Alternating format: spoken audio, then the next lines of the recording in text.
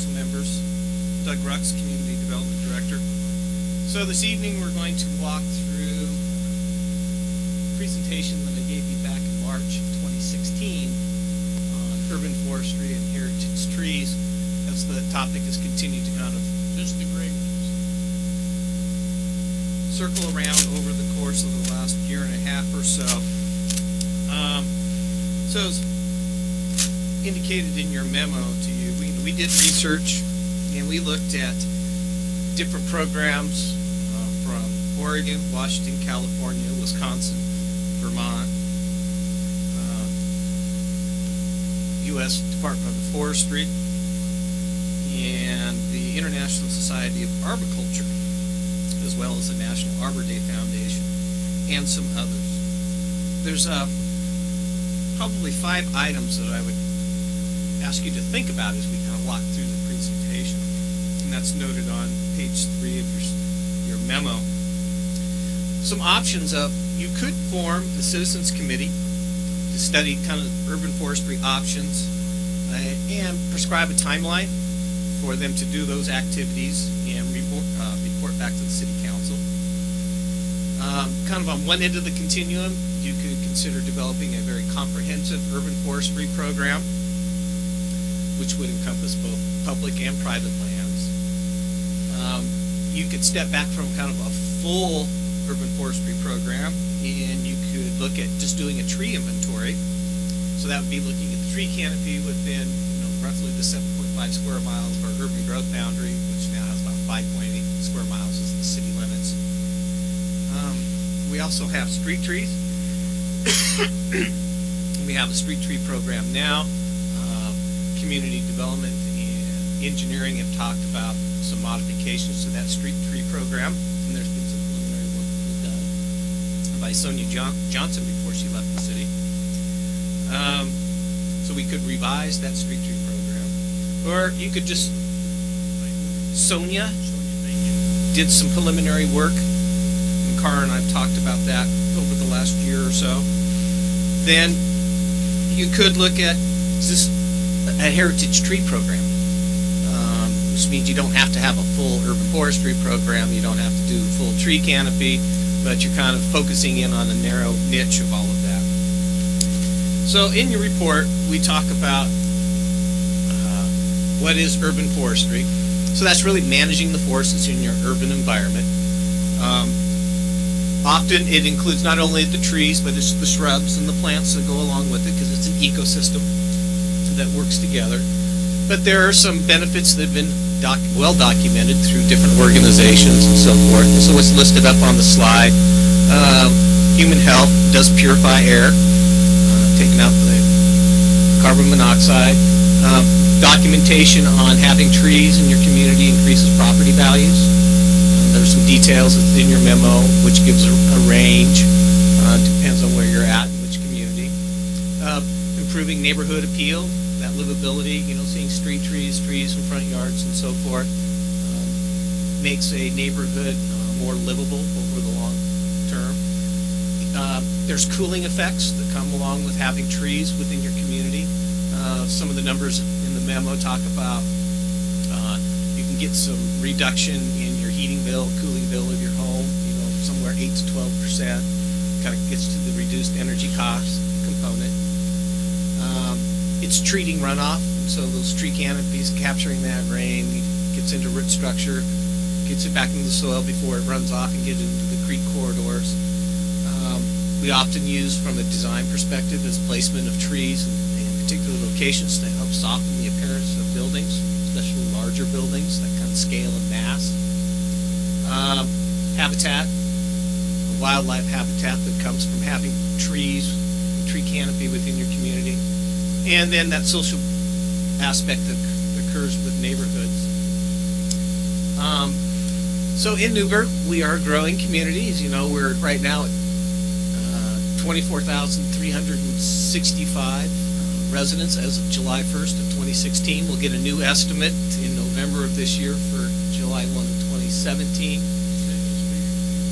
Today's population is 24,365 as of July 1, 2016. We'll be getting a new estimate in November of 2017. That will take us back to July 1 of 2017. 24,365. Yep. So, like many communities, we're losing tree cover.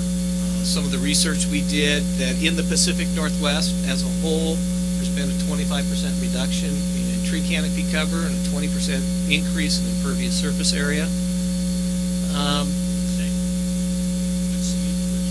Pacific Northwest, Oregon, Washington, Idaho. Sustainability components, and so as we've talked about on a lot of different programs through community development, it's just the sustainability of the community, of the environment, of our parks, of our health and well-being of the citizens that are within the community. And then another piece you plan for is just public and private trees. Now, in that context, disproportionately, trees are on private property. We do have trees on public property. Includes property that's owned by the city, property that's owned by the Parks District, School District, Oregon Department of Transportation, and Yamhill County. So there's a distinction, but often what happens on the city side of it is we've got some property, but we've got public right-of-way.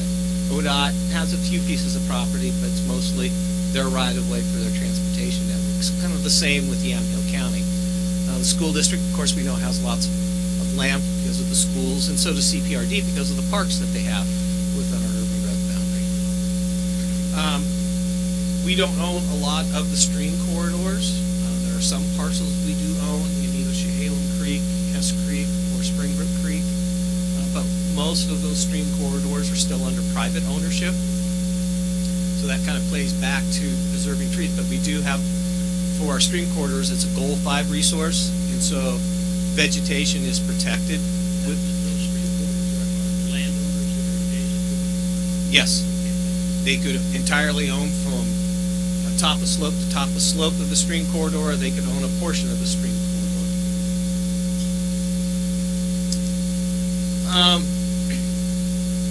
So the processes that you generally go through in creating an urban forestry plan is you say, what do we have?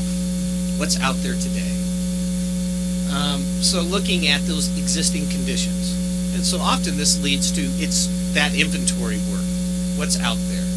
And so again, you could do inventory work that's related to the entire tree canopy of the community. There are consultants that are out there that do that kind of analysis. A lot of it today translates into a GIS layer, basically data. But you could also then subset that out and say, well, we only want to look at tree canopy or do inventory work on only publicly owned property or rights of way. So you can make those distinctions. Either way that you would look at it, you're looking at the diversity and the health of the tree canopy in the forest that is within the urban growth boundary. That diversity, we're not a monoculture where it's just all the same tree. There's a different variety of trees and species of trees throughout the community. Some are native, some have been brought from other parts of the world, and they're growing here. Then you want to ask the question is, what do you want? So after you decide what kind of inventory, what's existing out there, you have to say, well, how do we conduct that inventory? Is it looking at satellite data? Is it somebody who's on the ground and doing inventory work and measuring trees? Is it looking at stands of trees? If it's on private property or public property or public rights of way. There's always an opportunity to look for some grants to see if you can help fund to do that inventory work. There's not a lot of them out there, but it's something that you can turn over those rocks and see what's there. As I mentioned, there are consultants that do this kind of inventory work. And of course, then you have to analyze the findings, and how you analyze that, what you're looking for, what you're trying to achieve, is what a consultant will be able to get back to you as information and data. This next slide talks about, are you getting what you want for the community overall? Many communities have some form of a tree board if they have a comprehensive program. There are ones who make recommendations or they can make decisions. Again, it's a hierarchy. Think of it like your historic commission. They review certain things, make recommendations, certain things they make decisions on. Planning commission does the same. There are certain land use cases and they make a decision. Others, they pass on to the council and the council makes a decision. Creating an action plan, we'll talk about that in another topic later, is after you do the inventory work, is how actionable is it? How do you move forward in time? What are those steps? Often if you're going to create regulations, you would want to do that by ordinance. You want to codify that somehow in the municipal code, be it for removal of trees, nominations of trees for heritage status or not, pruning and limbing. We have some pieces of those in different portions of our municipal code in Chapter 13 and Chapter 15. Right now, what you have is basically for our design review, we don't have any regulations that prohibits removal of trees. What happens is if you have a tree that's approved through a design review process, either a tree that was planted, something that was there on a site, you have to get approval to remove that tree. But you have to replant a tree or trees to mitigate the loss of that. Similar to street trees, we have requirements to plant street trees, but you also have the ability to apply it to remove, cut down your street tree, but you have to replant your street tree. Of course, there's certain times of year that you want to do that planting. Probably one of the big pieces of all of this is citizen support. Of those 24,365 individuals who live here, what kind of program do they want? How supportive of them? How much would they want to be involved in creating a program of some kind within the community? And then there's the funding piece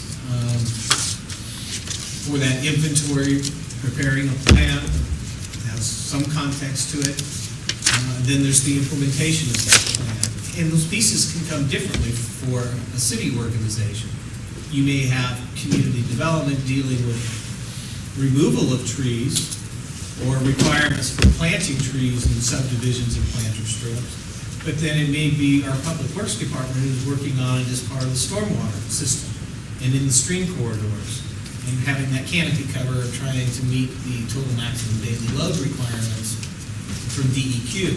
So it's not just one department that works on these programs. Usually it's several departments that are working on them.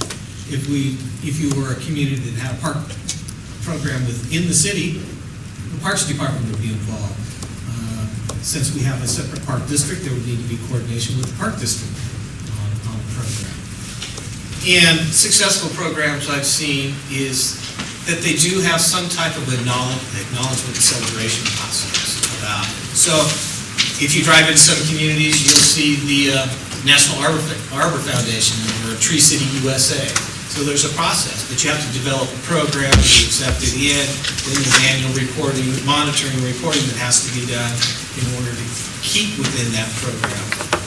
I know cities have been in 15 years or more, but gets back to funding and resources, so how robust of a program you would have or not. Different components, kind of what you see in many plans. You have an executive summary that summarizes a very large document, but you have to have a vision, coming up with a vision of what you want for your forestry program. Your mission, the purpose, and then you get into those introduction and background, your environments, what's the process, what's the strategies, and the appendices. So those are kind of the basic components. It's typically what you see in a lot of planning documents that we bring forward to you. There's a similar type of structure associated with it. So for heritage tree programs, there are a variety of them that are out in the community. When we did our analysis and looked at it, we selected 8 That's Albany, Lake Oswego, Oregon City, Portland, Salem, Tiger, Tualatin, and Wilsonville. And each one's a little bit different about how they approach it. But we were looking at large cities and then cities that were comparable in size to Newberg. Doug, may I clarify, these were all voluntary programs? Yes. Thank you.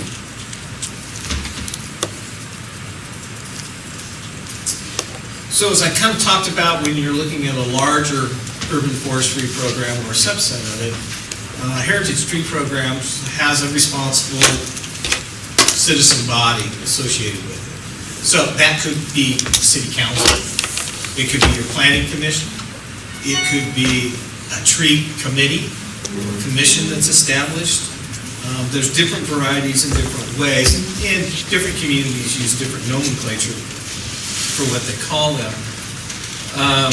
So in your memo, it kind of identifies each one of those. And then, again, it gets back to what's the authority that rests with each one of these. Now, where I said before, if you were looking at creating an urban forestry program, you want to codify that so you'd have regulations, you would do that by ordinance. On heritage tree programs, there's a mix. They've been done both by ordinance and they've been done by resolution. More often than not is that heritage tree programs are voluntary programs. Local community sets up the opportunity to have that designation of some special trees within their community, but it's not a requirement. So again, you get back to, you could do this on just public property and public rights of way, or you could do it on private property, or you could do it on both private property and public rights of way. But then, yeah, it's that authority, whatever structure you set up, who's that decision-making body and what authority rests with them? And so again, there's some mixing and matching, and there you have to have citizen involvement, community input to see what that feedback might be in a desired structure. Because you could have a tree board that says, yes, we review applications for heritage trees, but we're only making a recommendation that needs to go to the city council. Or you can set it that tree board, advisory commission, whatever you might want to call it, has the authority to do the designation, and it's just an information piece that comes to the council later that that designation has occurred. Follow on that last one. Have you seen any, as you went through these, have you seen any examples of intergovernmental IGAs? I have not, but I think it's possible. Thank you.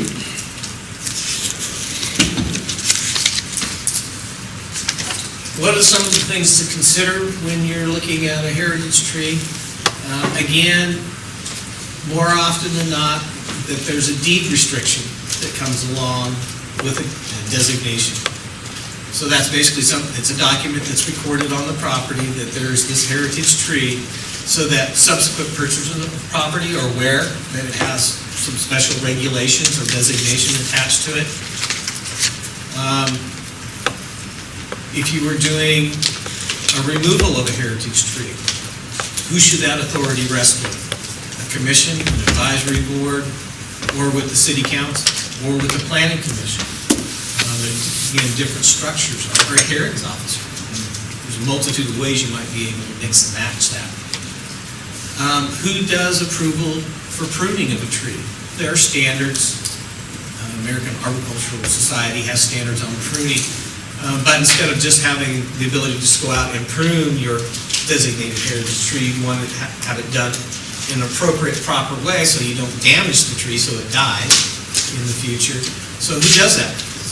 Does it require an application? If it requires an application, is there a fee associated with it or not?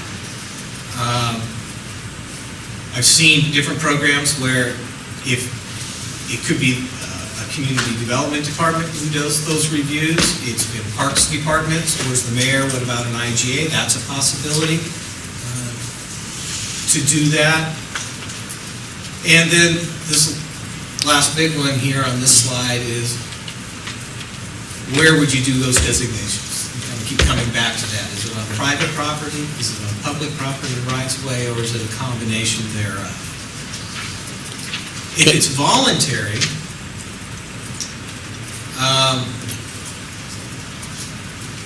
The applications and processes we reviewed is it takes the property owner's consent. So that means that citizen X couldn't go over to citizen Y's property and say, I'm just going to file an application with the local jurisdiction to designate your tree as a heritage tree. It can only be done with the property owner's consent. The property owner, they do not consent, the issue is dead. There's no application that would be submitted if the property owner's signature is not valid or on that application. Different programs we looked at is that there are violations. So that if you did go out and you cut down your heritage tree illegally, there could be fines. And you'd have to establish what that fine amount would be or what the mitigation might be. If they went out and pruned their tree without getting permits to prune the tree, what kind of violations? What's the value of that? What would that process be? That would take some coordination in Newberg with our legal department. Some programs allow to have plaques, or basically the local jurisdiction buys a plaque, and the plaque is placed on the property to help designate and identify that that's a heritage tree. So there's a cost associated with that, because you're typically looking at kind of the bronze plaques, so you have to come up with some kind of canned verbiage, so you put in a different property owner's name and a date and so forth. And then we looked at just maps. In some communities, either an electronic map or a hard copy or above, that's easily accessible for the public to be able to see where heritage trees are designated throughout the community. Some communities have gone as far as to have walking programs, so you can do the heritage tree route, sort of like if you were doing an art route. But you would have to have a number of trees identified in order to kind of create that route. Or you can tie it into your, here, our heritage trail system, our bike system. Maybe that's another component of it. Again, those are things you would want to throw into the mix for consideration. Before you go any further, for my edification, does this, a tree is a tree is a tree, or are we dealing with particular species? That would be evaluated through a program. Thank you.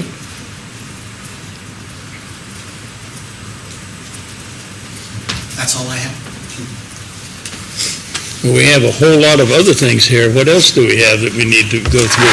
Well, I provided you examples of different communities.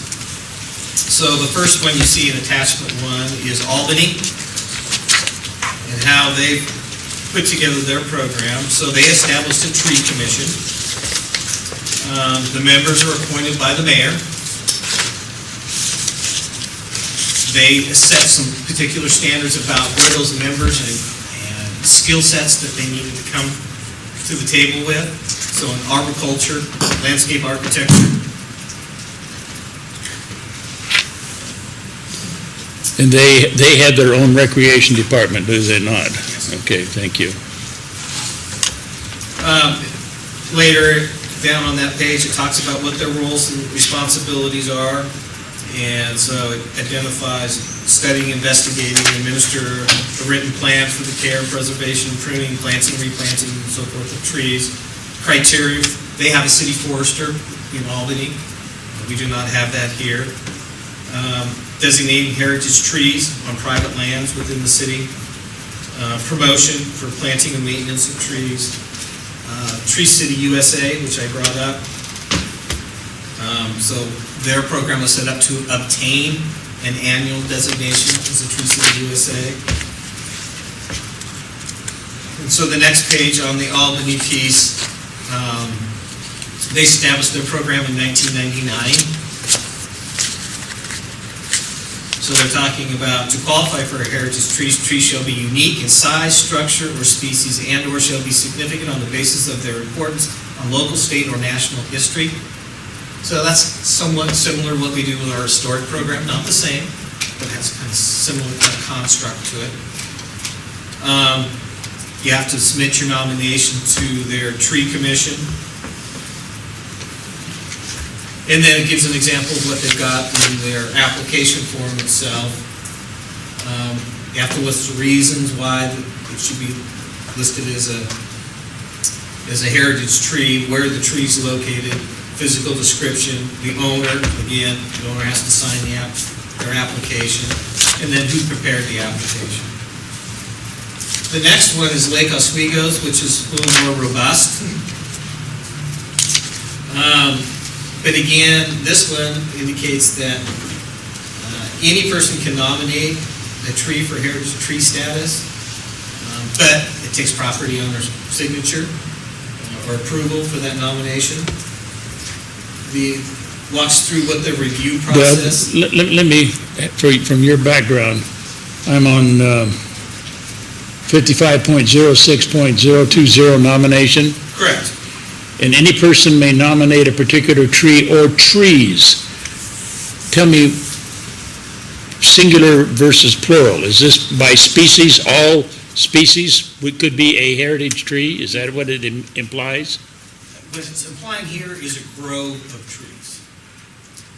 So let's say you had a piece of property, either owned by the public or private, and it had a grove of trees on it, and let's say there were 40 trees, and it included Douglas firs and cedars and oaks and maples, but it makes up a grove.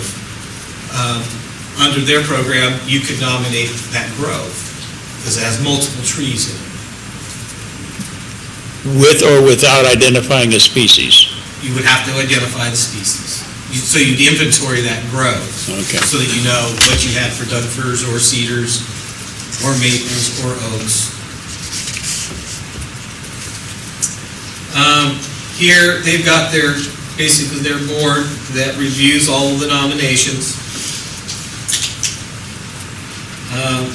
Staff prepares the reports.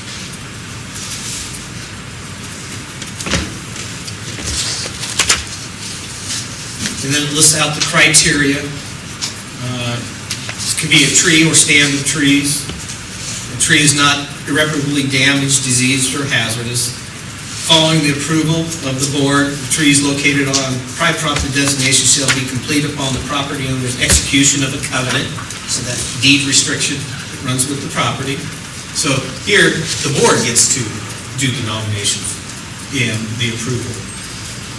And then they go through a section on protection of their trees, so regulating, pruning, trimming, looking at infrastructure impacts.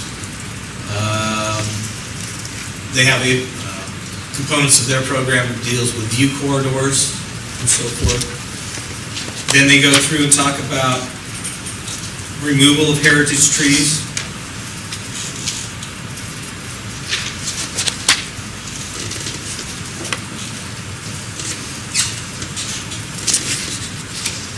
So the plaque program, they've structured there so either the city pays for it or they could charge the applicant the cost of preparing the plaque. And then they had a piece in there dealing with that if a tree died, then it automatically is removed from the heritage tree designation. So then they have their application packet, so which is an example. And then they have the FAQ piece. And then they have a list of their heritage trees. So when we did this last year, they had designated 35 heritage trees in Lake Oswego. Oregon City. Councilor Essen, you had a question? When we get through with, this is a list of all the different other tree ordinances that are around. Is that what we're going through right now? This is a recap of the 8 communities that we looked at for their heritage tree programs. Okay, that's all I need for right now. Continue, Doug. So the piece in Oregon City is a little more encompassing because the way their code is structured, they're dealing with their section dealing with their street tree and their planting and their maintenance. Then they deal with general tree maintenance, public property tree maintenance, and public tree removal. It's when you get to 12.08.040 has their heritage tree component, which is on page 24 of my packet. So again, it has a purpose section. They've identified some species of trees that they think are already significant within their community, specifically Oregon white oak, Douglas firs, western red cedars, ponderosa pine, and western yew. And they've also gone and looked at it by the diameter breast height, which is 4 feet basically above the ground. So they've already started with their certain trees that they know they wanted to consider for heritage tree status. But again, it talks about a citizen may do a recommendation, file the application. There's the review process. I'll get them all the details. They have criteria as well for the nomination of the trees or tree. And then the recognition component with the plaque that we've talked about before. And so then there's an example of the Oregon City application packet. The next one we looked at is Portland, which is, this is a subset of the overall urban forestry program. So again, it's, you kind of, once you get through 3 or 4 of those, they're pretty similar for each one. Kind of the world of planning is look at others and take what's best, see if it works for your community or not, after you've vetted it with the public and your governing body. Salem is pretty much the same, and so is Tiger. Of course, Switch Wallet's one I'm relatively familiar with over the years, as well as Wilsonville, so we'll go into more detail, but that kind of gives you the flavor of what they're looking at in the heritage tree program aspect. Again, this is not one of a, this is what should be in there. This is stepping back and having a discussion about what, if any, type of program we might want to have from the urban forestry perspective. A full plan to just looking at heritage trees, or maybe heritage trees and street trees.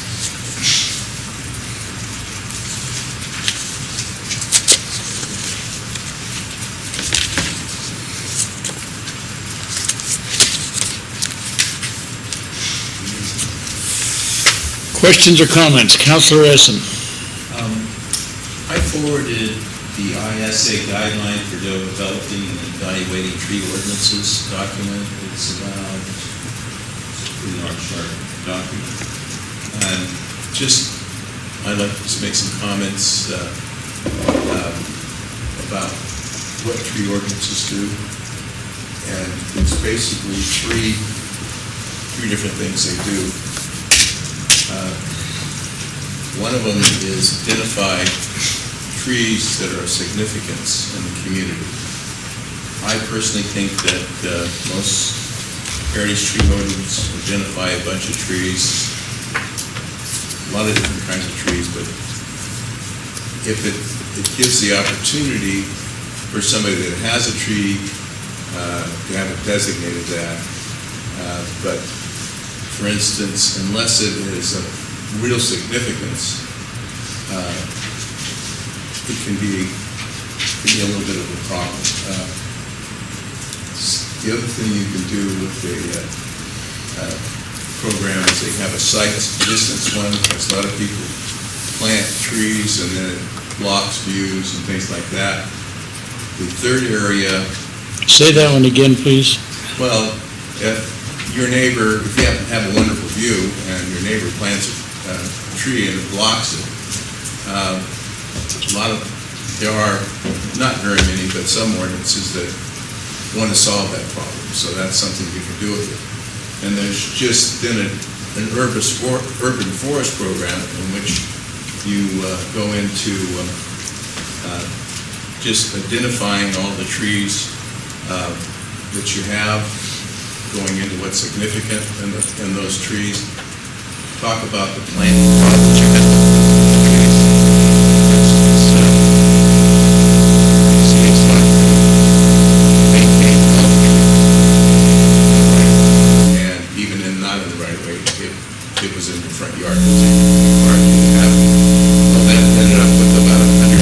$1,000 a year worth of maintenance because it broke up streets.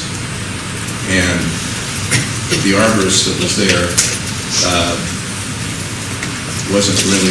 didn't really understand about the public works. And if you want to put a tree that gets, say, like a white oak in the middle of the planting spot, just between the curb and sidewalk, that tree's going to go 10 to 12 foot wide and rip up your curb and gutters and stuff. So one of the things that the purpose of it is to take a look at what you've got and the problems you have. And it's worth doing, I think, because you're going to spend money. And if you know storms, who lose houses, they'll fall on a house and things like that. So if you don't have something in place, you really can't deal with all those issues. But there's a complete guideline about how to set up, how to use the site plan for an ordinance, drafting an ordinance, evaluating the urban forest, and ordinance performance. And I think I sent this on to some of the councilors and the mayor and I think the city manager. But the other part of it that I think I really wanted to emphasize is if you don't plan and you don't know what you've got out there, you can end up with big problems. Because, for instance, I didn't realize it, but apparently we have it in our ordinance that trees, in one of our ordinances that just recently got pointed out to me during my research here, trees can be saved within our current ordinance. And so those kinds of things, and even though we think we don't have a heritage tree ordinance, which we don't specifically have something about that, we have a lot of stuff. And I think our tree man in this situation is Truman Stone, because he's the one that goes out, he sends his guy out, and if he's got problems, they deal with it, if they're not following the ordinance. And Truman can tell you about what he does with that, but we end up doing it whether we want to do it or not. It's not something that you can not do, because trees, while they're wonderful, can also be as many problems as anything else. And what ends up happening is it costs the city a lot of money not to do a good job with it. And as we have it set up now, we have the citizens do their own pruning, which saves city money, but Denise, they don't necessarily do it. Chris is out there. I know that we could probably talk to Public Works, and they'll talk about trying to drive their street sweepers down some of these streets, and buses. Sight distance is a big issue with trees, but just shrubs also on the corners. So there's a whole lot of things that need to be taken care of, and unless you have a plan to do it, you're just putting out fires as they come up. So I would really recommend that if we really want to think about this, we need to set up a committee at some point that some educated people, and I think we'll find the same people that are involved right now with our White Oak on Villa Road. There's a bunch of those people in there that would do a lot of good on the committee and would keep us out of trouble. So that's why I sent along that information, and the council can take a look at it. But that's why I think it's important. Other comments?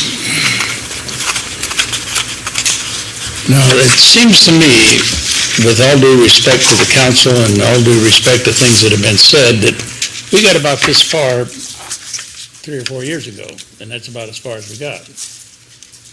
And I'm suggesting that maybe we need to pick up a little bit on what Councilor Essen was saying, and we actually take an affirmative position and start trying to find out what it is that we really want and put it together.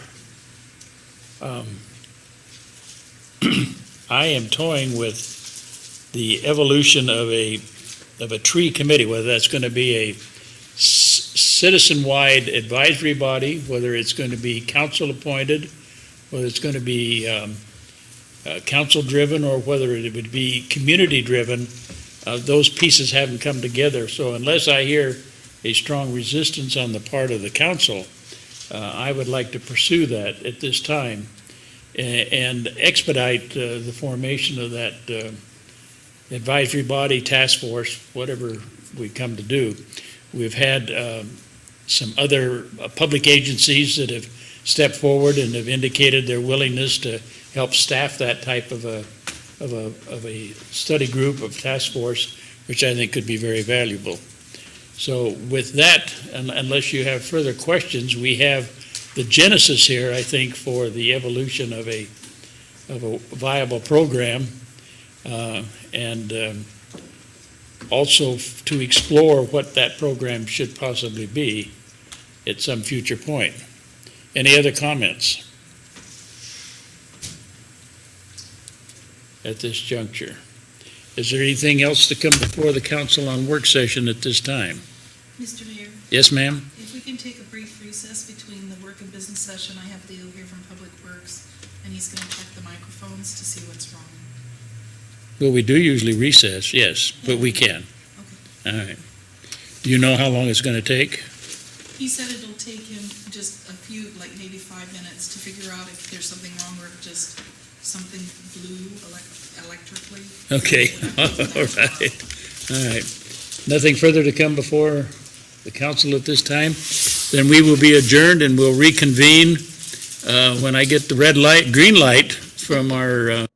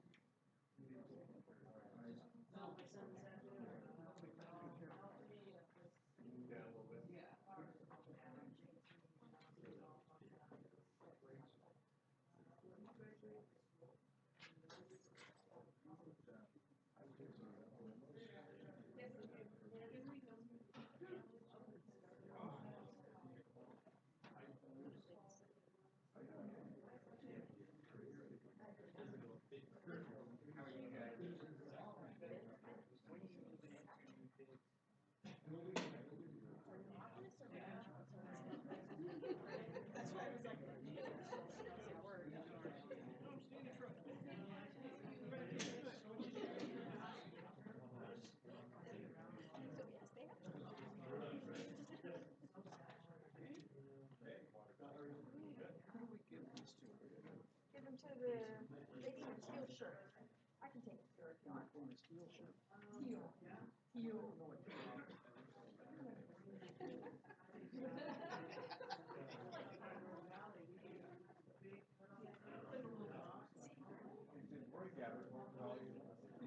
He did good. He was one of the initiators of that sidewalk ADA bikeway plan. And I saw on the council calendar that you're gonna come in and talk about some more. And I thought, I started talking to him about this ADA, I gave him a monthly update. I said, check in, so you guys can communicate a little bit about, what's gone right, what's gone wrong, why it was prepared, all that. Just give me some good background. So that, I'm the one that led him your way. Okay, good. He's a really good guy.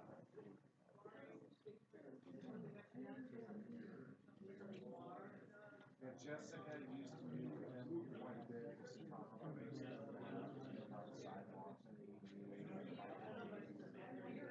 then, just downtown, trying to make community more of a welcoming place for people with disabilities.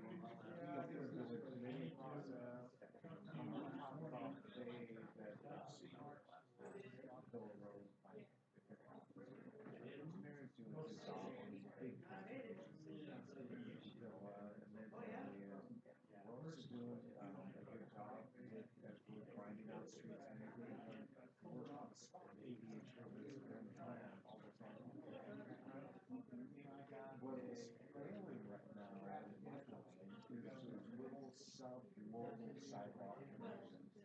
Either opens up Golden Mile, not along the track, or maybe it's in Bob Pop's front yard, those sorts of things, because all smart and able to take care of things, programs require the sidewalk pieces that are missing, aren't taken care of. And the property owner under municipal plans was responsible for that. And back in the 40s, 50s, 60s, whatever, obviously all the sidewalks downtown went in because somebody said, you shall, the code enforcement was all over it. Same thing with the widow sidewalks and so we talked a little bit about Oh, were you here for the? one of the, we need to document locations that have these local street connections. And maybe we do a 10-year plan, water by conservation, planning, engineering, and all send letters out, and then, finance it, special things, and that way all the sidewalks in the town are all prepared and complete in all these old areas. And so then we said, corner lot, we don't have sidewalks. Right?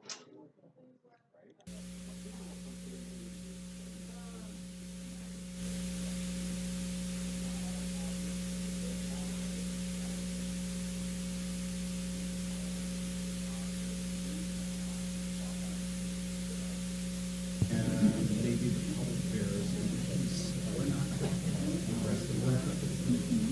Something like that. So you don't, a guy just, the guy bought a house on the corner. Something like that, where you put in that.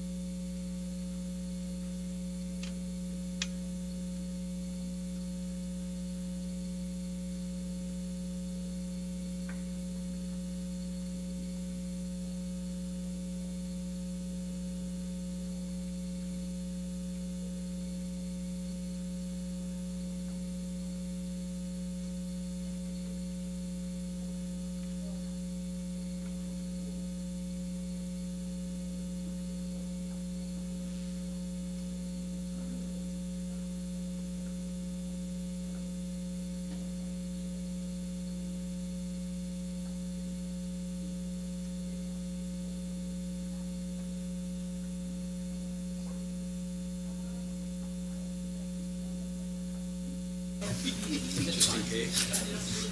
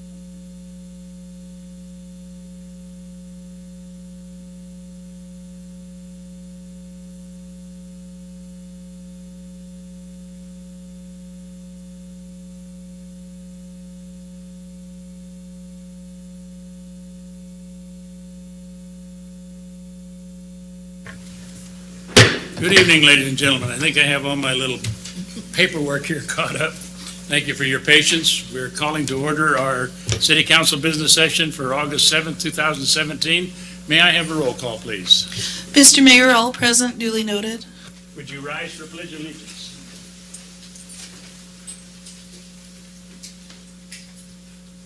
I pledge allegiance to the flag of the United States of America and to the republic for which it stands, one nation under God, indivisible, with liberty and justice for all.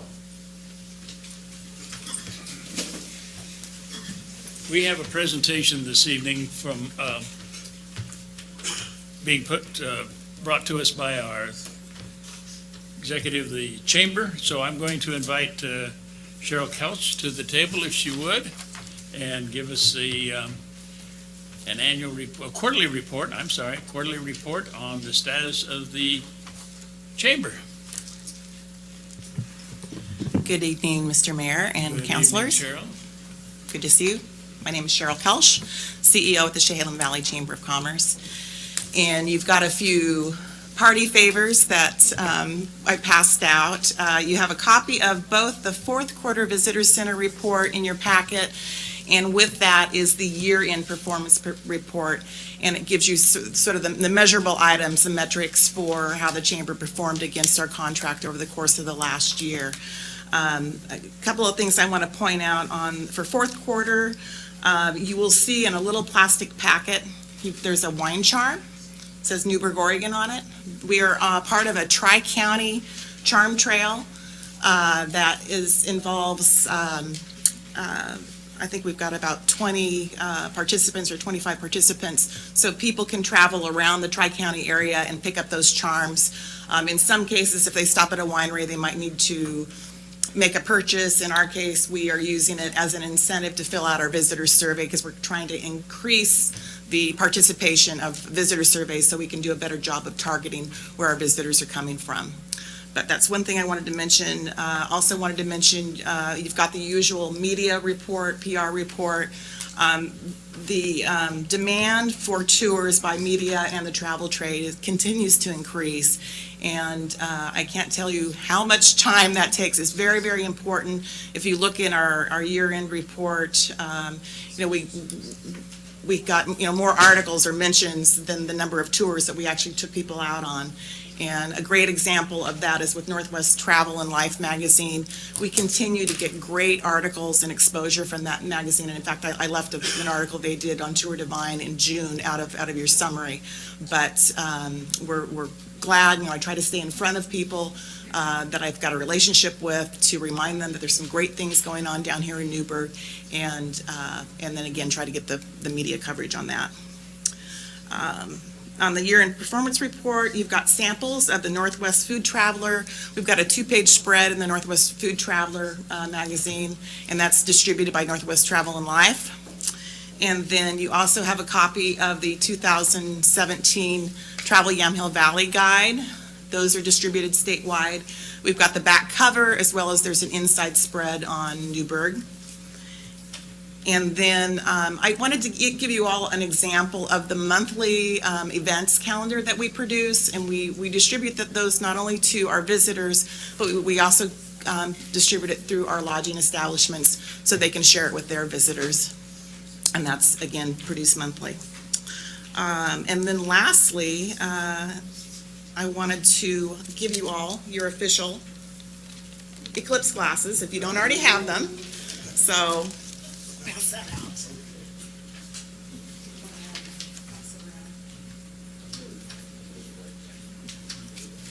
So with that, do you have any questions?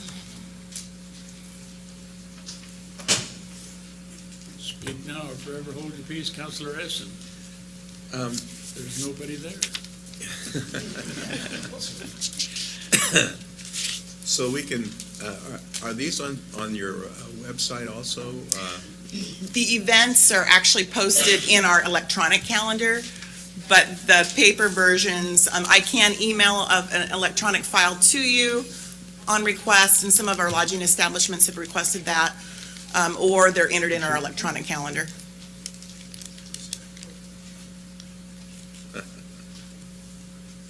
Any other questions or comments? Councilor Hessen? So these are good for the solar eclipse, you're saying? So we got solar eclipse classes? Yes. Yeah, thank you. Councilor Johnson? Cheryl, I continue to be impressed at how our chamber is getting all this earned media, and also the fact that everything I see from you guys is beautiful. So Great. keep up the great work. Really Thank you appreciate very it. much. And look forward to continued discussions with you about tourism. And I know you've been part of the TLT committee, so thank you for that. Okay, thank you. I'd like, just if I may, Cheryl, just a little bit of clarification. Can you give an indication of why at the end of the year, the budget and the realized, you came out on the short end of things? I did. Please. I did. Well, the cycle of spending, particularly on the marketing, is typically pretty heavy in the first 6 months of the calendar year. And so that certainly is reflected. If you look at the expenses, the increase in expenses over budget, there were some unintended or unbudgeted expenses for the move that we went through last fall. So that also impacted our operational expenses. I think the only thing that I towed the line on was our labor, but I'm not hourly, so you still get the benefit of my time. But I can, cut back and manage the hours of my staff to try to make budget, so. And the shared expenses included the move? Yes, The area here that you say shared expenses? a percentage. That included the move? Yeah, a percentage, not the entire amount. No further questions for, and Doug, you have a copy of this to forward on Yes. to TLT? Very good, thank you. All right, thank you. Thank you. Appreciate it very much. And with that, we will move to the city manager's report, please. Mayor and Council, Joe Hannon, your city manager. You've received by email earlier, as did the press, just a list of about 20 items that have just happened over the last 2 weeks. So I'll just highlight a couple that may be of importance to other people beyond the work that happens with staff, which I think is probably equally important to you. We spent some time with TVFNR, with the chief and his staff to discuss options for partnerships on the communications upgrade, about all of the equipment, the particulars of how that might transfer, and attendance. And so that will all come back as part of our discussion on total cost and how we're going to pay for the communications upgrade, which is scheduled for a work session with you, the first meeting in September. The staff spent quite a bit of time and energy, police department, public works, working on the Old Fashioned Festival, which went very well. We'll do a summary of that Russ has prepared, and I'll shoot it by email, just of what our contribution was in hours and people. But Old Fashioned Festival went very well. Big crowds, even with some of the heat, and no unusual incidents that happened. We also met with the operators of Sportsman Air Park, the Dales, and we were answering some questions came up from the FAA. This is in advance of coming to the council, because we realize that the council has to prove if we ever do a grant application for purchase of development rights at the airport. But this is to get the answers done and then come back to you shortly. I also met with Yamhill County twice, one with the emergency manager to talk about how we can work with the county and other cities in Yamhill County to better prepare for disaster, both training and sharing of resources.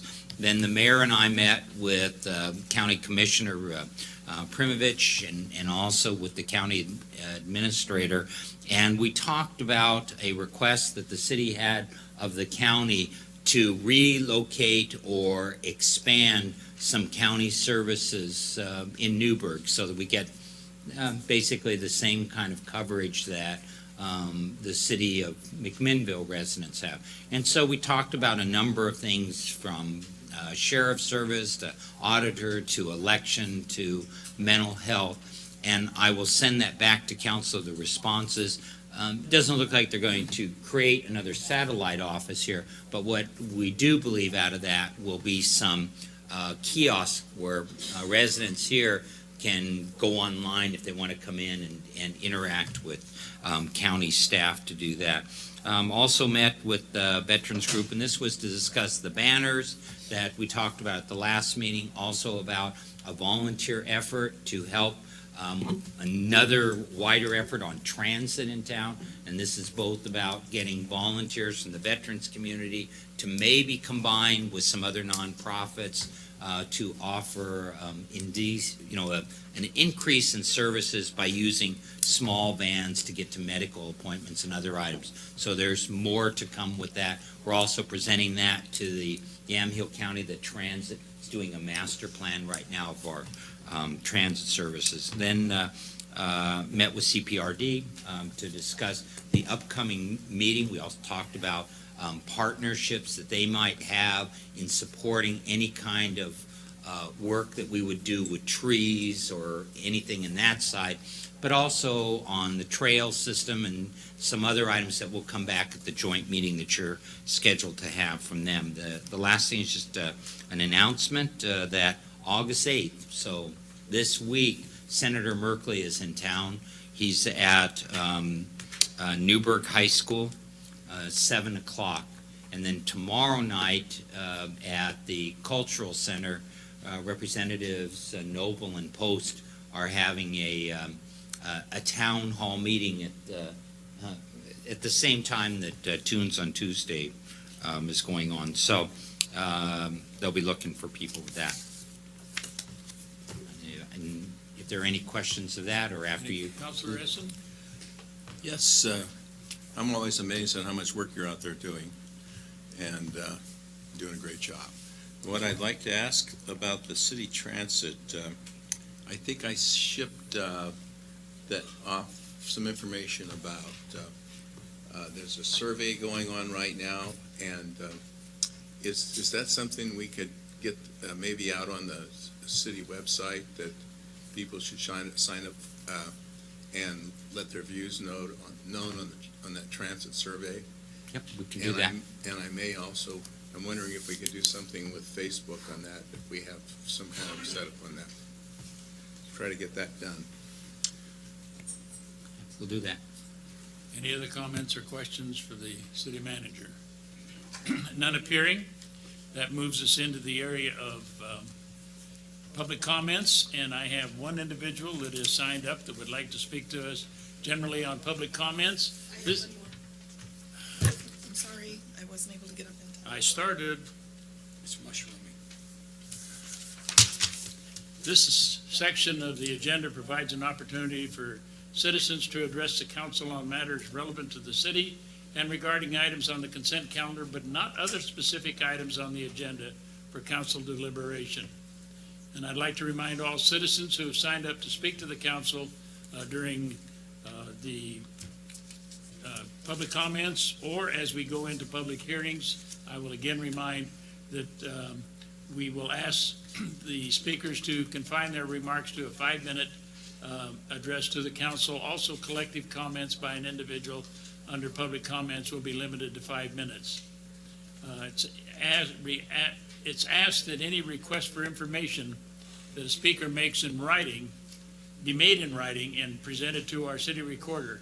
That'll be forwarded to the council, the mayor and the council, and we will then forward that to the city manager for requesting an appropriate staff member or employee to review for response. Staff responses will be reviewed by the mayor and the council before sending to the requested response. Will either be by mail or USPS. And with that, I'm going to call on Mr. Kevin Murug, please.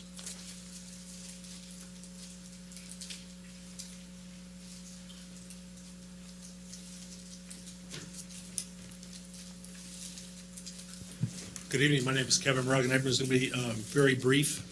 I would like to request of the council to provide a evaluation of the value of our police station. Have you presented that in writing? You're asking I just heard your instructions, so I will certainly follow it up with a written request. Go ahead. Continue. I would like to request that the council provide a value of the property the buildings and the equipment of our Newberg Fire Department. So if in fact we are asked to include that as part of the annexation, that the citizens know prior to the vote what that value is. Thank you. Any questions or comments from Mr. Murrow? Councilor Essen? Is that something we have available? Or is that something we're going to have to put together? It's something we'll end up putting together. Okay, and so so Mr. Morag will get Mr. that? Murrow will put that in writing and we'll give it to our city recorder, and then the staff will pursue, will give it to us, we'll pursue it with the city manager. Okay. Thank you. Thank you, Kevin. Appreciate it. Mary Ann Tack, please. Do I have the wrong name? Mary Ann Tack? Mayor, I think she's here to talk about the Villa Road.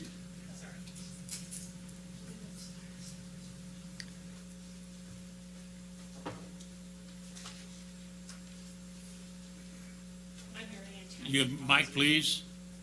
There you go. Thank you. I'm Mary Ann Tack, and I live at 1400 Villa Road. And I came to talk about another option and looking at that road. Then let's have you talk about that there, Yes. not during council. Oh, No, that's, that's not your fault. no, that was, I wanted Villa Road. That's why I wasn't Thank ready you. for this. I appreciate that. We'll catch you later Thank you. then. Thank you.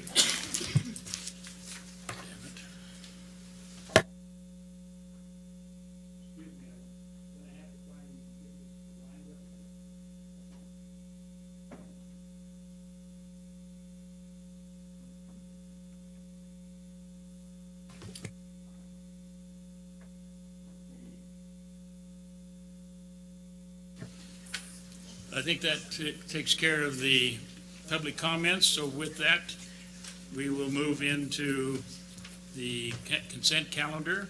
Pleasure of the council. Councilor Corey? Mr. Mayor, I'd like to make a motion that we approve the consent calendar. It's been moved and seconded that we approve the consent calendar. Is there any further discussion? Call for the question. Hearing no further discussion, the question's been called for. All in favor signify by saying aye. Aye. Those opposed, same sign. None appearing. We have adopted the consent calendar. And then we move on into a continued public hearing. And this is a continuance of the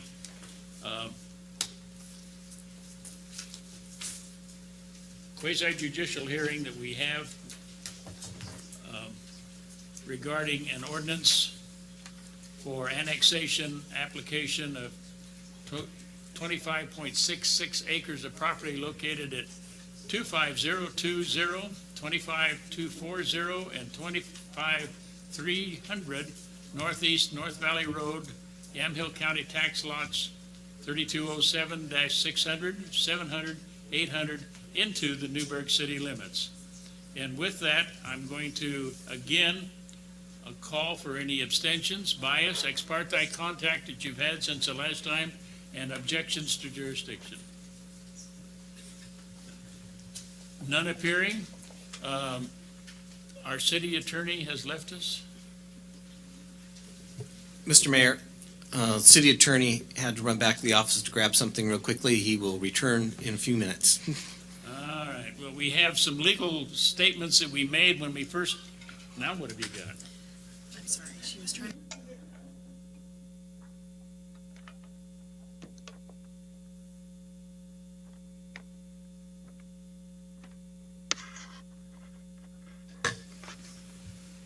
We had the announcements the legal announcements that were made by the city attorney when we first opened it. Are there any questions that will not still stand? And with that, then I will open it, and I hear none. All right, then I'll turn it over to the staff for your staff report, please. All right. Good evening, Mayor, councilors. I'm Steve Olson, the planner, Community Development Department. So we're back again, Dutchman Ridge. So as the mayor has summarized, it's 3 parcels up along North Valley Road. I won't repeat the addresses, but essentially they have an LDR, Low Density Residential Comprehensive Plan designation. The request is for R1 zoning One thing to point out, approving the annexation does not approve a subdivision. Annexations essentially just approve the zoning on the property. There's a concept plan for the subdivision, but that's not being approved. That would have to occur later through another public process. So just something to remember in case there's any confusion. You're really looking at the zoning. Say that one more time, please. So if you approve an annexation, what really gets changed is the zoning. So even though there is a concept plan for a subdivision, that does not get approved at the same time as the annexation. That follows on through a separate public process. So some of the background. The council held a public hearing on May 15th, took testimony, closed testimony.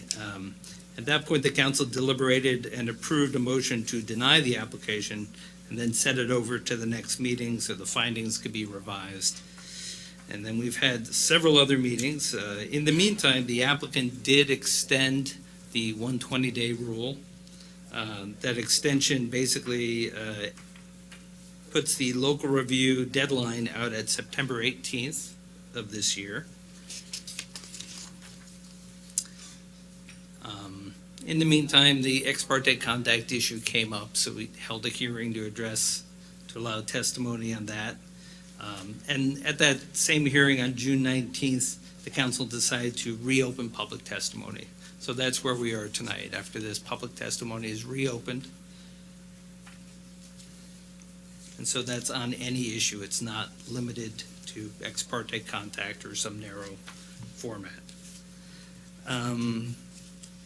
So then what we recommend tonight is that you take public testimony, obviously, and then close public testimony and deliberate. And you really have several options. You have an existing motion to deny the application, so you can affirm that. You could also make a new motion to approve, so you're not constrained in what you can do.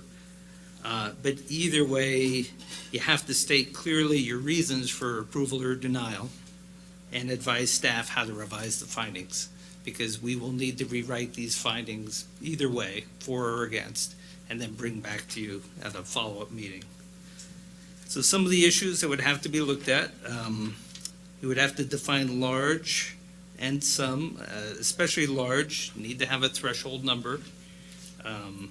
Mentioned some of the previous background here at your May 15th meeting, made some comments that you thought a 25-acre annexation was large, but wasn't clear if that was the threshold you were setting.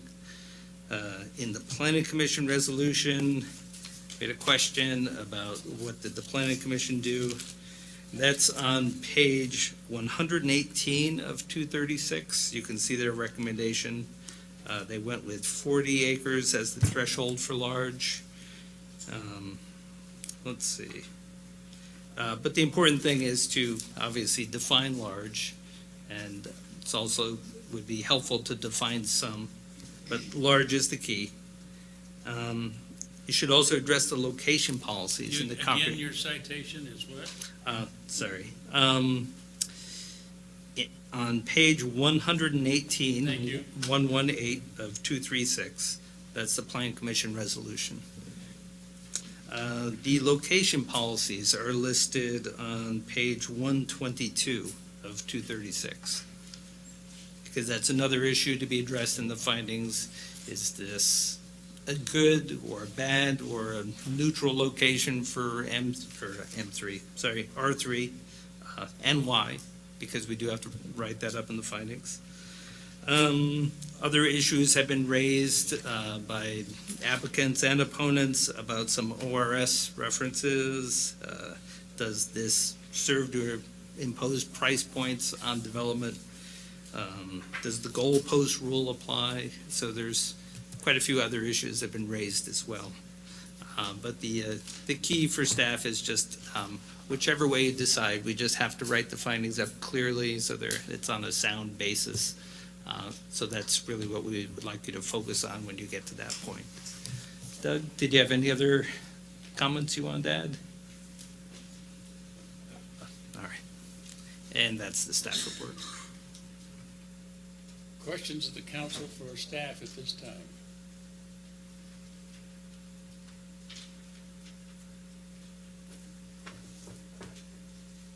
You're wanting, let me come back, you want us to make the recommendation on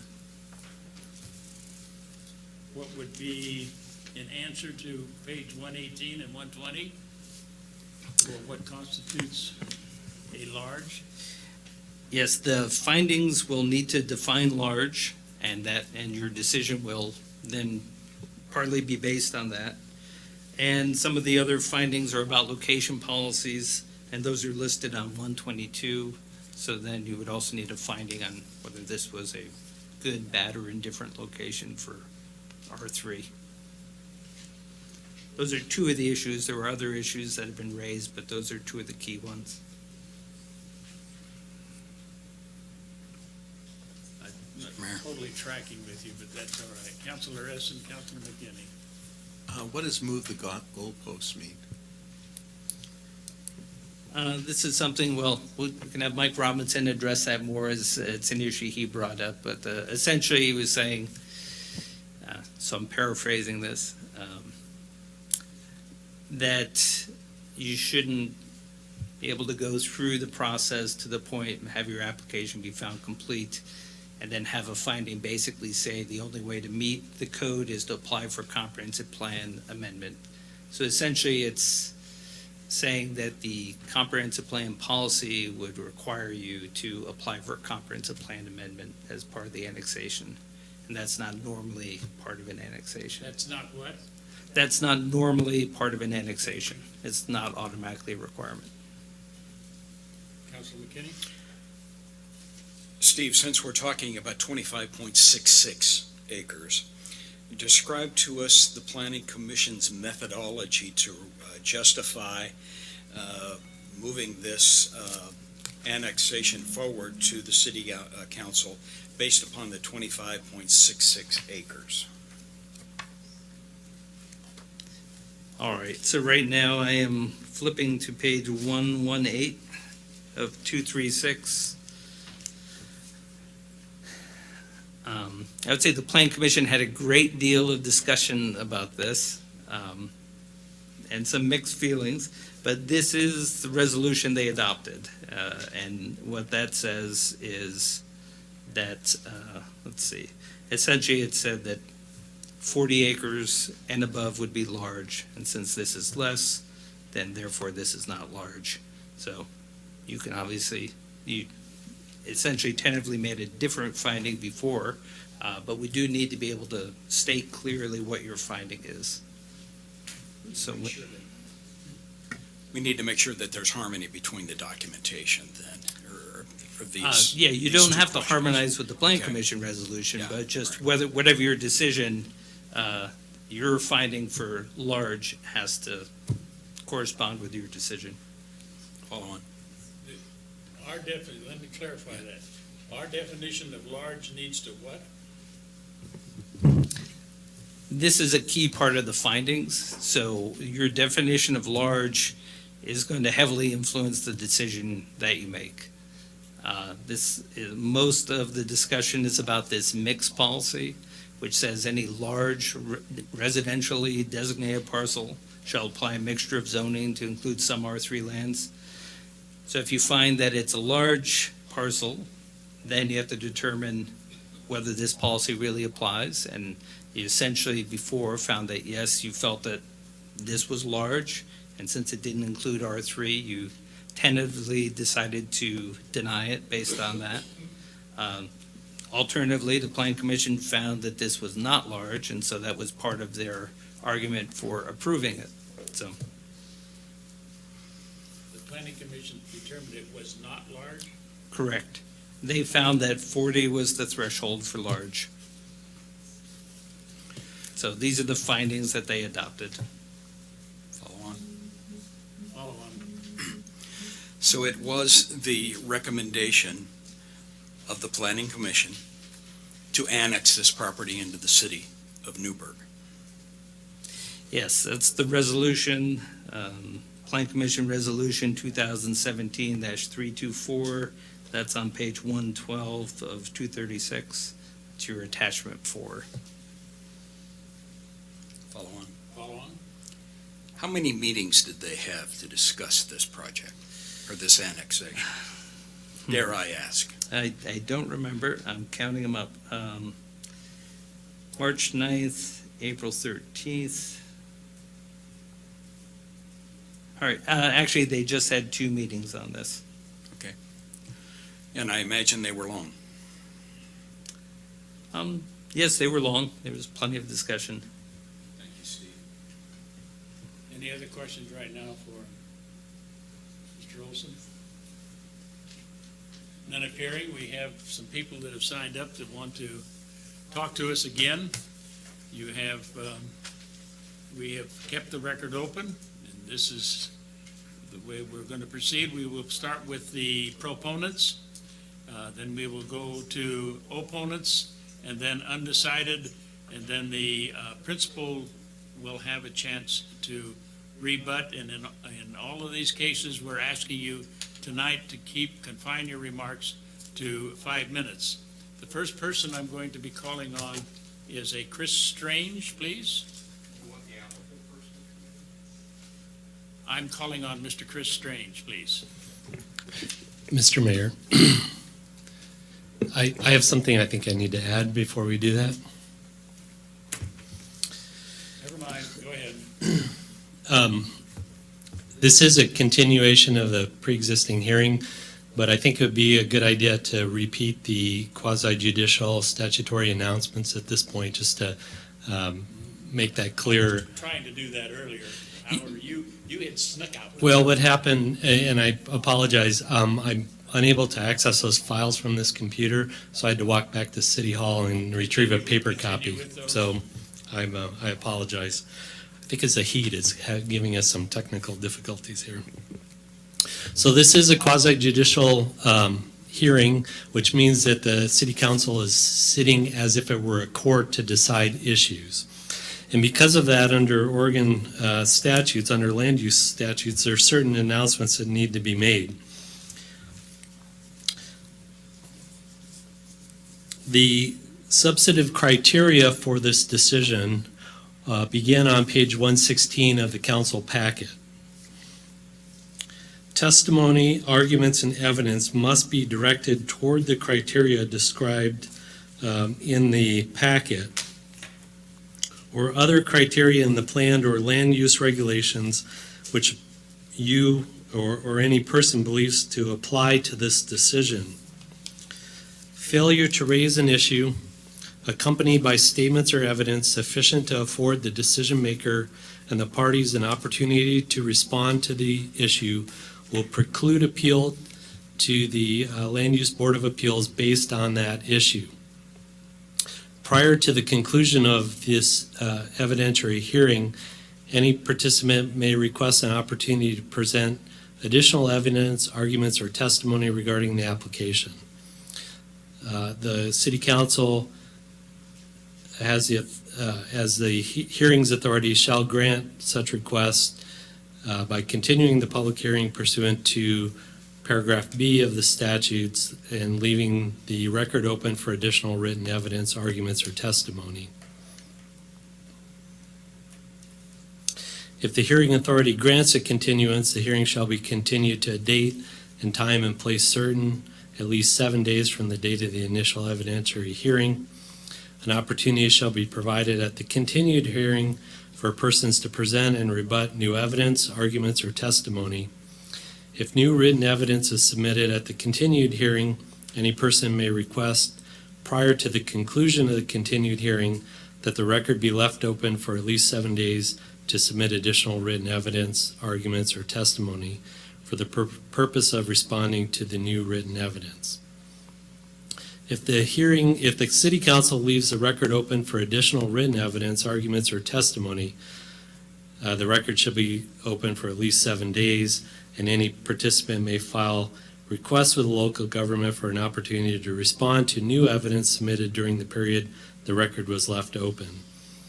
If such a request is filed, the City Council shall reopen the record pursuant to the statute.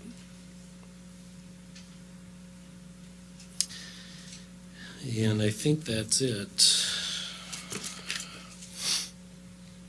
One further thing. Unless waived by the applicant, the City Council shall allow the applicant at least 7 days after the record is closed to all other parties to submit final written arguments in support of the application. The applicant's final submittal shall be considered part of the record but shall not include any new evidence. This 7-day period shall not be subject to the limitations of ORS 215-427 or 227.178 and ORS 215-429 or 227.179. I believe that's it. Thank you. And thank you for bringing that to my attention. And Mr. Robinson, we'll go back to the main process.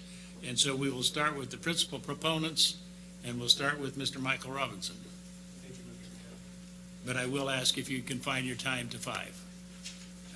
Thank you. That's very good. And I don't think I can forget with this ugly screen. Thank you for helping me out. Sorry. I am not ready yet. Mr. Mayor, before I do this, I've got a copy of the housing mix policies for the council, and I'd just like to pass it out to the council. If I could put it on your mic.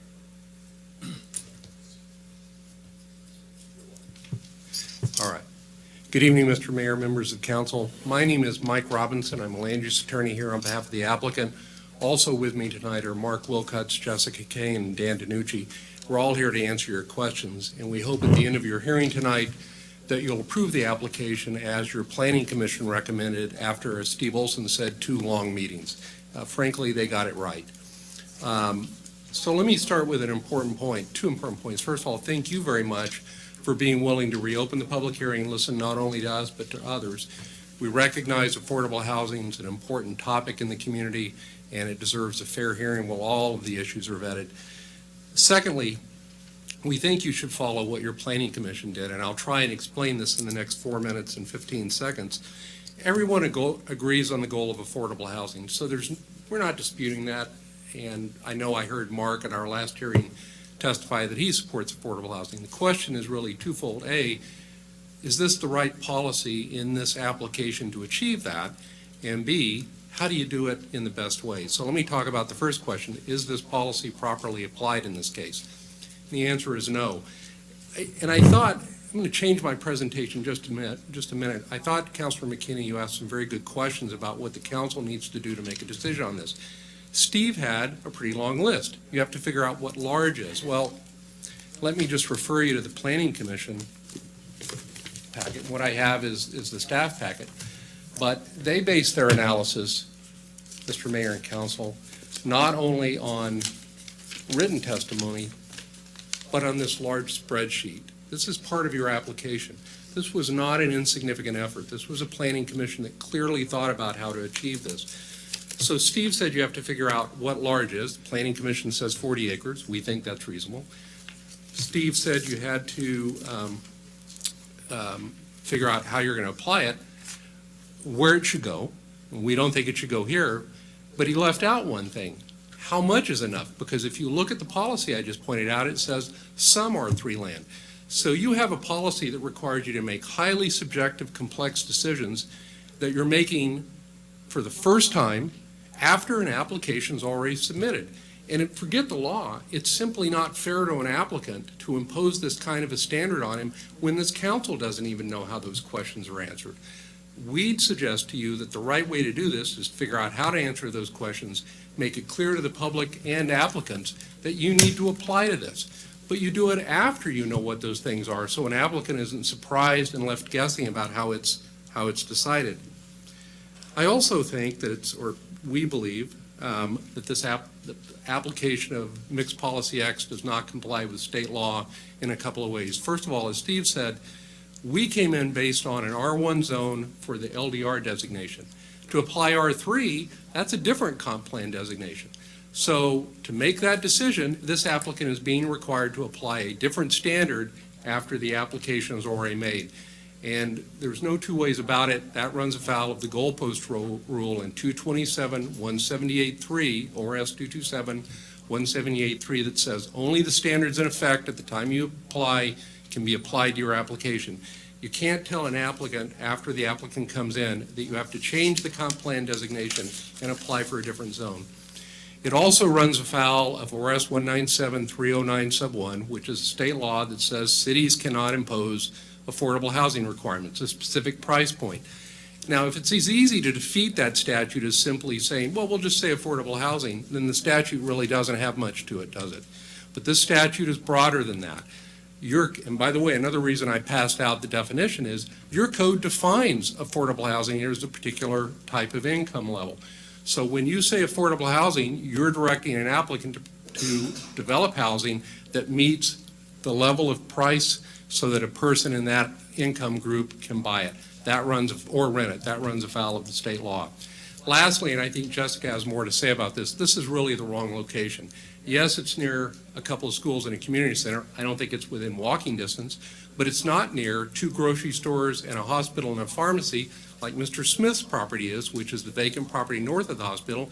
And he has said he's going to develop a project that includes multifamily and single-family affordable housing. And since I'm working with Mr. Smith, I know that to be the case. So for all these reasons, this application didn't know what was expected of it. This runs afoul of state law, and this is the wrong place for HDR housing. We ask the City Council to follow the Planning Commission recommendation and approve the application. And we thank you for your time tonight. Thank you. Very good. Very good. Any questions or comments? You should answer. For Mr. Robbins. Just approve the application. Yes, yes, That- yes. That's enough. Thank you very much. Thank you, Mr. Mayor. Jessica Kane, please. I asked, do you have it? Yeah. All right, Mr. Robinson, we're not together tonight. No.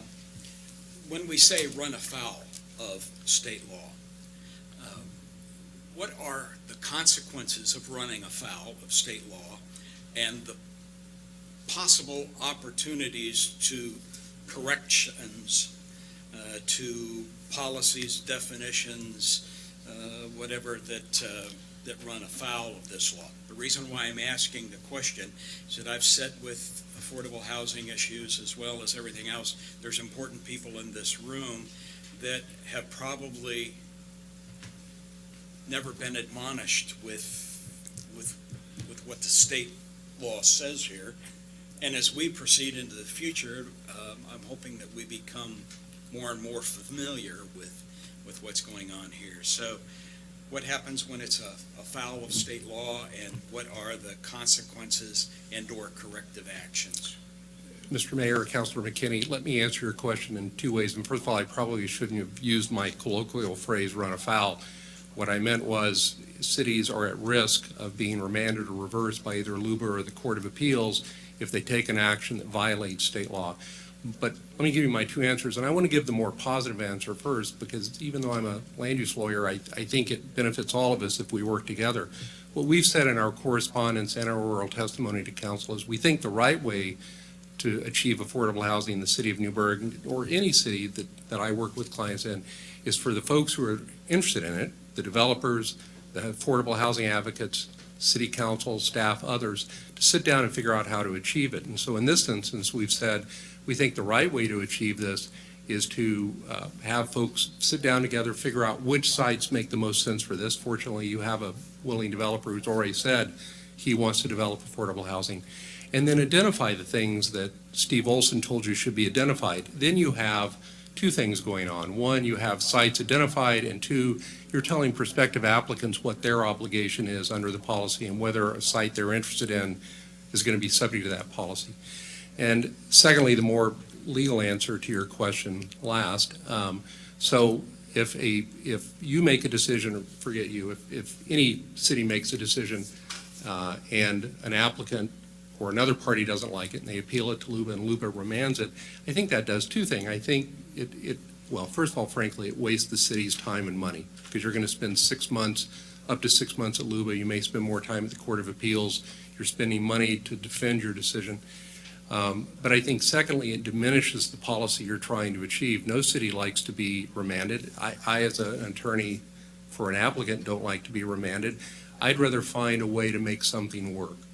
So I think the downside of, I'll use this case now as an example, forging ahead where it's doubtful, in my opinion, that this policy can be applied in this way consistently with state law, is if this applicant were decided to appeal it to Luber, you're going to spend that time and money to defend the decision.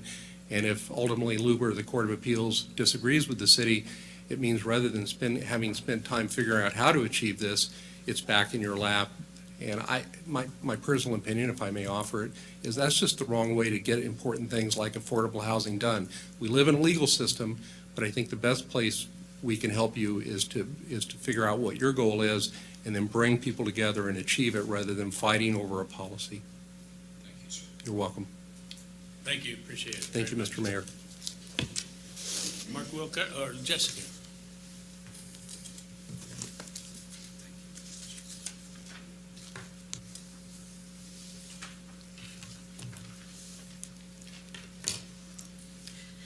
Good evening. It's good to be back. And today I'm just going to limit my comments to the location policies and that analysis.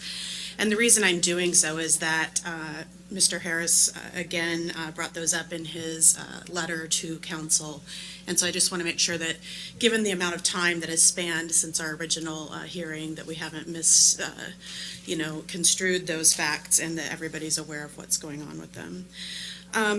If you read the location policy, Housing Goal 1, Section 2A of the Comprehensive Plan provides that medium and high-density areas should be located for immediate access to collector streets or minor arterials and should not cause traffic to move through low-density areas. High-density areas should be easily accessible to arterial streets. They should also be located near commercial services and public open spaces. So I just want to do a quick analysis of that section. First of all, with regard to the immediate access to collector streets or minor arterials and not allowing traffic to move through low-density areas, in this case, the area where an R3 development would be best placed due to the topography and physical aspects of the property would be up on the Terra Estates side. So if you guys are familiar with Terra Estates, it's that the kind of the higher up portion before you get to the stream corridor and wetlands. And as that being the prime and probably only place that it would make sense to put R3 land, you could not meet this criteria, period.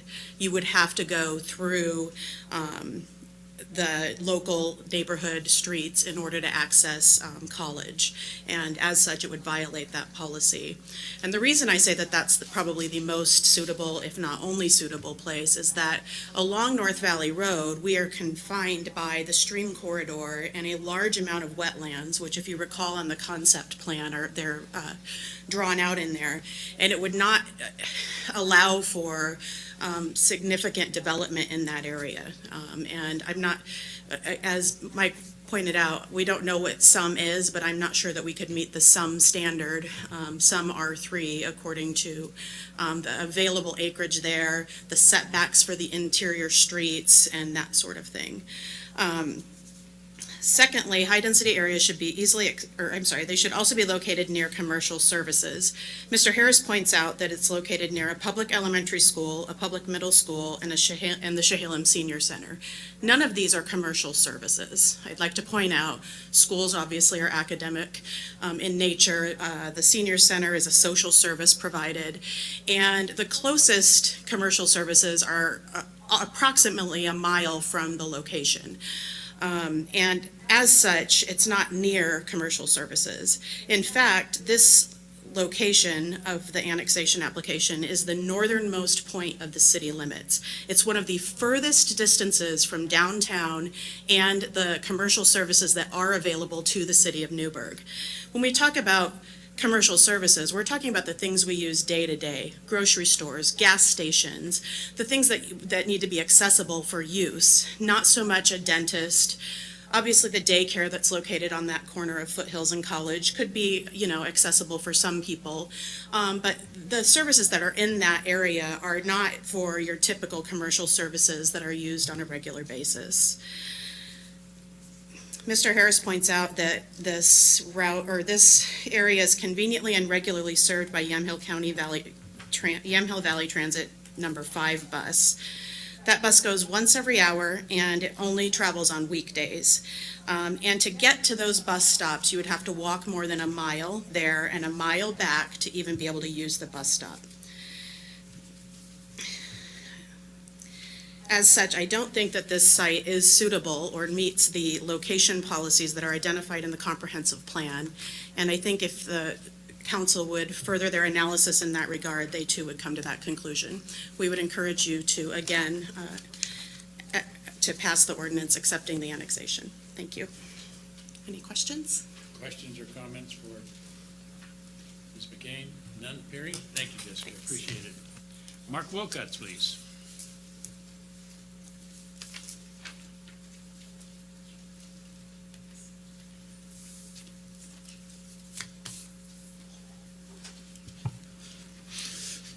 Good evening. My name's Mark Wilketz. I'm the owner of Del Boca Vista, the applicant for the subdivision. We started working on this project approximately a year ago. When we first start looking at a piece of property, we go to the city, find out what the comp plan is, zoning is, what the process is. So we determined that the comp plan was LDR. We had a pre-app meeting with the staff and went through that process on what we could do. We actually rented the cultural center and had community meetings to let the neighbors know this is coming down the road. We didn't want to have another situation like on Terra where people feel like the goalpost has been moved on them, the neighbors. Then we had a meeting with the cultural center, a workshop with all of our engineers, our contractors, city staff, and went over this project in detail. Put it together our application and came in. We never, and prior to that time, based on the information I had, I went and made deals on the property in question based on what the comp plan was. None of this came up. If it would have come up, if we would have known that this policy was in place and there was, this is how much acres, this is how much R3 will be required, we could put that into our planning and come up with a realistic price to offer these homeowners or these sellers and not spend hundreds of thousands of dollars to get to this point and have this come up. One good thing with it coming up is I think this site doesn't lend well for R3, but in future sites, I would encourage having a program. If we went in and we're buying a piece of property and it was 40 acres and we had to annex and we knew we had to have 10% of it is R3, we can make educated decisions and go with it. This, I kind of feel like we're blindsided at the 11th hour after we've spent a lot of money and time and effort doing this. We've also, when we sold out the Terra property, when potential homeowners would say, what's going on next door? Our comment to them is comp plan's LDR. We hope to buy it and to zone it or to develop it based on the comp plan. If you have any questions, call the city. And so now we've got some of these people coming back saying, hey, that's not, where's this R3 coming from?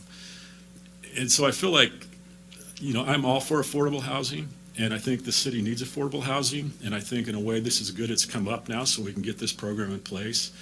But I ask you to go with what the Planning Commission decided, and this site just, not only does it not lend itself well for affordable housing, it's just, I think we need to have a clearer policy before we do that. We're kind of the horses out of the barn.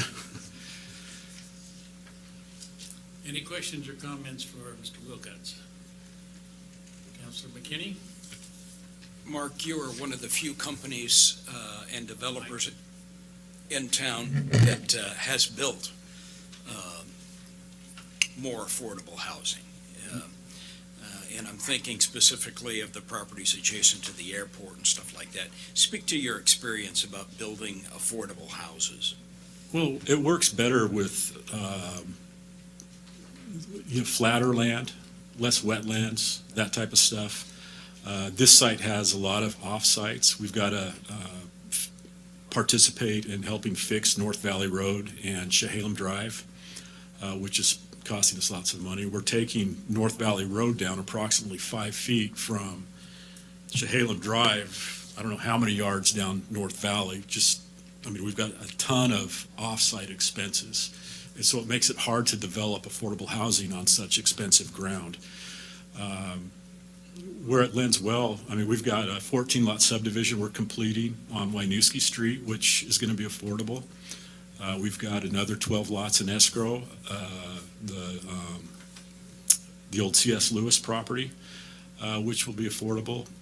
This property's flat and easy to develop, and it makes sense. We've got some stuff on the north side where we're doing 3,000 and 4,000 square foot lots that we're going to come in with an application on off of Columbia Drive, in addition to the one on Columbia Drive we're already doing.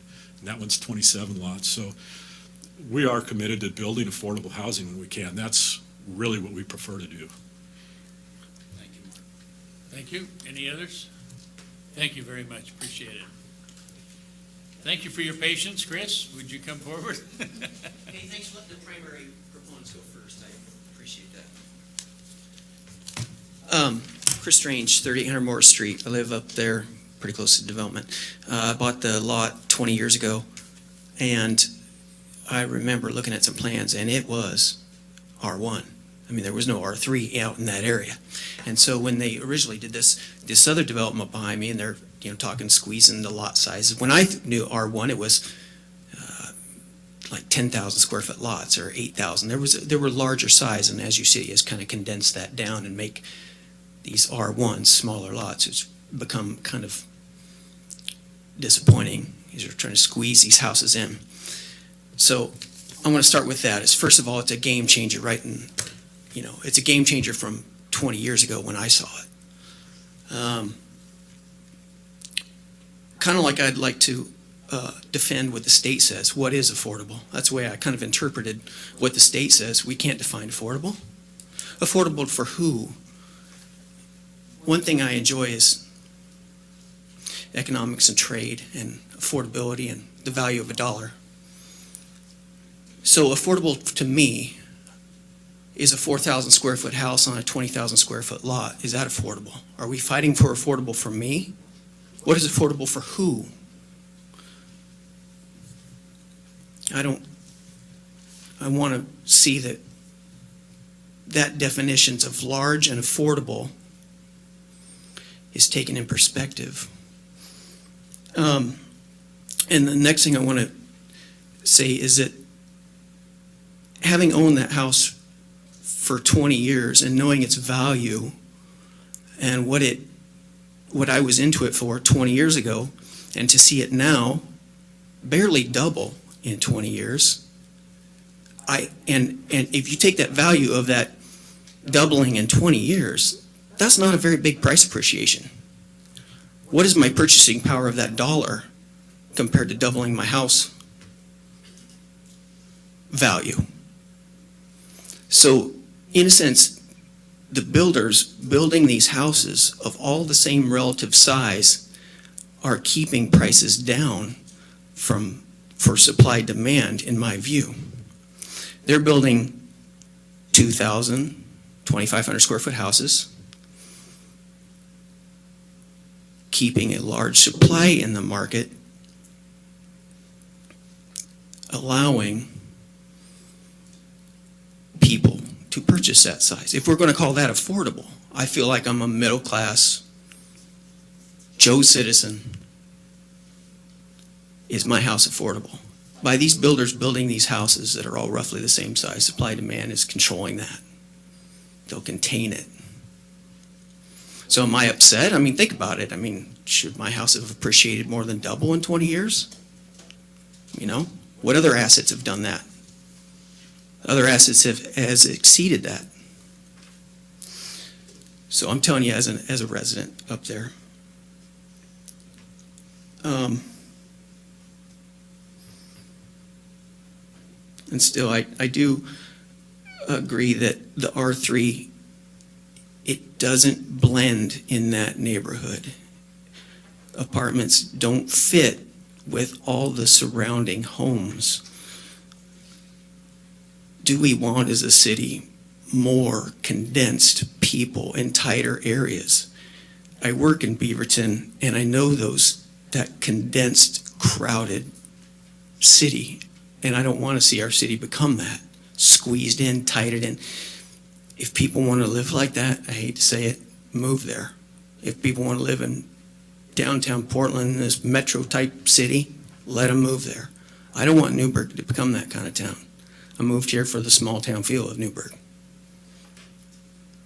Again, I just consider the word affordable and consider the word large. That's my view. Thank you. Any questions or comments from Mr. Chairman? Thank you, Chris. Appreciate your patience. We have an undecided, Mr. James Parker, please.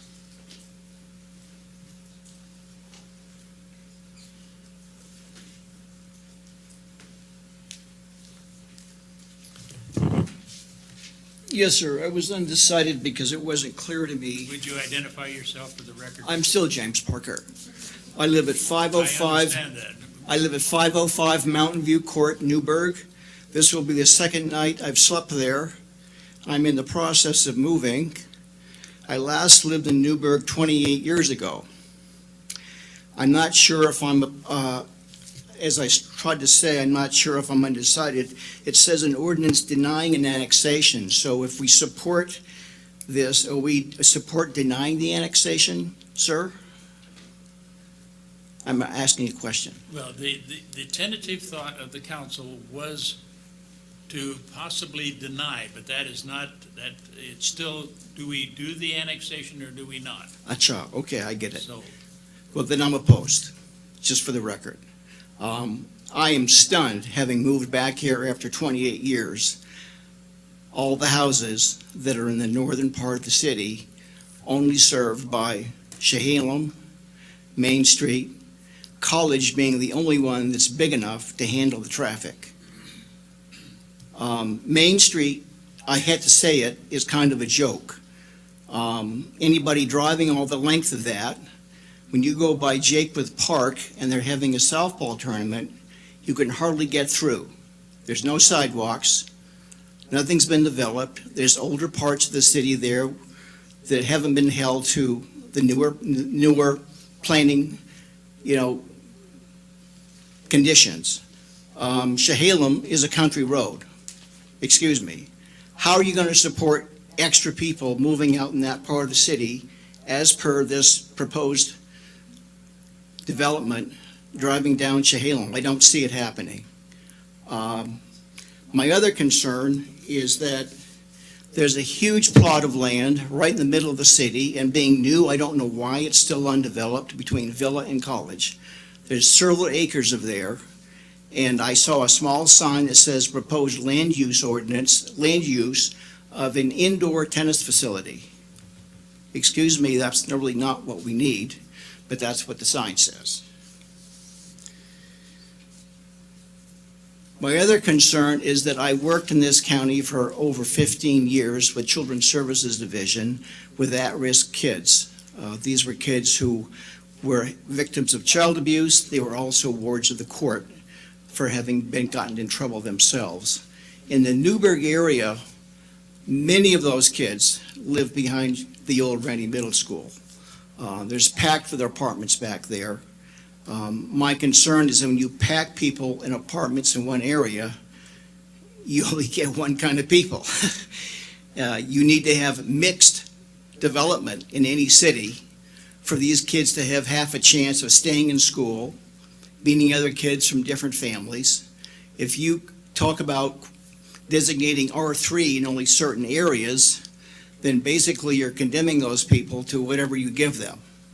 Why we can't mix R3 with R2 and R1 is beyond me. I haven't heard anybody say why they can't do that. I've heard developers say you can't do it because it doesn't maximize their profit. I understand that.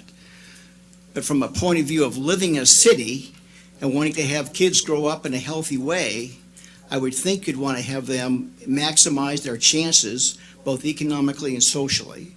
And you're not doing that by putting them all in one part of the city. The other question I have is I understand the need to identify why R3 needs to be near commercial parts of the city. Well, excuse me, I need to be near commercial parts of the city too. It isn't just R3 residents. So I have to question why the need, why Newberg doesn't allow some kind of commercial development on the northern part of the city, quite frankly.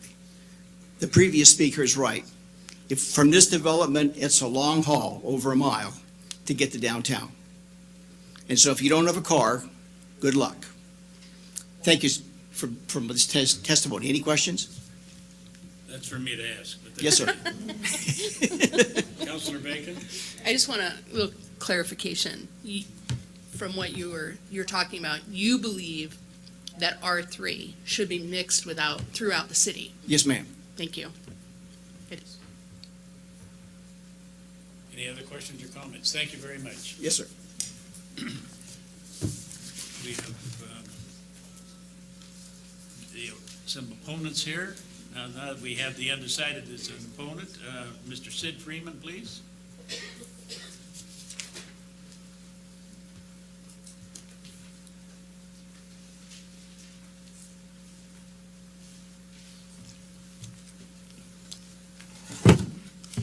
Mr. Mayor, council members, Sid Friedman for Friends of Yamo County.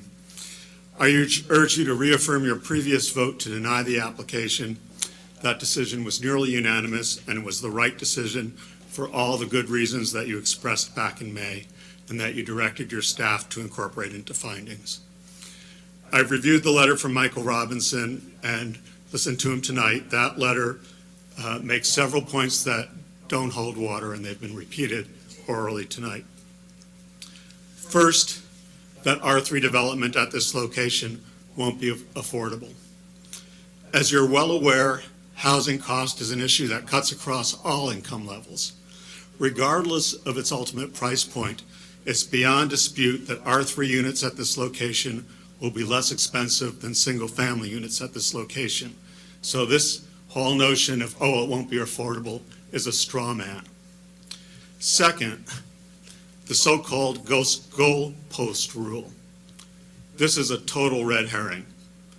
As Mr. Robinson knows, the goalpost rule explicitly applies to code and plan amendments that are adopted after an application is adopted, after an application is filed.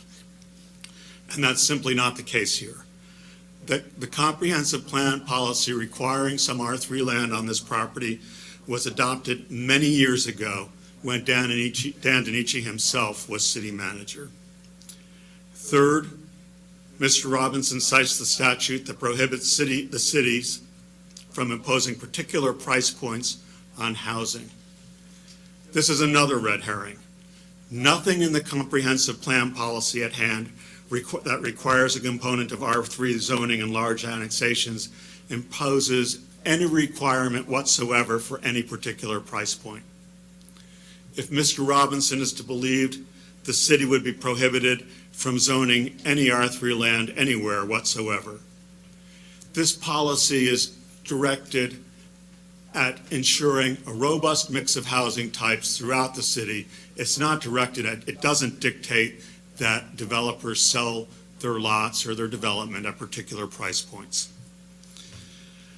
Fourth, he repeats the tired argument that a 25-acre annexation, the fourth largest annexation in 21 years, one that is 71% larger than the average residential annexation in Newberg, is not large. And it's something of a mischaracterization of the Planning Commission discussion to say that they agreed that a 40 acres was the cutoff point. Any one of you who listened to the tape of the Planning Commission meeting or read the minutes would understand that from their discussion, that while they didn't wordsmith the ultimate findings, they did agree that this annexation was large. Finally, the argument that this just isn't an appropriate location for anything but single-family housing, that this is the wrong neighborhood. This site is in close walking distance of Crater Elementary, Chehalem Middle School, the Chehalem Senior Center, Crater Park, and churches. There's other services available at Foothills Drive. I'm really tired of hearing developers give lip service to the need for a robust housing mix, but strenuously insist that it be in some other neighborhood. In closing, you made the right decision the first time, then you reopened the record to address ex parte contact, and ex parte contact was addressed. Now the applicant is coming in with a misleading collection of red herrings and straw men in an apparent attempt at misdirection. Your comprehensive plan is Newberg's fundamental governing land use document. The city can and should rely on it. It states, where large residentially designated parcels are to be annexed, the city shall apply a mixture of zoning to include some R3 zoned lands. Reaffirm your decision, uphold your comprehensive plan, and move forward for the people of this city. Thank you. Any questions or comments for Mr. Freeman? None appearing? Thank you. Did you have one? No, I just told him it's good to see you. Yep. Thank you. Thank you, Sid. Catherine Jernstead, please.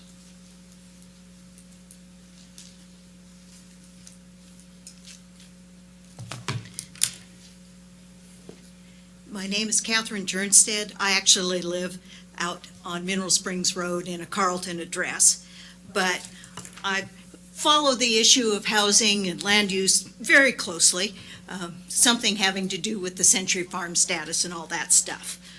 But what I'm here to talk about is this is a unique opportunity to align actions with goals and aspirations. That I understand the business priorities of the developer, but encourage you as public leaders to evaluate this from the community priorities. The idea of enclaves of one type of zoning or another. I've been party to multiple legislative efforts to address the concepts of a ban on inclusionary zoning. And affordable and accessible have become such loaded terms that I would ask, does the zoning proposed here support a housing mix that's reflective of the community? Affordable, not, whatever. Are we building homes that are within reach of people working in the community at the range of wages and salaries that the employers can sustain? The closure of the mill took away not so many family wage jobs as used to be there, but are the people in the community, working in the community, able to have homes in the community? And maybe we don't all have to live in the exact same size and lot. The idea of mixing it up, creating connections, different demographics. There's a lot written about the challenge of attracting and retaining skilled workers, and having a home is a significant inducement for an employer who's trying to recruit. Personally, I'm in the demographic that's at the other end of their working life. And a number of my friends and associates have searched in vain for smaller houses and smaller lots, not because they can't afford something, but because they recognize the limitations of time and age, and they don't want to be responsible for something they can't keep up. Maybe that doesn't fall under the rubric of affordable housing, but it does look for a mix to the extent that we can combine different types, styles, and sizes. I believe the community as a whole is improved and enriched by that. So I would encourage you to try to move as far as you can legally beyond some of these restrictions to create a community, not just pockets of us and them and that sort of mindset. Thank you. Any questions or comments from Ms. Jernstead? None appearing. Thank you very much. I appreciate it. Mr. Rick Rogers?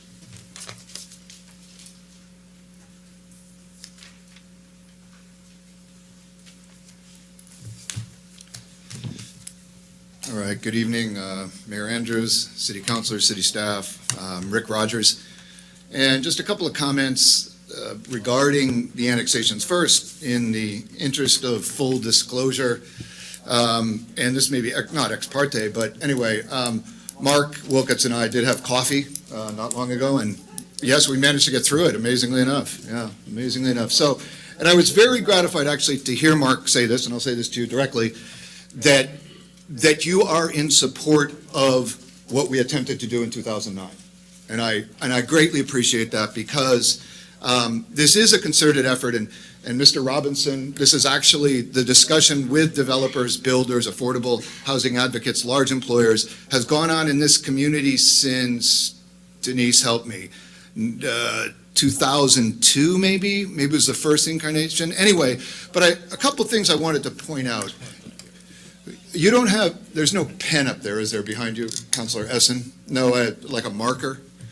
Well, all right, failing that, I'm kind of visual, so failing that, I will try to do this otherwise. All right, so the first number I'd like you to remember is 2009. So that was the time when this legislation was actually passed. So it's been in the comprehensive plan since 2009. And if I could, I'll read it to you again, just so that we hear again what this said. And again, as a reminder, this was passed by the Planning Commission and then subsequently by the City Council in 2009.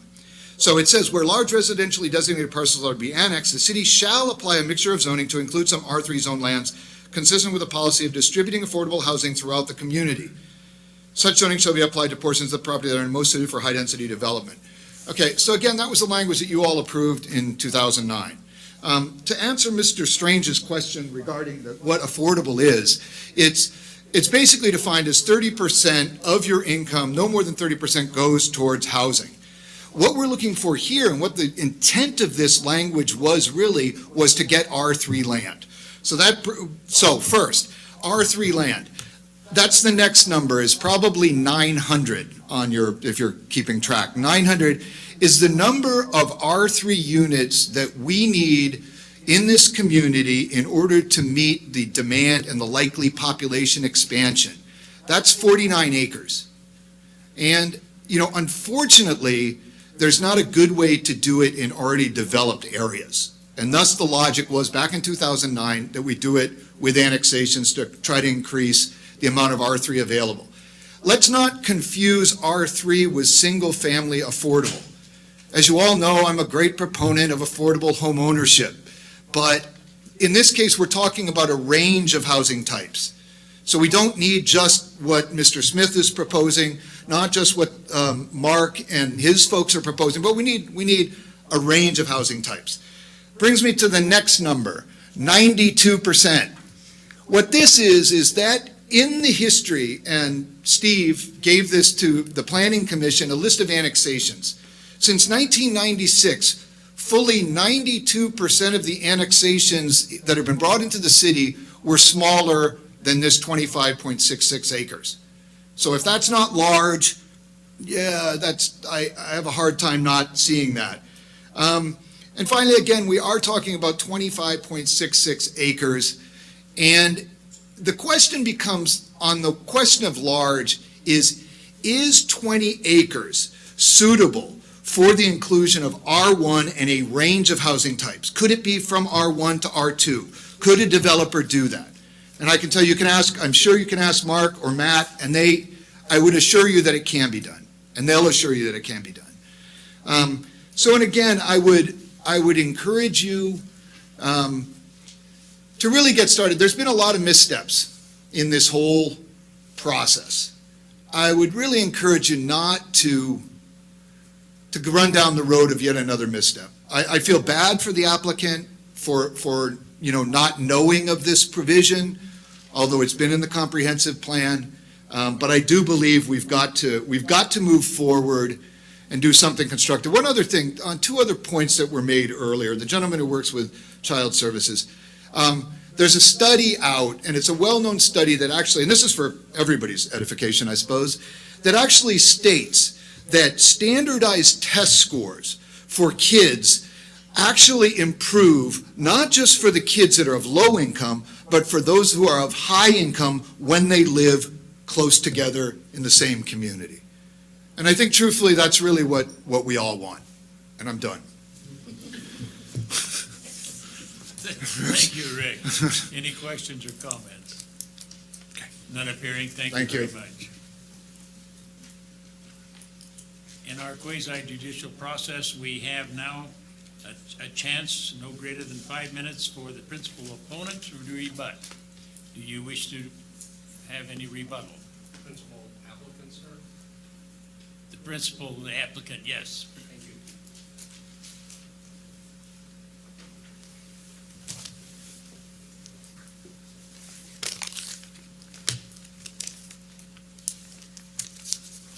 Thank you, Mr. Mayor, members of council. Mike Robinson again on behalf of the applicant. First of all, I want to confirm, do you have my letter dated today, Mr. Mayor, in front of you?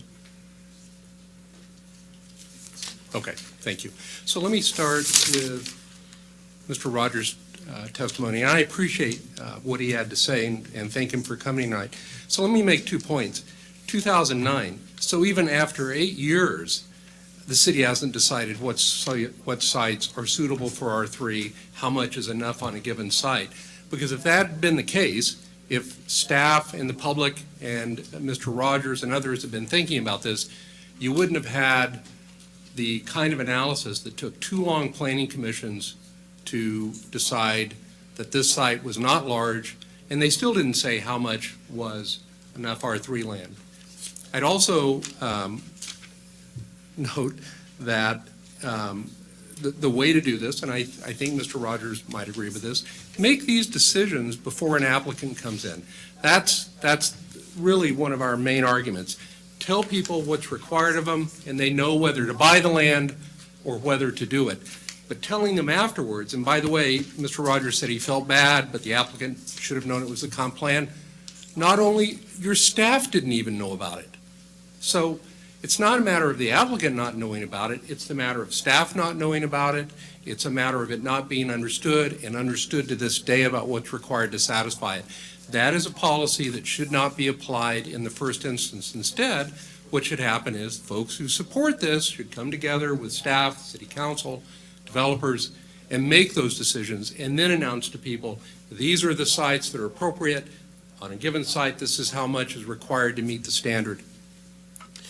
Let me talk about Mr. Friedman's testimony. The owner is in the best position to tell whether property is going to be able to develop affordable housing. As Mark said, this is expensive land. So if you know you're going to do affordable housing, maybe you do something different with the price, maybe you don't buy it. But telling Mark after he's bought it that he has to now change the zone and put affordable housing in is not, it's just not the right way to get what you want. And that goes to the issue of the fact that this does violate the goalpost rule. So your policy says, this is X, such zoning shall be applied, talking about R3, to portions of the property that are most suitable for high-density development. It anticipates that after someone comes in this case for R1 in reliance on the LDR designation, that the city is going to tell him, we're going to change, or you're going to change the comp plan map designation and then apply R3. That's the essence of what the goalpost rule prohibits. You simply can't adopt that kind of analysis and requirement after someone's already in. You do it before they come in. To the argument Mr. Friedman made, this doesn't violate the statute prohibiting affordable housing. Your definition at the beginning of next policy says, such that a household pays no more than 30% of its annual income on housing, rent, mortgage, utilities, property taxes. There couldn't be anything clearer in a code than this. That goes to a price point, and that explains why the policy calls for changing the property to R3. You're implementing affordable housing. Now, Mr. Friedman's not going to be the one that has to bear the time and the uncertainty and the cost of a LUBA appeal either here or by another applicant. He's urging you to take that risk. But I think the law is clear that what he proposes can't be done, and that the Planning Commission got it right when they said, quote, based on the annexation data and size ranges noted above, The proposed 25.66 acre annexation is not considered large, and therefore the requirement to apply a mix of zoning that includes R3 land is not applicable to this annexation. That's what the Planning Commission recommended to you. It was the right annexation, a right decision. It's the safe decision because it's consistent with state law. But more importantly, it's what's fair. It's not announcing a decision after someone comes in about what they have to do. It's announcing before then, letting them make decisions in the marketplace so that they know whether they want to buy this land or not. And as we've said tonight, Mark and I, the best way to handle this is for the city to work together to identify sites that should meet and provide affordable housing so that people know what's expected of them when they develop that property. So, Mr. Mayor, members of council, for all the reasons we've given you tonight and in our past testimony, we ask that you follow the Planning Commission recommendation, approve the application, and establish R1 zoning. And again, we appreciate your time and your thoughtful questions. Thank you. Any questions for Mr. Robinson at this time? None appearing, thank you. Thank you. Are there any further questions that you have for proponents or opponents at this time? None appearing? Do we have any additional communications or letters that we have not received? No. We do not. This letter that you just handed out was what? It came this afternoon late, about 4:30-ish. So that was a letter that was supposed to get handed out to you. My apologies. This?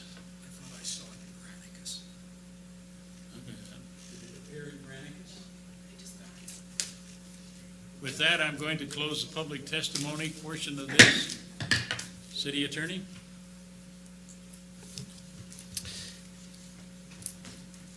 I've read the initial quasi-judicial announcements, just for checking whether you are waiving the 7 days, or are you?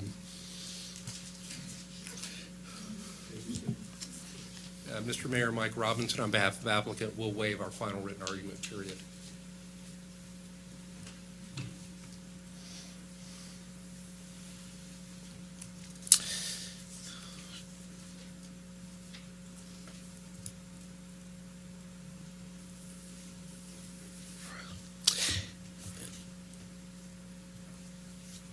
If the decision is not made tonight and continued to another date, the record could be reopened at that later date by motion of the council. Therefore, do not assume no further evidence will be taken. If the decision is made tonight, the council has the authority to reconsider the decision following proper procedure. The motion to reconsider is usually required to be made at the next meeting of the city council. The fact that the city council could reconsider their decision does not affect the length of time for an appeal of that decision. And that's the announcements. Thank you. Closing comments from the staff, please.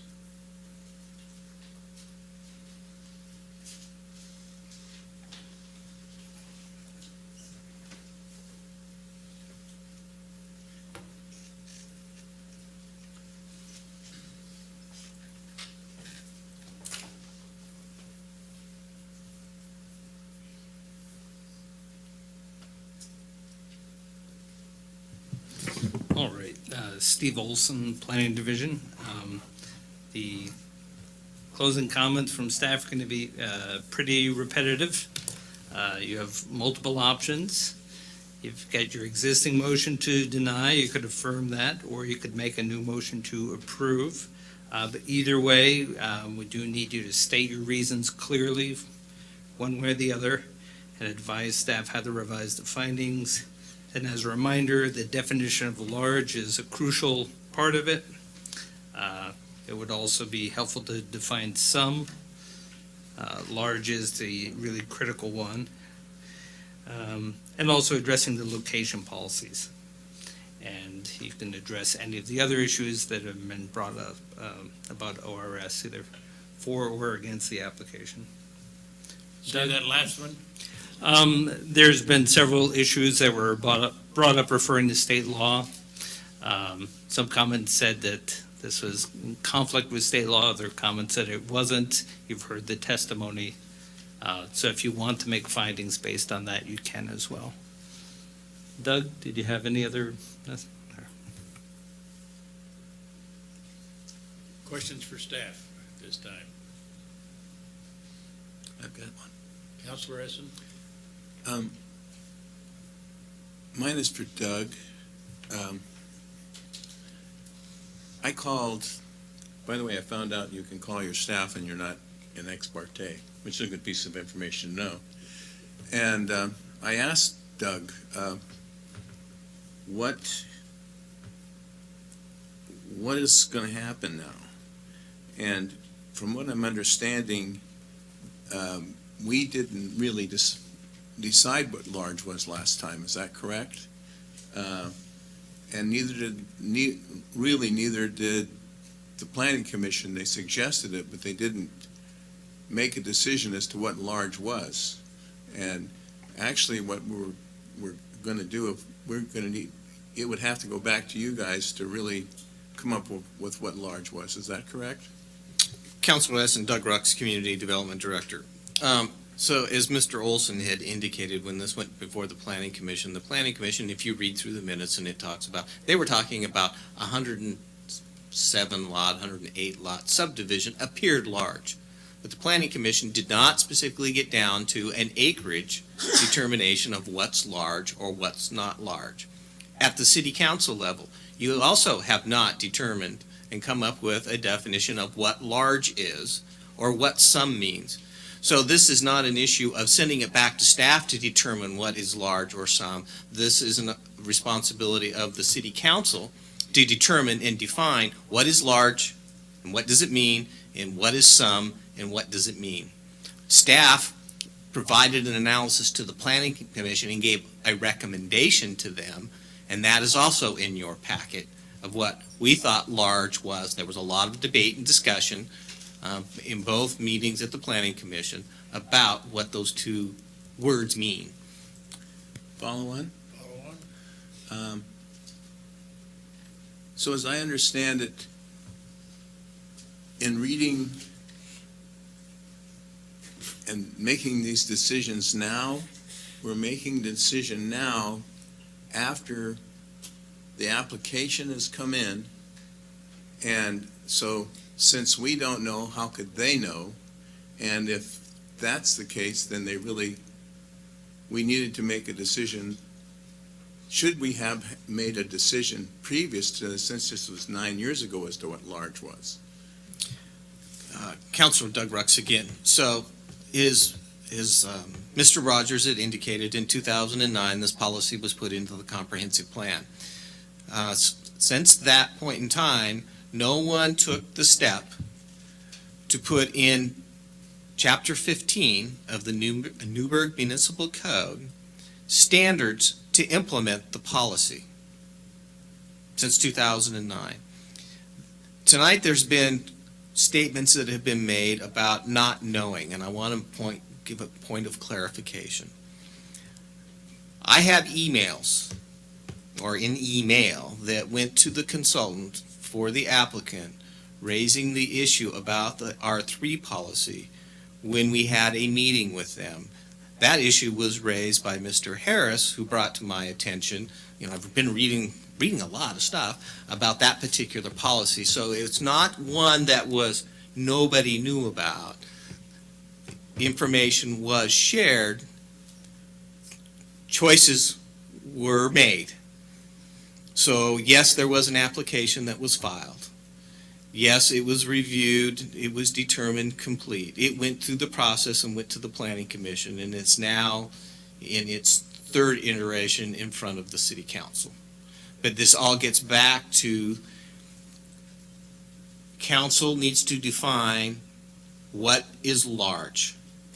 You need to define what some means, because if you deny the application or approve the application, you still need to define those terms that have never been defined since it was put into, that mixed policy was put into the comp plan in 2009.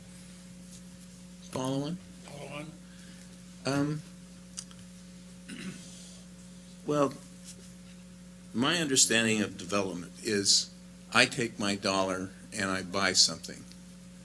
And then I make a decision as to whether or not I can put a certain piece of kind of development on it. And if it's a zone, say, R1, then I assume at that point that R1 is what I'm going to build. But what actually happens is we have to put some in there, and we haven't defined some, right? We need to do that. I guess you want us to do tonight what some is. And you also want to know what large is. Now, we've decided what affordable was, and I'm really still not sure what that is. But we've got all these things to define. So that's really what you're looking for, and I have no clue. I mean, I can't really tell you. I mean, it would seem like, well, if we decide it's R3, so now I also heard you tell me when I talked to you that if it's R3, and then I talked to the city manager also, and he said, well, you got about a $50,000 fee that you have to pay for R3. Because now you've got to do all kinds of studies.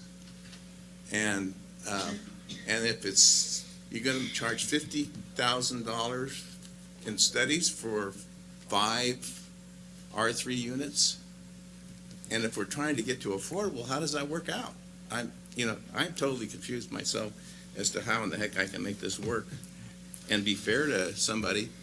And then that's where I got into the whole thing. And I don't know if I asked you about moving the goalpost, or do I ask Truman? Have we moved the goalpost here?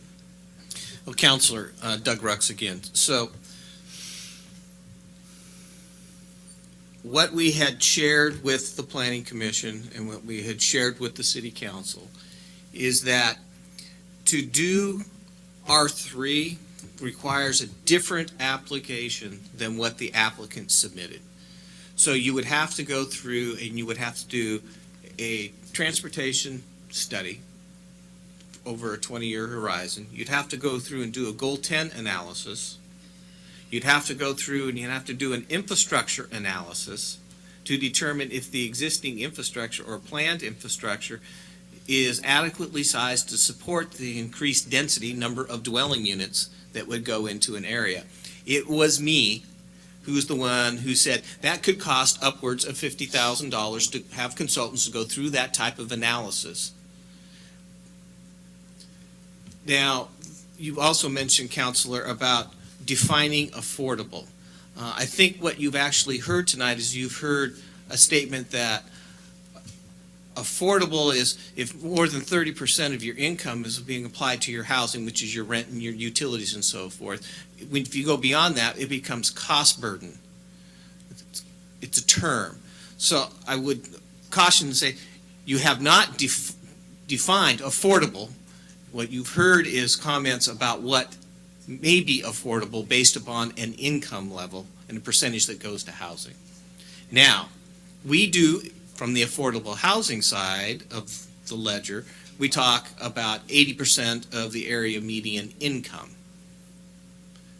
And we've talked with you about that on affordable housing issues through the Affordable Housing Commission and grants.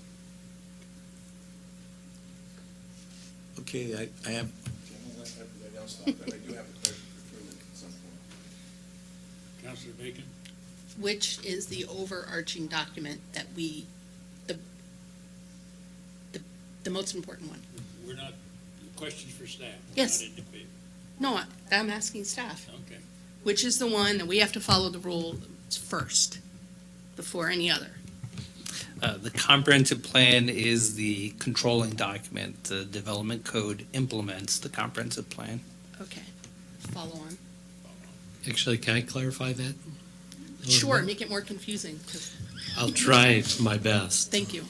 I'm usually, attorneys are usually pretty good at that. There's a memo that I wrote answering questions that the Planning Commission proposed. So essentially, Mr. Olson's correct, that comprehensive plan that has been acknowledged, and that is a kind of overarching document. That being said, if you have regulations that fully implement comprehensive plan policies, those regulations take precedence when you're determining criteria and whether criteria are met. If you don't have implementing regulations and there is a criteria within the plan itself, then that criteria needs to be addressed in the findings. There are times, though, where the comprehensive plan policies are only partially implemented through regulations, which becomes an even more difficult situation of trying to balance which takes priority. But one of the things, if you look at the list of questions that I laid out for the Planning Commission on the things that they had to answer in a specific order, that was one of the questions was, has this comprehensive plan policy been implemented through regulations? And so that is the fuller answer to your question. Okay. Mr. Olson was not incorrect, but it's a little more complicated than that. Follow on. So if it has not been, then what? Then in my opinion, the opinion I gave to the Planning Commission is this does read as a criteria that needs to be addressed with findings. Now, Okay. this criteria needs to also be balanced against other criteria that may stand in conflict with this specific criteria. So you may have 10 criteria and 3 of them say left and 3 of them say right. Well, neither one of those is going to veto or take precedence over the other. You're going to have to somehow determine which, under the individual circumstances of this application, you are going to choose to apply with some rationale. You can't just do it for an irrational basis. You have to explain why you're doing that. Follow on one more time. Follow on. So if the comprehensive plan is the overarching document, and we have to use the findings to explain why we believe that, how is that moving the goalpost when the decision has not been reached? Well, the idea, as I understand it, behind the goalpost rule is that when somebody comes to the government with a land use application, they ought to be able to understand exactly what's required of them to have that application approved. You've heard different testimony of different people's opinion about that and whether that is a problem in this case or whether it's not a problem in this case. Only the Land Use Board of Appeals can really give us a definitive answer, and maybe not even them if it gets appealed to the court system. So that's something you're going to, I think, have to use your individual sense as to whether this seems like something that someone could look at and determine how do I meet that criteria, or if it is so vague that it would be unreasonable, that it would be a goalpost that you can't actually see in front of you, that it's some moving objective that you can't even determine when at the application stage whether you can meet it or not. But that's a decision for the council.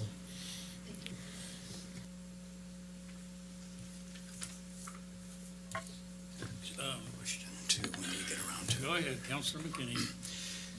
Has staff ever codified a figure that constitutes affordable? I know that in the Rick Rogers meetings where we've been together as staff and others, Mark, your brother, please, his name again. I'm getting old, I can't remember. Matt gave us a substantive report that at that particular meeting many months ago now, the average home was running about $286,000, but it was moving very, very quickly before towards a figure of about 306 or about 309. We all learn pretty quickly that the word affordable is a euphemism. There is no such thing as affordable housing for people that are in real need of trying to move from an apartment to a home that they can purchase and gain equity and everything. This is a monster of a problem. But has the staff ever codified figures or terminology that constitutes affordable? And so Doug, maybe in your readings, or Steve, when you're dealing with these applications and other things like that,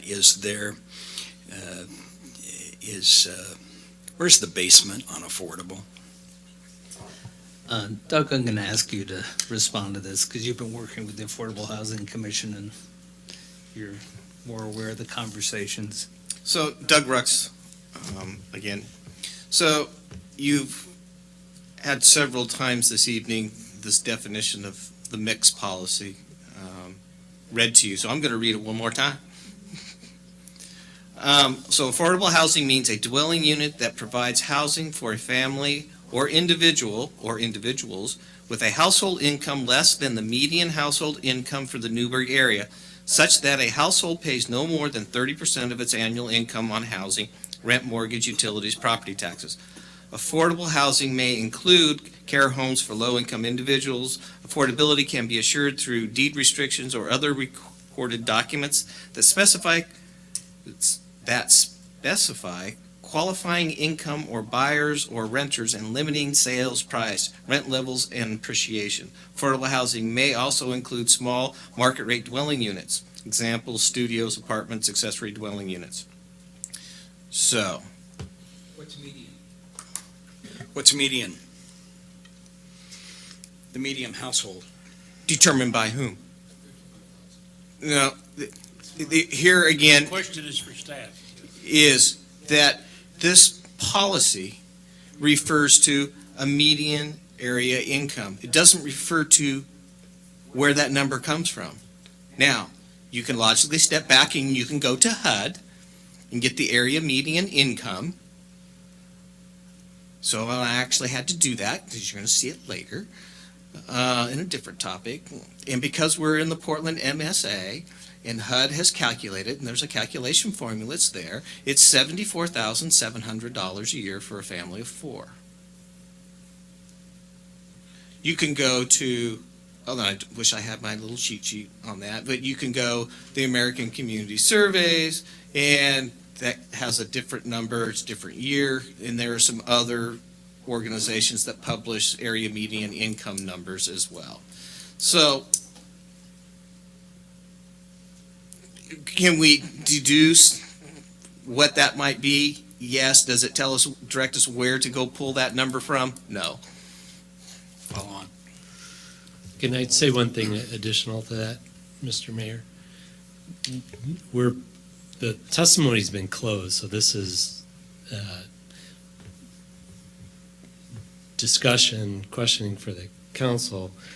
I don't know, I'm not familiar enough with the record to know whether that figure's actually in the record and something that the council could consider. Do we need to reopen testing? I think I can clarify for the attorney in the discussions at Planning Commission in the previous hearings before the council, that number had not come up. Well, for further clarity, you had a follow-on?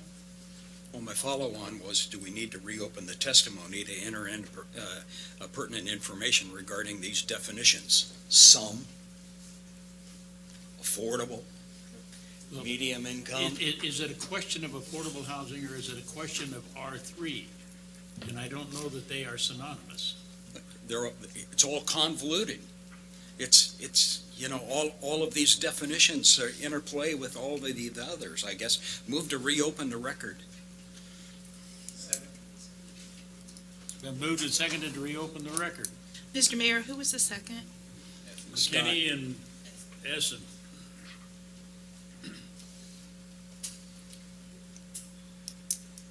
The question before you is to reopen the record to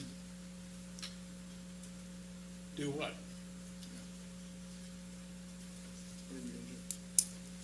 Can enter in these facts and figures. I have some additional questions about money, about dollars.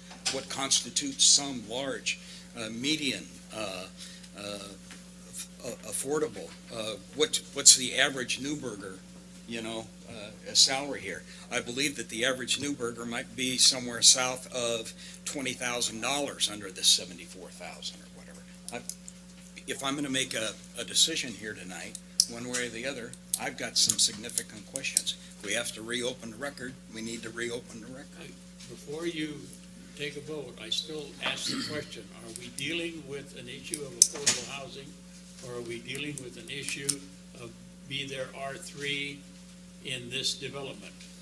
In R3, with all due respect, I don't know that it creates a price point, because you can have multiple family dwellings that are greater than what might fit into affordable housing. So I think the issue is an R3. But with that said, Well, my question specifically about you asked the question, how can this we term open the affordable record? housing is You asked the defined. question, can we open the record? That's the motion before us at this time. Yeah, correct. Call for the question. Mr. Mayor, could I just point of order on that? If the council does reopen the record, I would suggest that you be specific in the motion for what purpose, but I also just want to remind you then that reopens this hearing, and you will need to take additional testimony on that issue for both sides, and that would also then trigger the opportunity for the applicant to invoke their 7-day right to submit additional information. All right, I have a point of order question. Did you close the testimony? Yes, I did. I closed the public testimony portion of the hearing. Yeah. You have a motion before you. The question has been called for. The city attorney asked that you might be specific in what that was, and you wanted it, as I understood, to enter in what is median income? Is that what your question is? I want to clarify the facts and figures of the definition of affordable housing means. Thank you. That's what we were discussing here, but at best, this definition is woefully inadequate.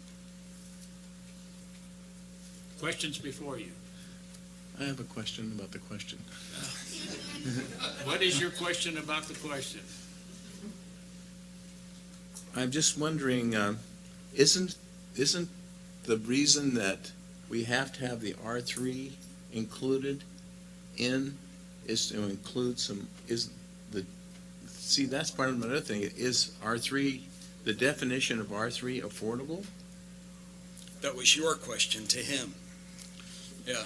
And, well, that was my question. Yeah. So, if that's the definition, the answer is no, I guess. So I really don't understand, if we don't know what medium is and we don't know what affordable is, how do we know if we need R3? Because we don't, and apparently we don't care if we need R3. R3 is just something we threw in, or I'm really totally confused by this. I'm going to say that. But anyway, I think we ought to have some more testimony. You seconded the motion, which is fine. There is a question in your mind. Are you prepared to vote on the question? It's been called for. Division of the House, please. Councilor Corey? No. Councilor McKinney? Yes. Councilor Bacon? No. Councilor Johnson? No. Councilor Essen? Yes. Mayor Andrews? No. No. Sorry, 4-2, or 2-4. Follow on to city attorney. Follow on. In order to get my questions answered about this definition that was read into the record about affordable housing means, what questions am I permitted to ask at this particular point in time that would not constitute new testimony, but clarification of definitions that are already entered into the record?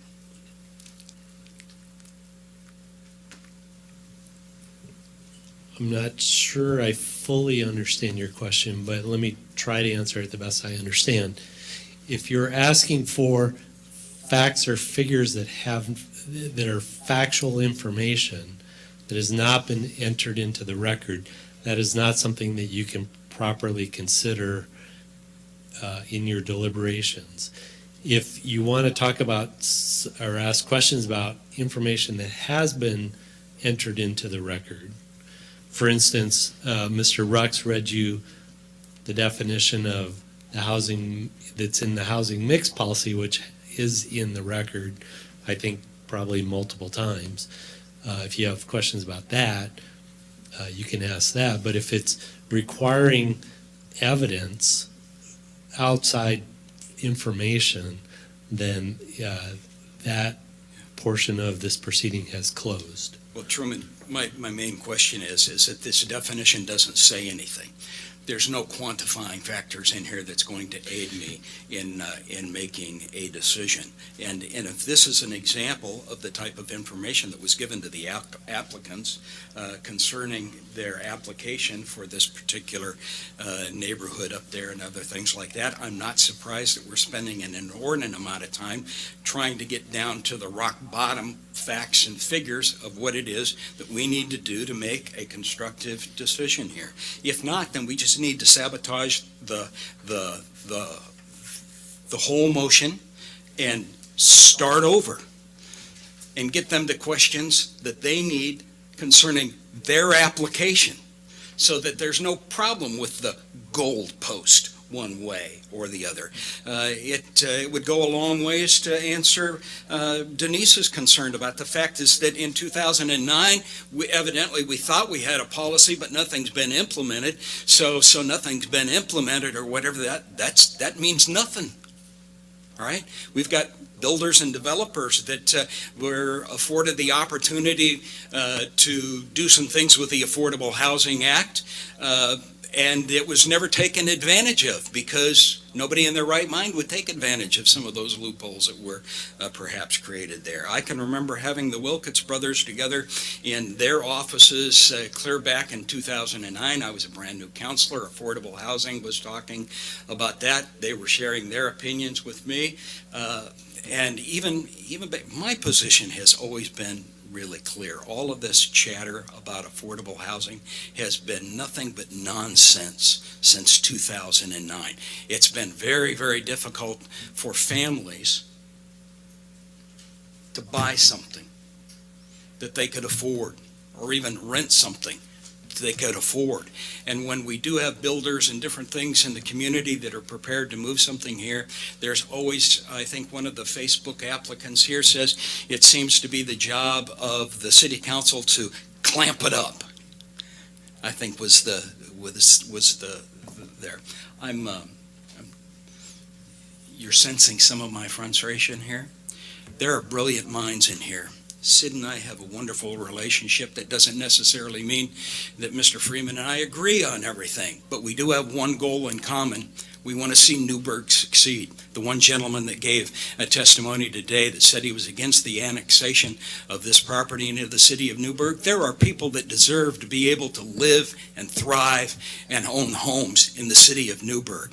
This is a great place. To say that we just don't want to open it up and let people live here or whatever, that's a deviant position. We need to be able to put our heads together with the minds that are in here. Rick, how many conversations have you had with people who can influence this policy down here to where maybe you could get something implemented rather than talking about something that was discussed but it was never implemented? And I think that you, Mr. Stone, answered the question there. It's worthless if it was never implemented. Now I'm preaching to the choir here, all right? But there's enough brilliance in this room to settle some of this here. People deserve to be able to live in Newberg. People deserve to be able to experience some of the fine things that we have here. We're not in a position to close this community off. We're in a position here to open it up to where people can really enjoy living here. What is our goal? Live, work, play. We ought to add survive maybe to that definition as well.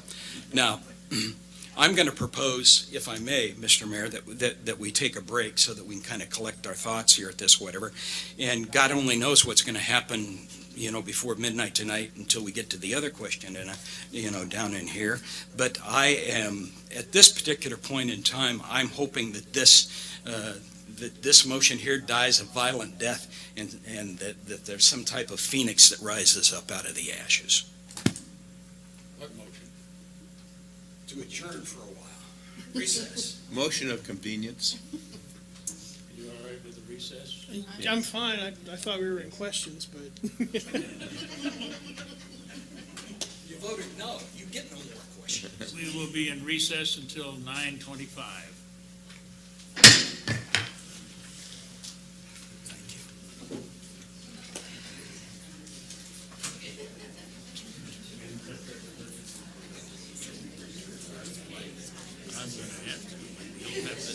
We're going to have a discussion in January on some of these things. Just like these damn things coming in. If they haven't done it by the time the meeting starts, we won't accept them. People come walking in late and then want to get in here. And there's another thing. I do not have a And the reason I think this has never come up before is we haven't had any single type of properties within 2 or 3 acres being annexed in the last 10 years. So that's what, I'm really struggling with R3 having anything to do with it. There is no connection, so.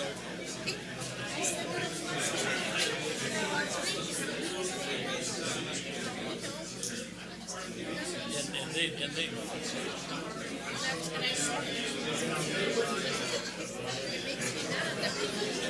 but again, that we have it in the comprehensive plan, we're getting shot down.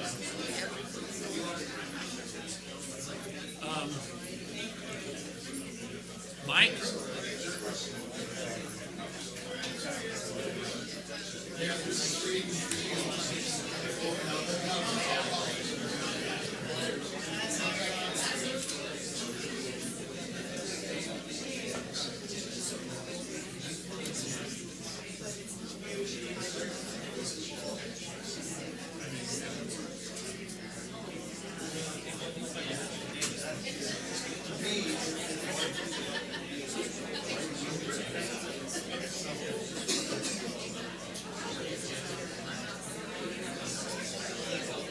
Mike Corey. Mike Corey.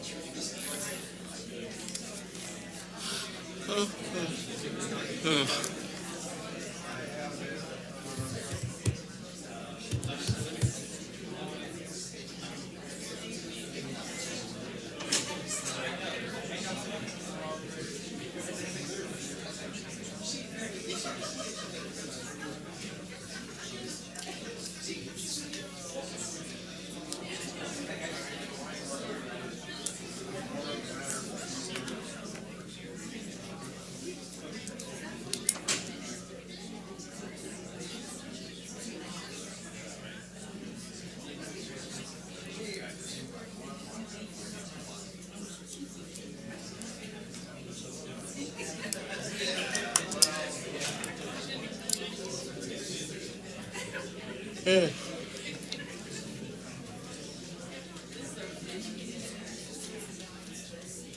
think Chris is there.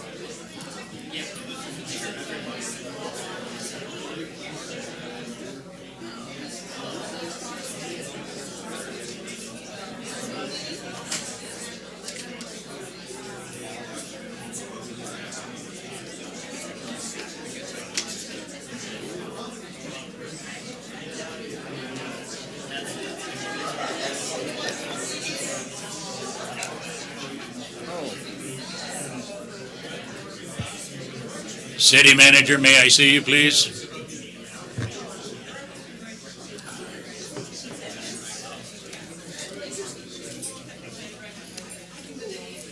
Do I say tonight?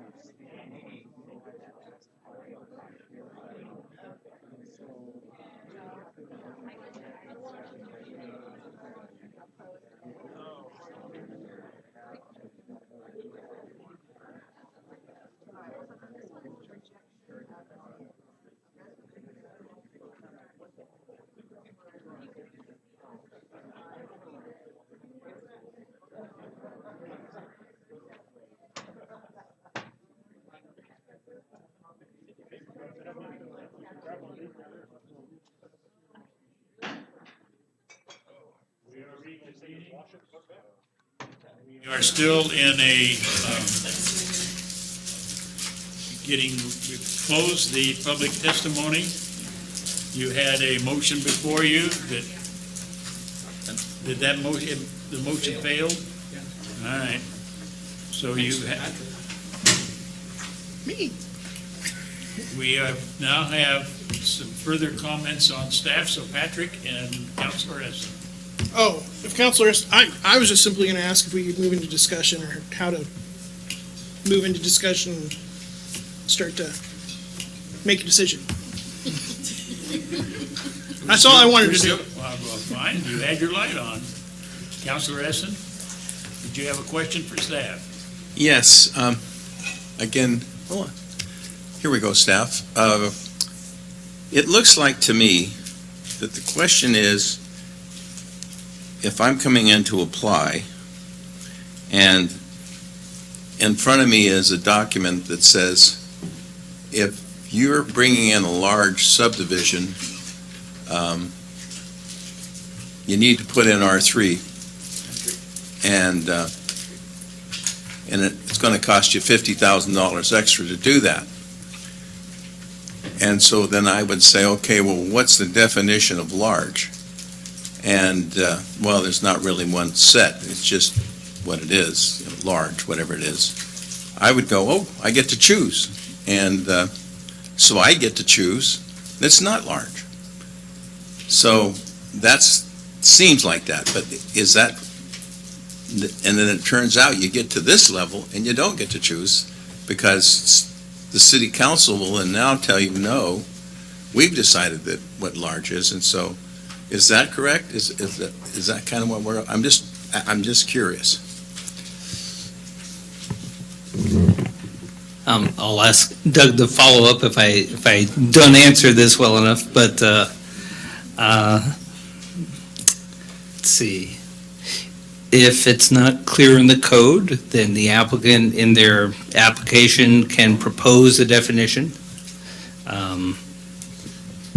But ultimately, when it's the comprehensive plan or the development code, the city council is the body that ultimately, as the legislative body, is the body that determines what that code or that policy means. So it's really, while someone can propose an interpretation or staff can propose an interpretation, council actually has the authority to make the decision and say what that means. And so that's one reason when we ask you to define large and some and terms like that, the council's interpretation of that actually gets some deference because as the body that creates these laws in the first place, you do have some deference on saying what that means. So everyone else can make recommendations on what that means, but you actually have the legal authority to do that. So, Truman, Doug, I don't know if you want to add anything. Is that clear enough or on track? Doug Rux, I think you're okay. Follow on? Or should I say Steve Olson, I think you're okay. Okay, so this may be two different things. We may look at this and say,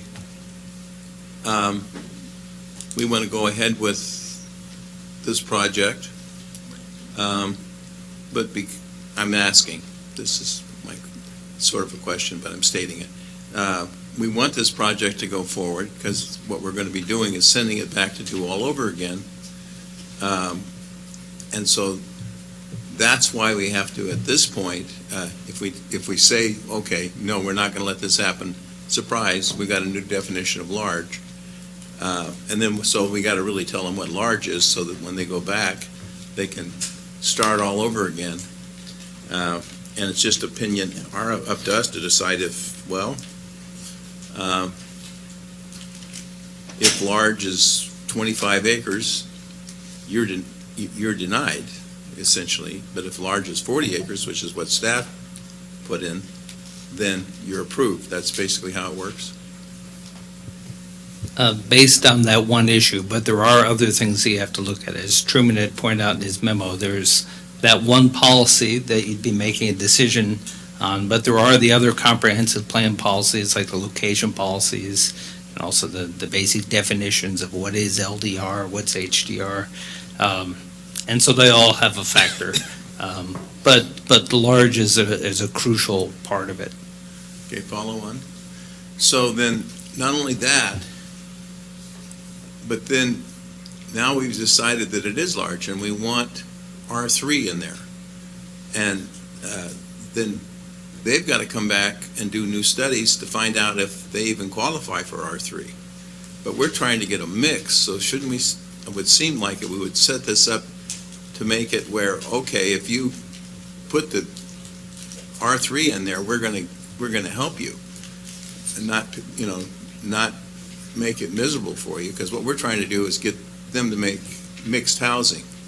And if we set it up where it costs them $50,000 for studies, and then if they try to do the studies, they don't even meet them, we kind of set it up for them to fail. And we don't get any mixed housing. What we end up doing is hurting people that are trying to give us housing. And if we make it cost $50,000 for study, how does that make it cheaper? This seems like this whole thing needs to be rethought, in my opinion, so that we get what we want. Maybe we give them a break on the studies, and but that's not what's before us now. We have to decide, well, and I don't know that we can decide all those things, because I'm not a planner. You guys gave us some recommendations. Kind of sorry I didn't go with them, because then I wouldn't have to deal with this. Is this a question for staff? It's follow on Follow on? to Councilor Essen. Yeah, I just wanted to mention that we as a council can accept the findings of the Planning Commission and staff, what large is, and that would be 40 acres is what they came up with. We can do that as our determination of what large is. And then we can then support the annexation. So I just wanted to throw that out there. Any further questions for staff? Thank you. I appreciate it. With that, we're going to close the hearing and we'll move into deliberations. Councilor Corey? Yes. I just wanted to make it clear in this that the applicant was not informed properly, if he was informed at all, about R3 being in this annexation. And I think Councilor Essen alluded to the fact earlier that if you find out in the middle and you've already put money, you've already got a plan made, and now the plan changes, that is that's a very incorrect way to create a development in Newberg. I think the question of R3, all of us want R3 in Newberg. There's no question. I think everybody that testified tonight said the same thing, that everybody wants R3 in Newberg. This particular development, if we're just looking at this development and this annexation, it's too late to throw R3 in there. And by code, in addition to that, we don't have commercial development close enough there by definition in the code. So it doesn't fit this particular annexation and development. Prior councils, I know that Councilor Bacon brought up that prior councils have thrown around ideas about what large is, but again, it's not codified, it's not in a code anywhere, so it's just ideas again, so you can't go on that. The count, okay, that's all on from that. So I'm ready to make a motion that we direct staff to prepare the findings to support approval of annexation of what's called Dutchman Ridge, the three properties, 25.66 acres. And that we set September 5th as the date to adopt the findings and make a final decision on the application. And with that, we accept the findings of the Planning Commission and staff that 40 acres is the definition of large. Second. Seconded from McKinney. Moved and seconded. Councilor Johnson? So, couple things with your motion. Overall, I'm going to be supporting it. A couple things give me heartburn. Okay? First off, one of the things you said is it wasn't codified, but yet it's in our comprehensive plan. So it kind of was. The way I described this, or the way that I'm understanding, is that in 2009, they set up a rule, and it's like when you're playing Monopoly, and you land on a property that has a hotel on it, but the rules say there will be a penalty. You don't know what the penalty is. It could be push-ups, it could be anything, doing the dishes, it could be $500. So we have basically a rule with no real specifics. That's obviously a problem. At the first meeting we had regarding this application, I felt pretty strongly about the rule's rule. We got it right here. Then we were able to read the Planning Commission meeting minutes, and I went, oh, okay. Picture's getting a little clearer. And so all tonight I have felt like the guy who's sitting in an intersection and he pulls out and he realizes he pulled out in front of somebody. And now do you punch the gas and try to make it up to him, or do you just kind of go, sorry, and hope they don't have a gun?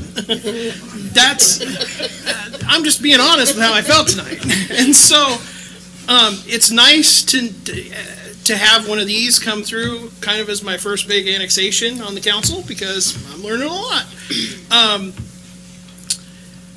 What I'm concerned with is that tonight we're going to set a policy of 40 acres is large. We haven't really discussed it as far as what that number should be. And I would hate just to get an annexation out of here or to deny it or whatever, to just say, well, 40 is the answer, that's what the Planning Commission said, boom, done. I would much rather like us to look at, there's means versus average, there's trends, there's history, and so that's the piece I'm concerned about. So I'm going to support it, but I'm also going to say, hey, can we, and I know it's not part of our council priorities, but can we have a more robust discussion about what large is and what we want this community to look like? Now, do I think, sitting here, that North Valley Road and Foothills and College and that being on the edge of our urban growth boundary is the absolute greatest place for R3? Personally, no. But initially, I thought this was a rule. It's a rule, it's just not a real specific one. So here we are. So that's why I'm changing my vote. Councilor Bacon? I am not going to be supporting it, not because I don't think you're going to build something fantastic, because I know you are, but I am very uncomfortable with 40 being large. If you look at this history, if you were a scientist, you would throw out the 249 right off the bat. That would not count at all. And you'd look at the rest of the numbers, and 40 is kind of arbitrary in there if you look over all these years. And the reason this hasn't come up is because there hasn't been an application this big since those rules have been written. So that's why we're here today. So that's really the only reason. It is in the comp plan. It does say shall. Large is probably something smaller than 40 acres, because if we looked at 40 acres, our city is 5.8 square miles. And if we start looking at large being 40, that's not gonna happen a whole lot of times. So it's like creating a rule for something that's never gonna happen, or may only happen 1 or 2 times in the rest of my lifetime.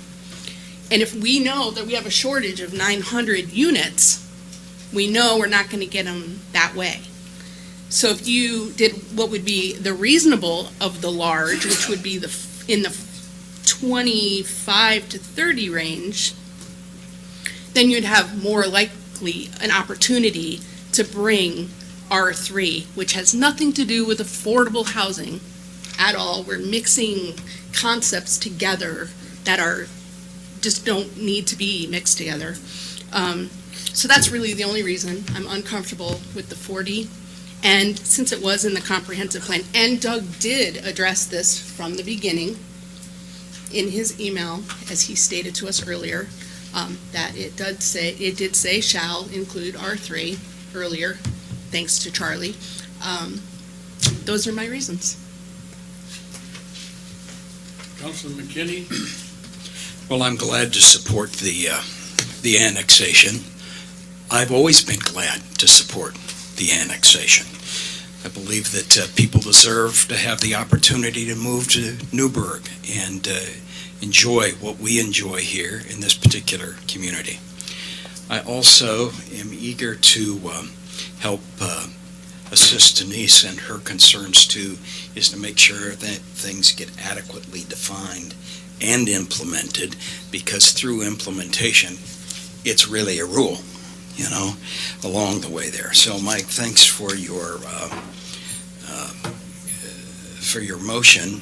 For you guys in the room here, it's been a hard row to hoe, but I'm pleased that this will come to some type of productive resolution here in this particular case here.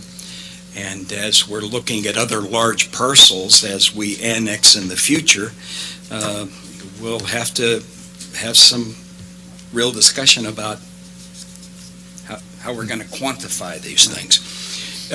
I'll stop with this. As in my discussions with staff today, I'm really uncomfortable with trying to set an arbitrary figure, and I think that would even go back to my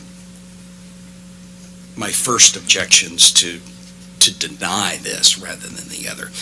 It's purely arbitrary. It needs to be a better standard than something that is arbitrarily set. So along the way, I'll be happy to support this motion. Mr. Mayor. Councilor Essen? Well, actually, the reason I want to support it is because staff has given us something that isn't arbitrary. We may not agree with it, but we actually have some real findings from our professionals, and we can hang our hats on it because we're judicial in nature, and we have got some real findings. I don't know that we have a finding for some yet, and I think we still need to make a decision on some as to what some is. But As to what is? well, we have to have some R3. So we know what the. Yeah, we know that now it's going to be 40, but we don't have an idea of what some is. So that's got to be brought back, and I would love to have staff come up with that idea, or maybe even, the other problem I have is we just got this whole list from Rick and the group of things that they want to put in place to have affordable housing, and I'm totally in support of affordable housing. I think even developers are all in support of it. Let's just get it done real well and by the professionals that know what they're doing, so we don't have to sit here and all of a sudden say, oh, that's 40 and 5 units is some, or 1 is some. That's some, 1. So I'd rather have that come. So let's finish up on this, but still move ahead to get what the community's been asking for. We have a whole group that's been working on this, and I know, Doug, you've been working on it too, so I want to support you, and that's what I'm doing here. I think I'm supporting what staff is doing, and I'll be voting yes on it.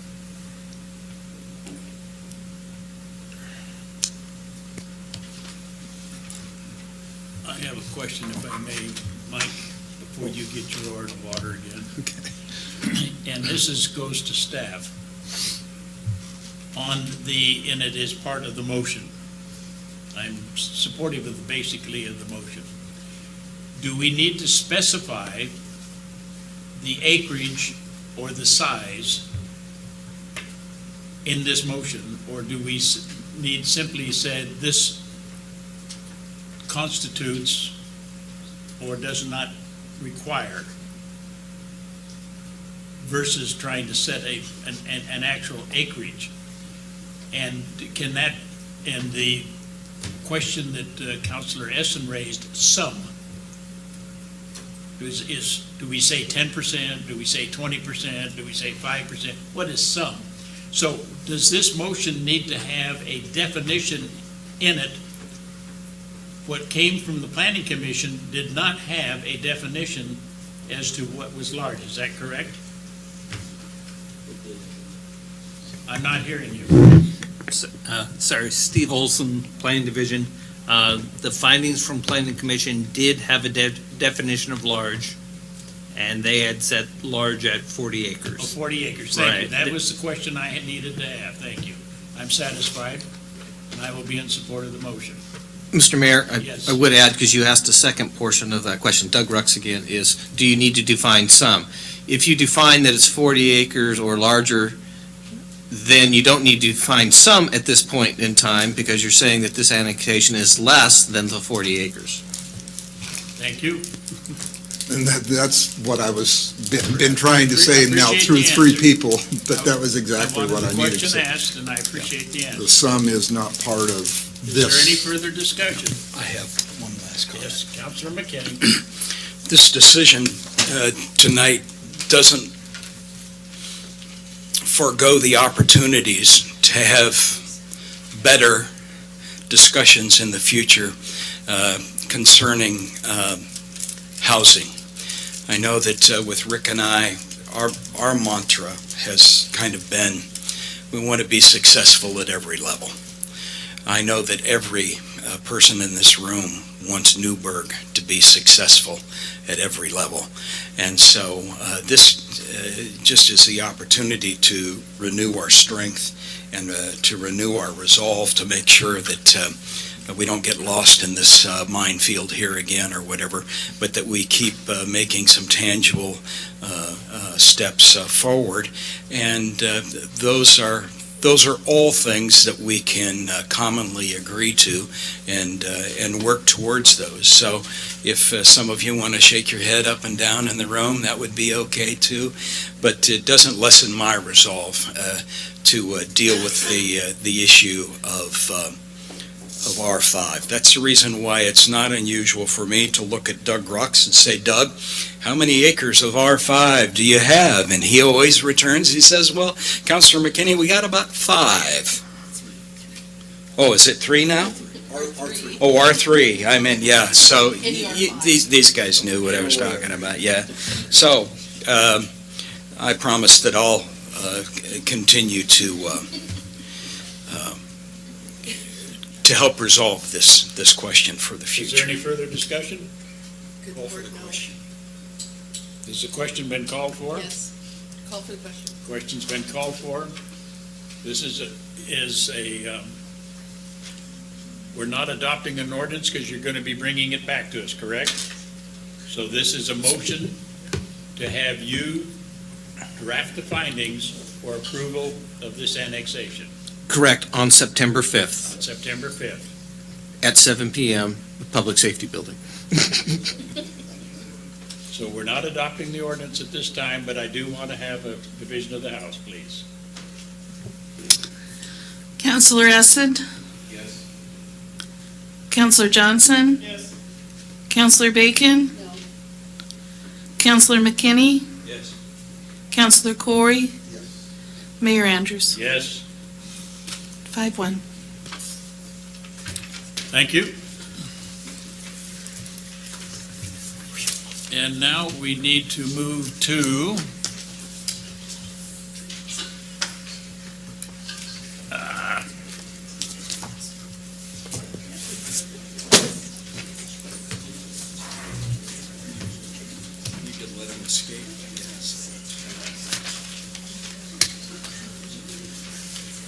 we're going to be in another public hearing. This one is going to be a public hearing on an ordinance. This will be the first reading, amending the Newberg Development Code for land divisions.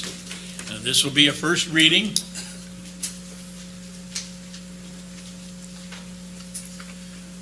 And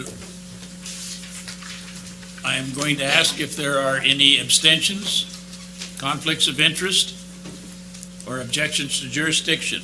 This is a legislative hearing. None appearing. We will have a staff presentation, please. Good evening, Mr. Mayor, City Councilors. My name is Cheryl Keynes. I'm a planner with the Community Development Department. So just to give you some background, the existing Land Divisions Code, it has a lot of, I guess, the current regulations in the Land Division Code are, they lack organization. What I'd like to do, Yes. if I may, this is a legislative hearing, and because of time constraints, if, with your permission, so that I don't get you bogged down, Okay. is I would like to open this up, which you started, but I would like to hear a motion to move this to a date and time specific, and we can then work on some other items in addition. So we're not going to be doing this. So moved. So it's been moved that we do this at a date and time specific, and when would that be? I need a second. I don't have a second. Thank you. And when would that be best? She's looking for a date. Do you want me to bring the calendar up? Mr. Mayor, Doug Rux, is August 24th would be your next regular meeting at 7 p.m. at the Public Safety Building. Okay, date certain? August 24th. August 24th. It's okay. That's fine. It's been moved and seconded. Now, we're not through. We're not through yet. Not quite. It's been moved and seconded to move it. Is there any further discussion? Call for the question. Question's been called for. All in favor signify by saying aye. Aye. Those opposed, same sign. None appearing. Now, Cheryl. Okay. So that eliminates those. All right. Too bad Cheryl had to stay for all that. Now, we have, moving from that to a resolution authorizing the city manager to enter into a contract with K&E Excavating for the Villa Road improvements, Hayworth to Park Lane. This is phase 2 of the project. This is for 3, 4, and 4. This is 3. It's not up yet. It's the next one. You know, okay, let me have it. This is not a public hearing, but we do have people that want to debate.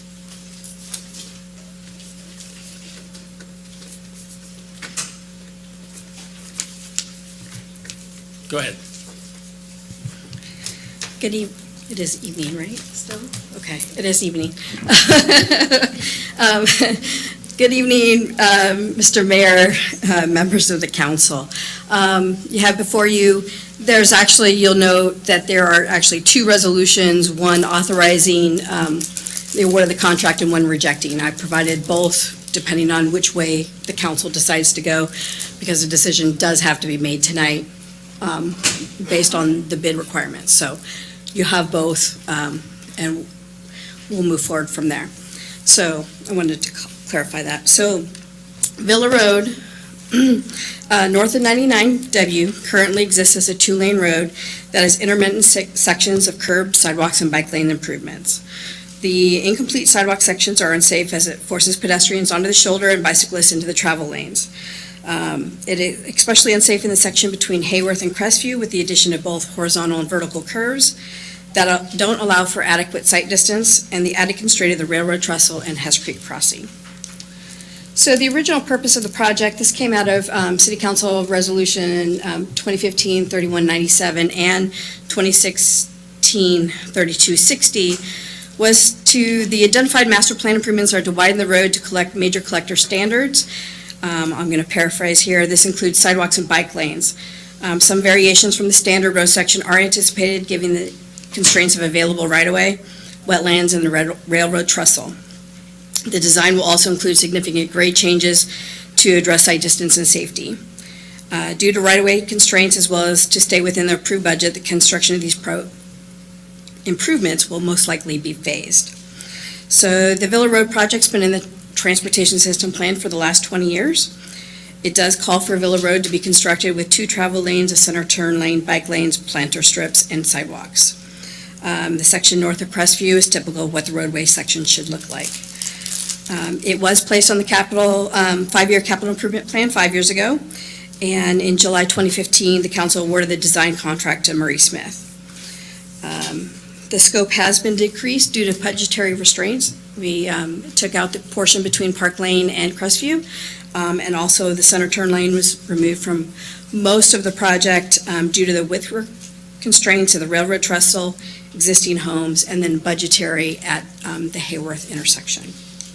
So here's a picture of the entire project, again from Hayworth to Park Lane through the railroad trestle. Phase 1 has been completed, which was the culverts at Hess Creek and the tributary to Hess Creek, and we're moving forward from there. So questions have been raised about the needs for sidewalks and bike lanes in this section. Are they necessary? Do we need them on both sides of the street? Can we combine them and create a multi-use path? So a couple things that this corridor does see a lot of pedestrian traffic today due to the proximity of the pool and George Fox University. This will only increase as George Fox develops their property north of Crestview. As you heard earlier, there is a indoor tennis court going in on Crestview Drive, just north of this location for GFU. The property at the corner, and that's the property at the corner of Villa and Park Lane develops, and then the Springbrook Master Plan develops north of Mountain View Drive. On the screen, you just have a couple of different quotes from different locations about providing safe places for people to walk is an essential responsibility of all government entities involved in construction or regulating the construction of public rights-of-way. And it's another one is that it is neither rational nor acceptable to build places that do not have places for people to walk. So another thing that came up at the last meeting was about future traffic generators and how the traffic is going to increase on Villa Road. So I've just gave you a list of different developments that we know that are happening in the next couple of years. In particular, Springbrook Master Plan, GFU Tennis Facility and Parking Lot, GFU Graduate Center on Crestview at Villa also, Chehalem Point, which is the property at Villa and Park Lane, the Aquatic Center that's currently under construction. There's Hazelwood Subdivision, which will be under construction soon. That's been approved. And then George Fox is actually proposing another residence hall for another 150 beds in 2019. So that's a lot of additional traffic, both vehicular and pedestrian, that will be on Villa Road. So again, a couple things that have come up on the vehicular traffic concerns. So the left turn, I know, has come up several times. The left turn at Park Lane was determined to be warranted by a licensed traffic engineer, Kittleson. It was done for the Chehalem Point apartments. As they're moving forward through their land use and getting ready to apply, they did do a traffic study, and it was determined that a left turn lane was warranted at Park Lane. The calculations were then reviewed, peer-reviewed by a licensed traffic engineer, DKS, who's working for the city under Murray Smith, and reviewed that information and agreed that yes, the left turn lane was necessary to provide for traffic flows. We also did have the DKS look at the traffic counts that came out of the CPRD pool project and determined that the left turn lane at Hayworth isn't warranted with today's traffic counts. It's traffic in the future, actually 10 to 15 years out, that warrants that left turn lane. And again, we didn't propose to construct it right now due to monetary constraints. the left turn lane at Park is being paid for by the developer. So a couple other questions that came up about the traffic study is whether or not stop signs at Crestview and Villa were, which meter traffic were considered, and the answer to that is yes. And then also about whether or not the completion of what Mr. Rydell calls the northern bypass, but the Crestview to Providence, that the northern arterial or whatever that section is you want to call it, was in the traffic study also, because again, it's in our transportation system plan as likely to be constructed. So that was taken into account when those left turn lane warrants were reviewed. Follow on, Mr. Mayor. Follow on. The northern arterial from 240 all the way to 99 in front of the hospital, is that kind of the picture that we're trying to develop there? It's not from 240, it's basically Mountain View to, what is Mountain View to Crestview Drive, and then ends up to be Mountain View, and it shouldn't be the arterial, it's actually a collector street in the transportation system plan, but I know that's what people have called it over the years, so. Continue. So a couple things that have come up about the pedestrian and bicycle traffic concerns. Again, as I noted at the last meeting, of the 4 crashes reported in this corridor, 3 involved bicyclists. Rapid flashing beacons, I know that question came up, and the radar signs are being installed based on feedback from the neighbors trying to, that we've had during the open houses. Again, they are concerned about the speed on the road today. And yes, as you widen the road, speeds can go up, which is one of the reasons we've deliberately designed it for 25 miles per hour. But these are some mitigating factors that we were proposing to put in to help address those concerns. One of the questions that has also come up is, well, can we put sidewalks on one side of the road? I know, as we all know, pedestrians are going to take the shortest route. You're not going to wait to go to the signal to cross the street. If you need to cross right there, you're going to cross, which leads to additional conflicts and safety issues. We are proposing that the flashing beacons and the radar signs are going to lower the speed limit, but we won't know that until it actually occurs. So again, providing some additional guidance on sidewalks and bike lanes. This comes from pedbikesafe.org, which took a lot of this information out of FHWA and AASHTO, which is the national standards for bicycle lanes or bikes and sidewalks. Again, sidewalks should be continuous. They should be for pedestrians. If you're going to use shared use paths and put bicycles onto those sidewalks, the minimum width for that is 10 feet wide. And then to go along with that, there is perception that people are safer if they're riding their bicycles on the sidewalks, and they're not actually, the crash rate is about 40% greater for bicyclists on multi-use trails, because cars aren't expecting them to be on the sidewalk, so they're not looking for, at all those driveways and all those intersections, cars aren't looking for bicyclists, so they don't see them, and they tend to be in more crashes nationwide for that purpose. So AASHTO actually states that utilizing or providing a sidewalk as a shared use path is unsatisfactory for a lot of different reasons in that regard. I think sometimes it's okay if it's in more of a recreational type of use, but not in a commuting, trying to get to from one location to another, excuse me. So again, a picture of what the proposed cross-section looks like underneath the trestle. You see the sidewalk on the west side. The bike lanes are within the center of the trestle. And then on the east side, both the bike lane and the sidewalk, although they are separated, are still within the center of the trestle. And there are pedestrian canopies over that, which are required per the railroad. And there are actually vertical requirements on how high those have to be. For sidewalks, minimum of 7 feet. For bicyclists, it's a minimum of 10 feet.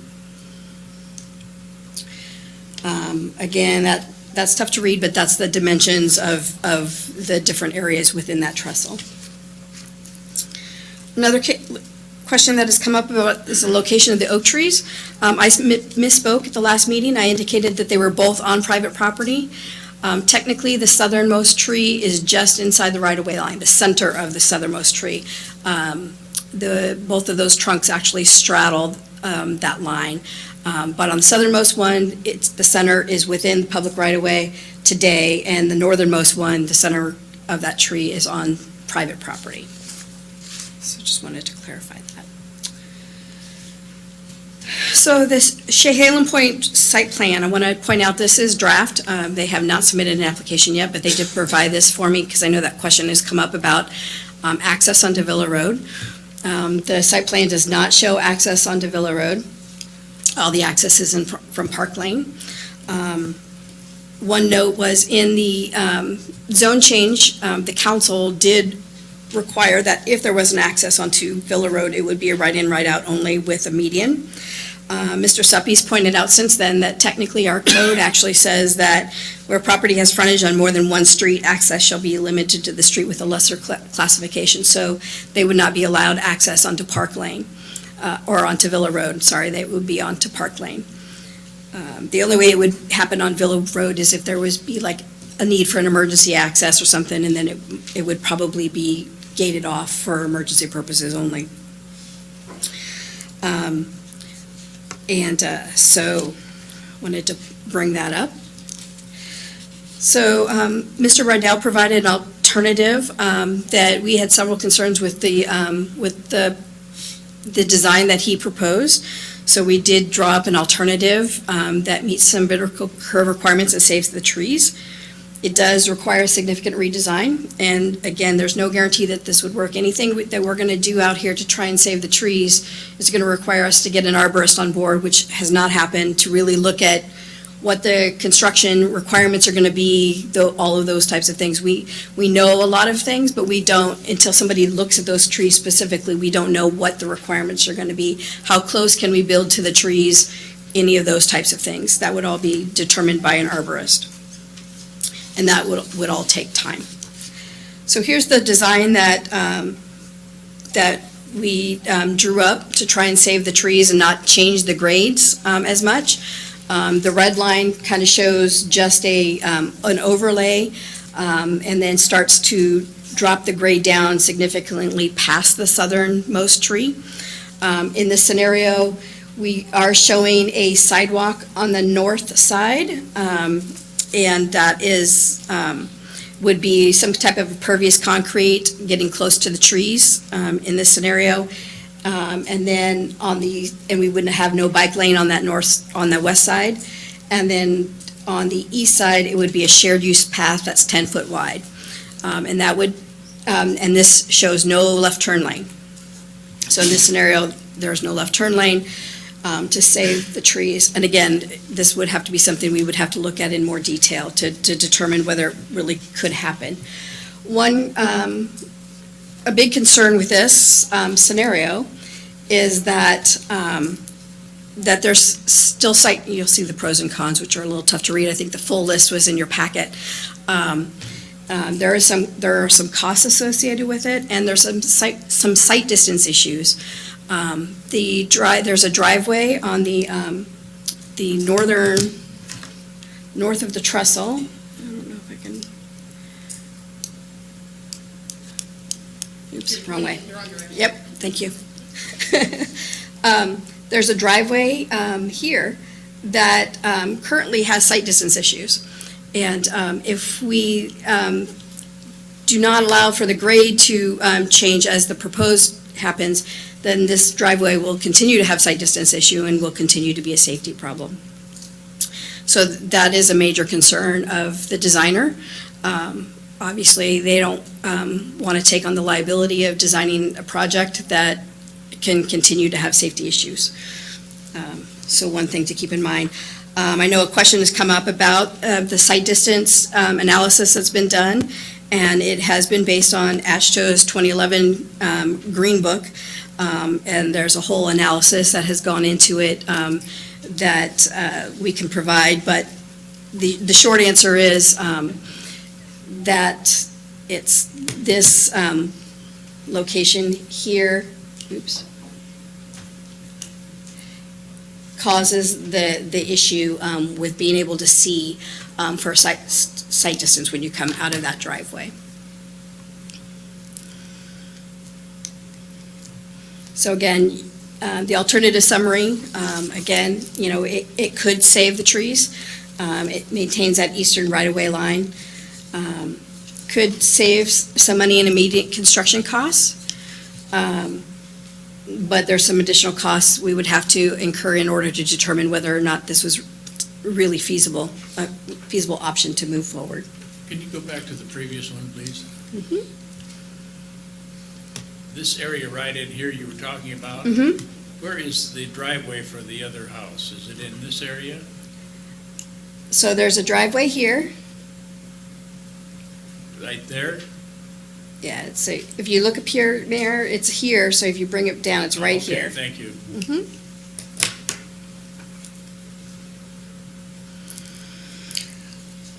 And then one other question that's been come up about the proposed grade changes, again, this is the one that's have been proposed are all designed to provide for a 25-mile-per-hour design and to reduce the grade of the roadway as much as possible. Our actually design and construction standards say that a collector street should be no more than 8% grade. Today, this portion of the street is a little over 11. We're changing it to be 10, which is as much as we could get without cutting even more. To cut even, obviously, would make an even bigger difference to get to the 8. So that was determined in part of the alternatives analysis back in October 2015, that since we were making it better and that we were solving the site distance issues, that we could live with the 10%.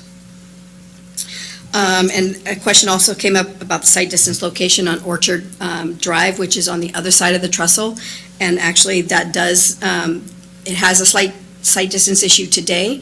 The design will make that better. And there will be a 6-inch issue that we may have to address in the field while we're under construction.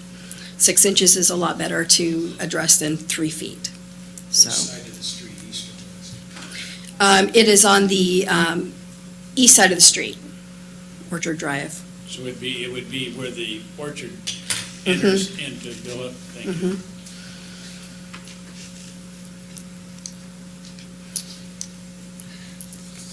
So a couple other things I wanted to offer up before I allow you guys questions. These were questions that came up after the packet was produced. And the speed at the driveway at the top of the hill. We don't have a site-specific speed data there at the driveway specifically, but what we do know is that anytime somebody's going uphill, they're going to slow down to a certain extent, but as they go downhill, they'll speed up. So it's likely that the cars going northbound are going a little bit slower than the 32 miles an hour that have been documented there, but the cars going southbound are probably going at least the 32 miles per hour.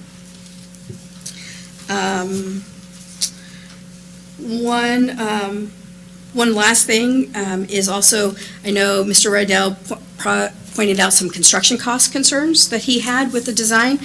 I wanted to note that, you know, the construction that he pointed out is from 2001. That was a long time ago. There have been significant increases in construction costs since then due to the construction going on in China. Hurricane Katrina jumped some costs pretty significantly in 2005 and 2006. So to just put a standard inflationary rate on something from 2001 is a little arbitrary. Also, that project doesn't appear to include undergrounding utilities, which we're doing throughout the entire corridor. We're putting conduit and vaults in the ground and having all of those poles go underground, which is a big improvement. Also, the stormwater and the culvert crossings. Again, that was not a part of the project. And when we talk about the $3 million, that includes, or a portion of it includes the stormwater that we've had to do. We also have railroad coordination involved, existing homes and driveways. Anytime you're dealing with a built environment, the costs always go up. And then one other thing is, anytime it's a public project, those costs go up also. We're required to pay BOLI wages. Private development is not required to pay BOLI wages. So that automatically raises the price on almost any project that we as a city do. So I wanted to leave it at that. I do have the standard information about recommending awarding the contract. We did receive 3 bids, and that the city engineer recommends that the city move forward with building the project. Patrick Johnson, questions for staff? Karn, can you talk a little bit about, my understanding traditionally is whenever you start messing with grades, that also makes a project fairly expensive. Am I right in that assumption? You are correct. Okay. Anytime you either cut or add fill, it increases the cost significantly. And have we had any flooding issues with Villa since the stormwater? We have not. Okay, thank you. Any other questions for Karn at this time? Councilor Essen? Yeah, hi, Karen. By the way,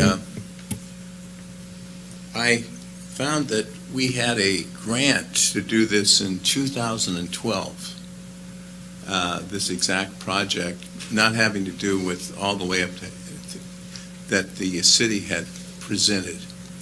And they had worked with CPRD. They were going to do some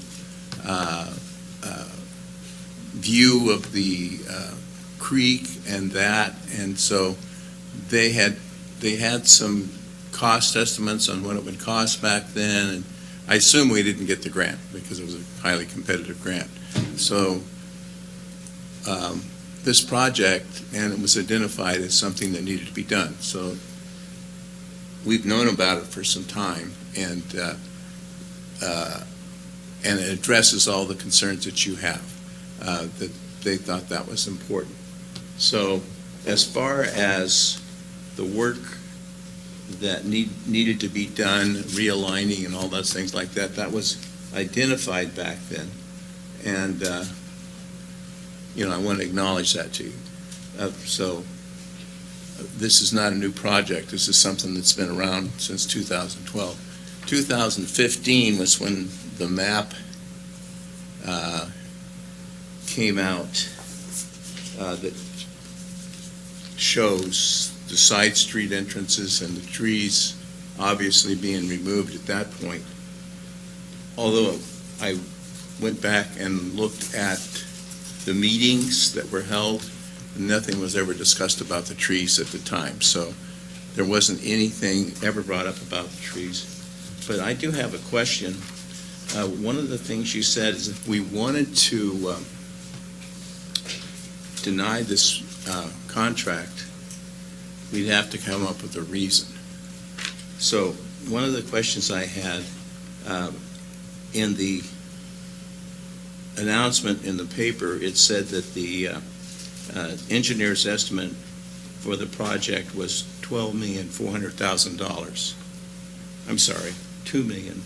It's like, I gotta see it. My glasses are on. We're getting a deal. $2,400,000. I'm sorry, that dollar sign looks like a 1. But yeah, $2,400,000. And so the bid is slightly over $2,800,000. So this would be a $400,000. This project would be $400,000 over bid. Is that correct? Correct. Okay, that's what I was interested on that one. Okay, and that's it for now. Any other questions for Karn at this time? We have some people that would like to provide some input on this one. And in this particular case, I think it's going to be the right place, but we'll try it again. And Mary Ann Tack, you want to try it? Thank you for your patience.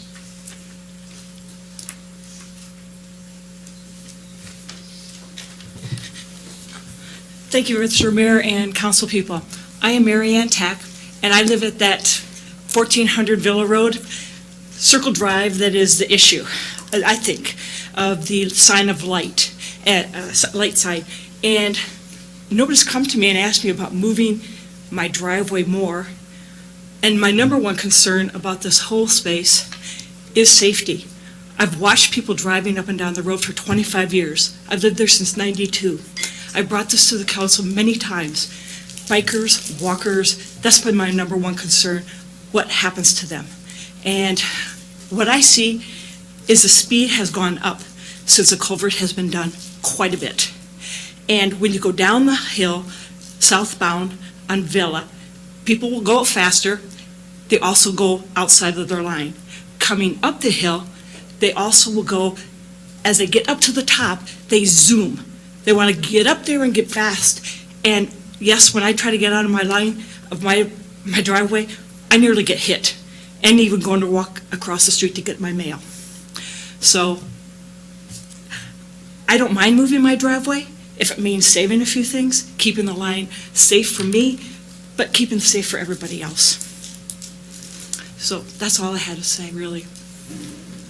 Questions for Mary Ann? Go ahead, I have Councilman. a question for Karen in relationship to Mary Ann's testimony. Does she pay for her driveway, or does the project pay for her driveway? The moving of that driveway. That would be the southernmost driveway, correct? Yeah, Karen Hoffman, city engineer. So we have been in discussions, Mary Ann and I, about where we are actually removing, we had proposed to remove her northernmost driveway, and because it's too close to some other driveways further down the road. So if that was the decision that was made by the council, then we would pay to move that driveway, as we would pay to, lower the road or whatever the case may be. Again, if we wanted to redesign the project, and not lower the grade and move the driveway instead, that would take some time to look at where that driveway needs to go. There's a significant grade change to get from the road down to Mary Ann's house with her driveway, so we would have to look at all of those pieces of the puzzle in order to make that determination about whether or not that could or would work. So it's too soon to tell, huh? That would be correct. Okay, all righty. Yes. And this is just something that's come up in the last several days. Your microphone, please. I'm sorry. This is just something new that's come up in the last couple days, and I haven't had a chance to talk to Karen about this. And so this is our first chance to talk about it here. And so that's why you don't know much more about it than we do. Follow on. Follow on. Well, I know that speed has been the concern up there on a number of streets, even Mountain View and some of the other things. I was particularly encouraged tonight to hear about the radar signs, so that we're continually telling you are going 40 miles an hour and at 25 and some of those other things. So I think that those kind of behavior modification designs or appliances, devices will probably have a favorable impact on traffic there and others. But you have to cross the street to get your mail? Yes. Yes, I do. Over where the old farmhouse was? Yes. Then? Yeah. There's 4 of us that have mailboxes across the street that I'm assuming will be changed when this development changes. Question for Karen, please. In the line of sight for Mary Ann's driveway, does that improve for her the line of sight issues? The proposed project improves the site for Mary Ann for both getting out of her driveway and actually walking across the street if she chooses to continue. We're still working with the post office about where exactly those are going to be, but yeah, it does. It actually meets site distance requirements with the design proposed, whereas it does not today. But making it safe. But making it safer for her. Correct. All right. Thank you. Thank you. Appreciate it very much. Leonard Rydell, please.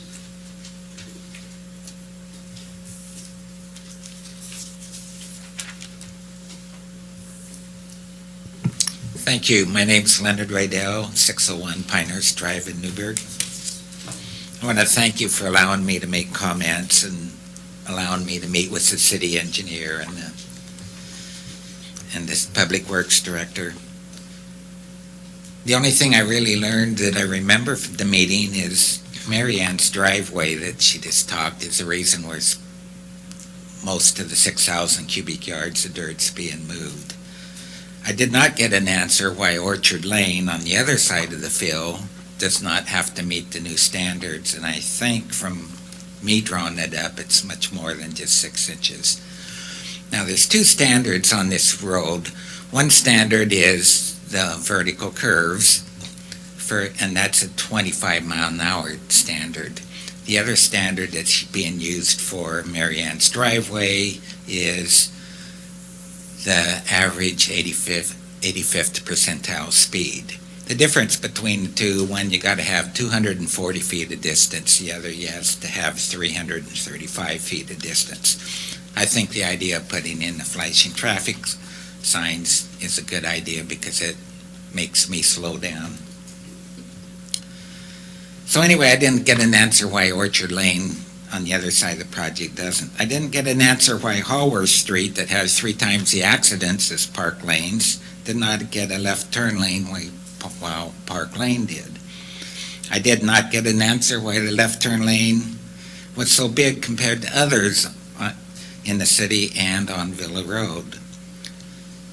There was no discussion on whether making streets more safer, like I pointed out in my PowerPoint, actually makes them more dangerous. I did not get an answer whether or not the stop signs at Villa and Crestview, well, she just answered that. I think they slow things down. I did my own little study, or I think I sent it to you, that on Colleague Street, it's got a half again as much traffic, and I had to wait for 6 cars. There were 6 cars per second, so I had to wait 6 seconds to make a left turn. 6 cars per second is 3,600 per hour, but yet again, we're talking about putting in this left turn lane for like 400 cars or something per hour. So I think, there's practical answers and then there's conservative engineering answers. I was a little dismayed about not getting answers during this, and I got some comments in my letter that I gave you from email from the city, or the president of the council, and from the city staff, and I think that's really shutting down communication between people. I also wanted to do another PowerPoint, but I think in a lot of this, and that was turned down tonight, so I'm going to pass that out. I think the important thing in all this is to answer the question is, where would each of you ride your bicycle? Are you going to ride it in the bike lane, or are you going to ride it in the pedestrian path? Now in Wilsonville, I just saw that out to their park, they had a joint path, 10 feet wide, 5 of it feet was paved for bicycles, 5 feet was concrete, so you can keep them separate. I do think we should have walkable communities. I think they should be in bicycles access, and I think they should be for all ages. And I think you need to answer this question, is putting a bike lane next to the curb, inside the curb, is that safe? I would suggest you do like a drive-over curb, separate the bicycle lane, still against the curb. You keep the same design, the same widths, everything, yet you remove the bikes from the traffic and you still have them separated from the separate walks for the public. But I think part of the trees, those trees have been, one of the trees been there since before Lewis and Clark. I think it's part of our community. I think we should there. I think if we do redesign this project, we can probably bid it out in March and save maybe as much as 25%. That's when you get your low bids in the year. You get your high bids when you let them out in July, and that's what we did. So I urge you to vote no on accepting this bid. Thank you. Any questions or comments for Mr. Rydell? Yes. Yes, question regarding this multi-use path, required 10 feet, and it's going to be on both sides of the roadway. how is that going to relieve us of saving the trees? How are we going to save the trees and still have even a multi-lane? Let's forget the sidewalk and bike lane. Let's just go with a 10-foot wide multi-use path on each side of the roadway. They're still going to conflict with the trees, and we're not going to be able to save them. Is that correct, in your mind? No. In city of McMinnville, remember on my slide, they built their road right around it. So they had a road on both sides of the trees. I did do a layout. It's in my PowerPoint that I wasn't allowed to put on, but I have it here. I'm going to introduce it for evidence. I think the city's on the right track. I'm not necessarily advocating shared paths. That's just one option. Another option is to have both paths separate.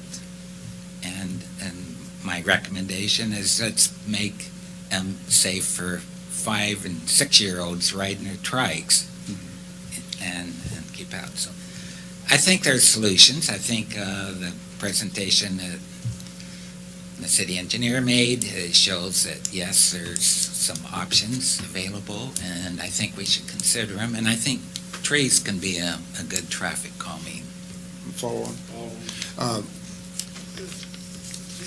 Okay, you say there's options available, but I still haven't been clear in my mind about what those options are. Going around the trees is not an option because then we're on the private property again. The development has already been developed and they're going to have buildings sitting right there where we're going around the trees, or really close, too close to have any kind of path or something there. So going around the trees I don't think is an option. Now, the second thing, the second part of that is going to be about the left turn lane. If the left turn lane was shorter, how would that save the trees in this same scenario? Because that was one of the options you recommended, was just shortening the left turn lane, but really the right-of-way is still going to hit those trees. No, I did a layout, and it's in here, and I have it on my PowerPoint, but I did it there where you could have a very, very short there. But actually, even if we go around the trees, it's going to be less than it is with having the left turn lane, because that takes quite an area behind the trees. So, thank you. Thank you. Councilor Essen?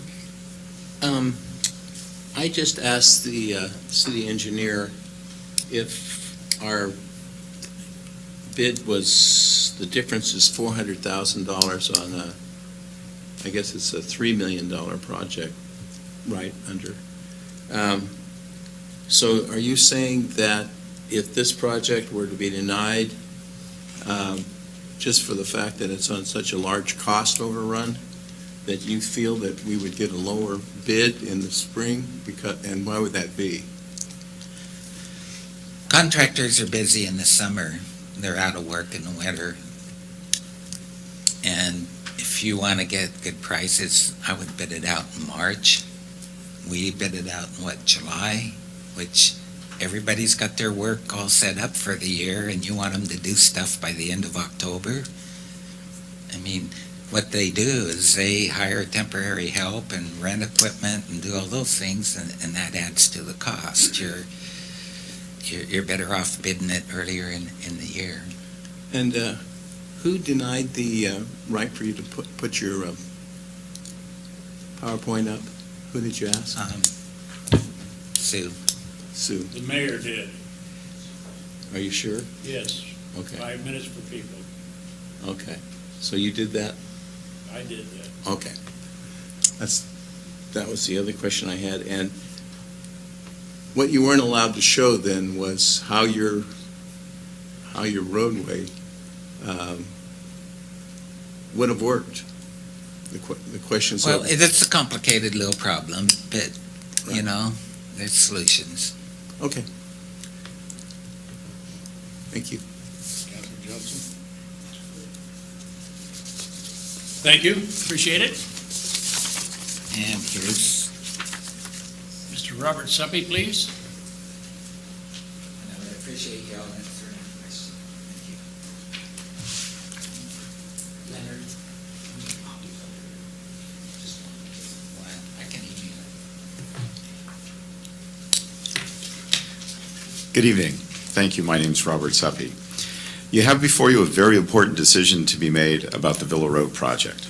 I have great concerns about whether or not you've been given accurate and complete information to allow you to make this decision wisely. Villa Road has had some improvements that have had the unintended consequence that it encourages drivers to travel faster on the road, which can have a negative impact on safety. It is clear that speed limit signs are ineffective without serious enforcement, and that we have limited resources for such an enforcement. The good news is that there are engineering methods that can discourage speeding. I think it's critical tonight to ask exactly what there is in this design before you that will discourage speeding.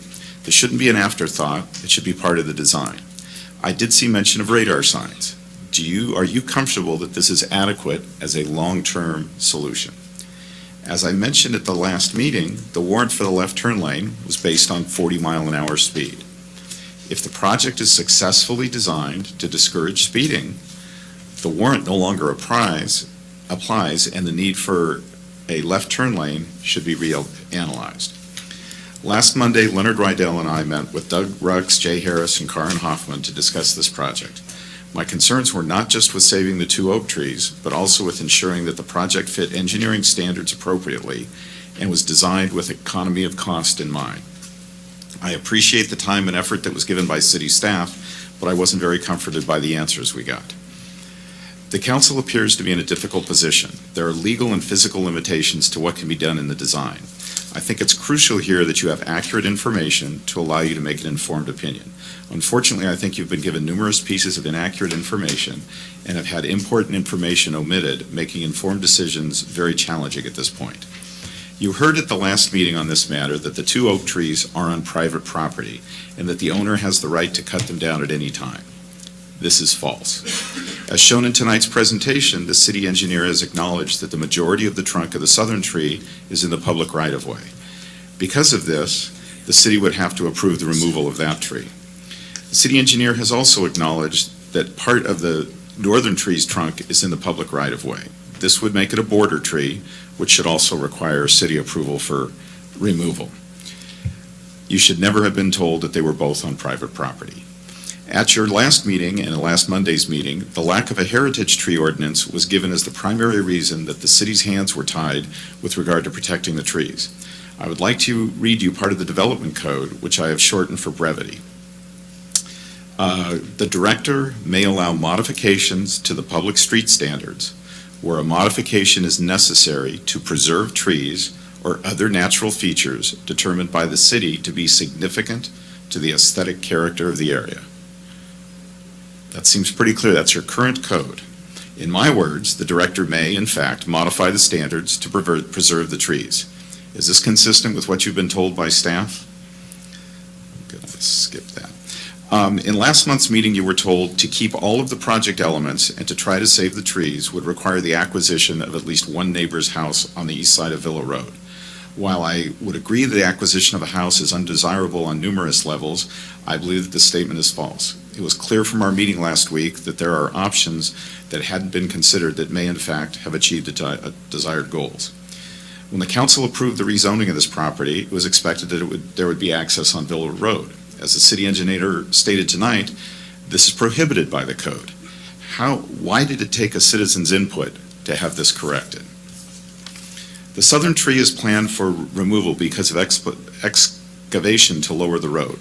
The primary reason given tonight is that the southern driveway of the property on the east has inadequate sightline distance. Based on my calculations, the northern driveway for that property meets the standard for sightline to the south. While that location may not be ideal for the property owner, it does show that some compromise could be made by constructing a new driveway between the 2 existing ones. There may well be a net cost saving as well as potentially saving one of the trees. I should note that the plans you are asked to approve tonight show that the southern driveway is maintained. One question that Dr. Tack failed to ask is whether or not the design with the left turn lane allows her left turns in and out of her driveway.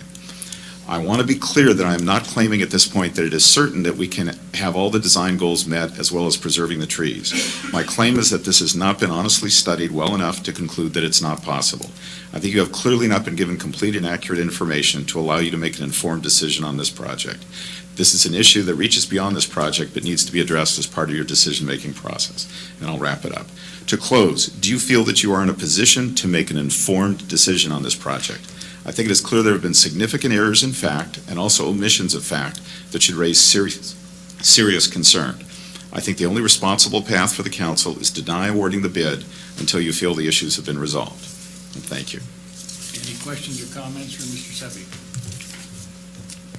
Councilor Essen. Somebody's going to learn to quit, use their phone.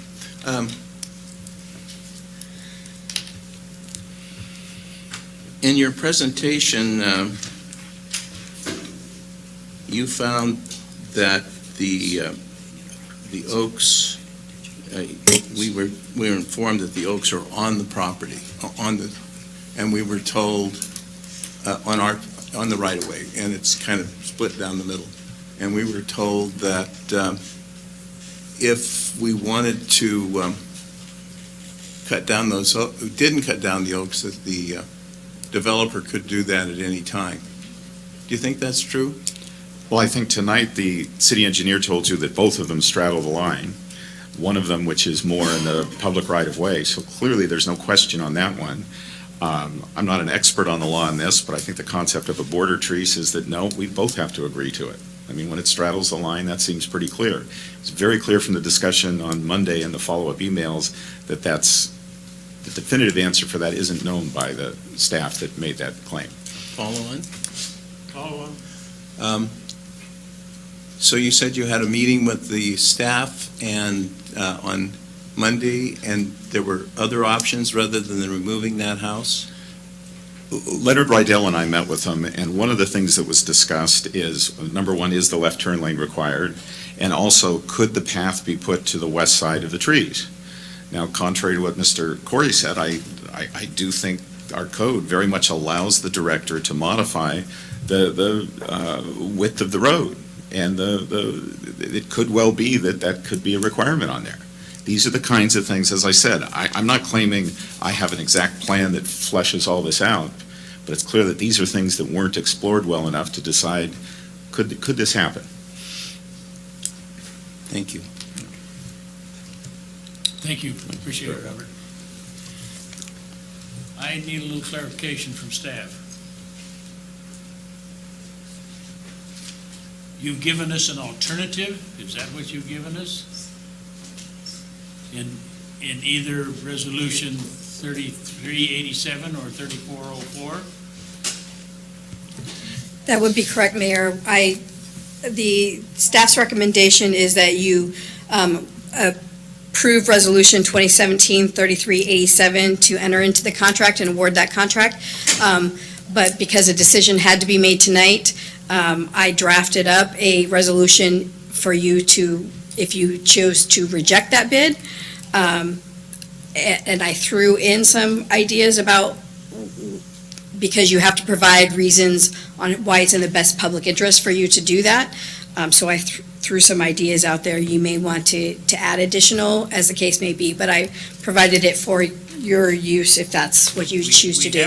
We have it on the agenda, and I have people signed up that want to speak, and so since it is an alternative, I'm going to put the two of them together, and then we will go from there. So we're going to now have some, do you want to talk about 3404 as a staff report, please?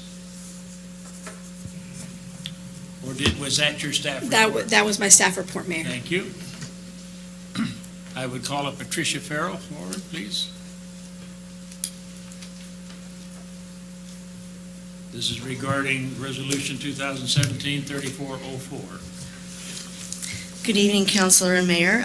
Patricia Farrell, here to talk about the Villa Road Oaks again. As we've heard from other people mentioning and from the actual staff report, people are driving too fast on that road now. It has been shown that if you widen roads and make bigger lanes, people just drive faster. Putting up a radar is not going to slow people down. They'll go through it a couple times, they might slow down, and then it just becomes part of the background. So if safety is really a concern, then this plan does not provide a safer road. People drive faster, the bigger it is, and then you have more accidents. And that makes people less inclined to want to bike or walk next to a road where people are driving too fast. It's been shown that trees along roads slow traffic and make for more pleasant walking and biking experience. Therefore, narrower tree-lined streets are safer and more conducive to good livable communities. So I ask you to reject the bid proposals and start over and look at these other options. Thank you. Any questions for Ms. Farrell? Yes. Councilor Essen? Did you take a look at the new road with the riding lanes next to the curb and how wide they were? And did you ride your bicycle on that trail? I looked at the cross-section that was shown tonight, and it looked very scary. I would not let my child ride a bike down that road. You get to the bottom of the hill, and you're between a Jersey barrier and people driving too fast and under the trestle. It looks very unsafe to me, and I would not want to ride on that. Thank you. Thank you, appreciate it. Leonard Rydell?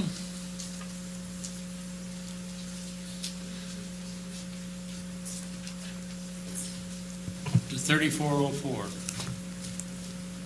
This is the one to reject all bids, correct? Yeah, I'm in favor of rejecting all bids. I think a tree-lined community is what Would downtown you introduce Newberg is. yourself, please? Yes, I'm Leonard Rydell, Thank you. 601 Pinehurst, Newberg. Thank you. I don't think I understood a thing you said. Oh. Let's try it again. Okay.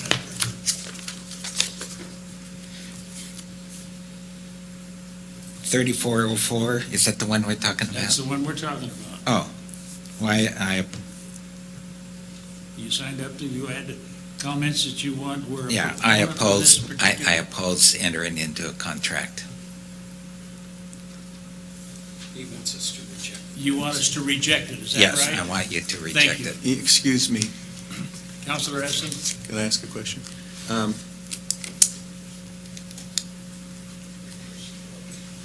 Why would you do, could you just give us a short answer as to why you're opposing it?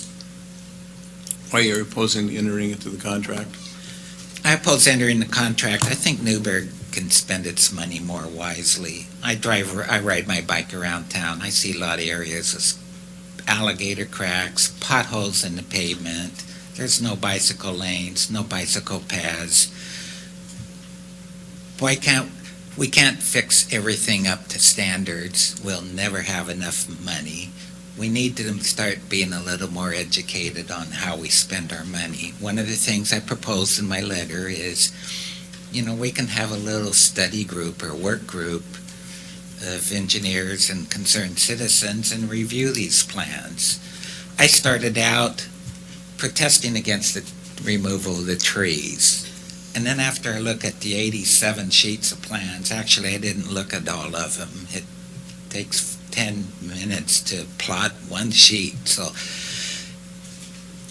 it's really daunting. There's a lot of stormwater details in there that we're taking nature and we're destroying it, and then we're trying to correct us destroying it by putting in drain rock and pipes and depressions next to the curb, and we can't afford doing all that, and sometimes a man-made solution is not better than nature. We need to preserve nature, and we need to look at these things. I've destroyed my share, or designed a lot of filberted orchards, converted into subdivisions. I've seen how it happens. But I think there's areas in town, we're the #1 tourist region for wine in the world, and we should be having walking paths all through the community. I just went back to Michigan, and where my partner is from, in a little town of Rockford, and they have a downtown that kind of looks like ours, but they've really fixed it up in between blocks and sidewalks, and they have a big waterfront there and places you can fish. They converted old railroad grades to bicycle all across Michigan, and I come back to Newberg, and geez, you got to ride next to a parked car that's going to open the door and a semi-truck on the other side, and we have the talent to do better than that, and I encourage us to do better than that, and I want to be part of the solution. I don't want to be part of the problem. I'm not saying here, no, I think we need these paths, but we need them more than just in that spot. We need them throughout the community. Follow on? On the whole, my understanding from the city engineer was we can only have a 5-foot fill over those pipes. And so that's the reason we can't just raise the grade instead of doing the cut. Is that your understanding of how that works? No, I think of the statement that, based on what Larry Anders said, the city engineer's statement is correct, that the type of culvert they use can only have that much fill. The changes I'm proposing, though, don't really change that. It's just, I think, why are we taking out 6,000 cubic yards? Maybe just 3 stop signs at Parkview and Villa Road will solve the problem of a left turn lane. It's just, I observe things. I look at this stuff because I'm an engineer and I look at traffic and cars. And right at college, at Columbia Drive and Crestview, I mean, there's 6,400 cars a day go by there. And I've had to wait maybe 6 cars once, and it was 6 seconds. It takes 6 seconds to make a left turn. It takes 6 seconds to wait for the car. There's 12 seconds. That's 5 cars, a minute. And so I don't know. There's practical answers of what you can do, and I think preserving trees gives you the ability through the code to do those type of things. So I think the issue is here, what kind of community do we want to be proud to live in? Thank you. Kevin Murrug, please.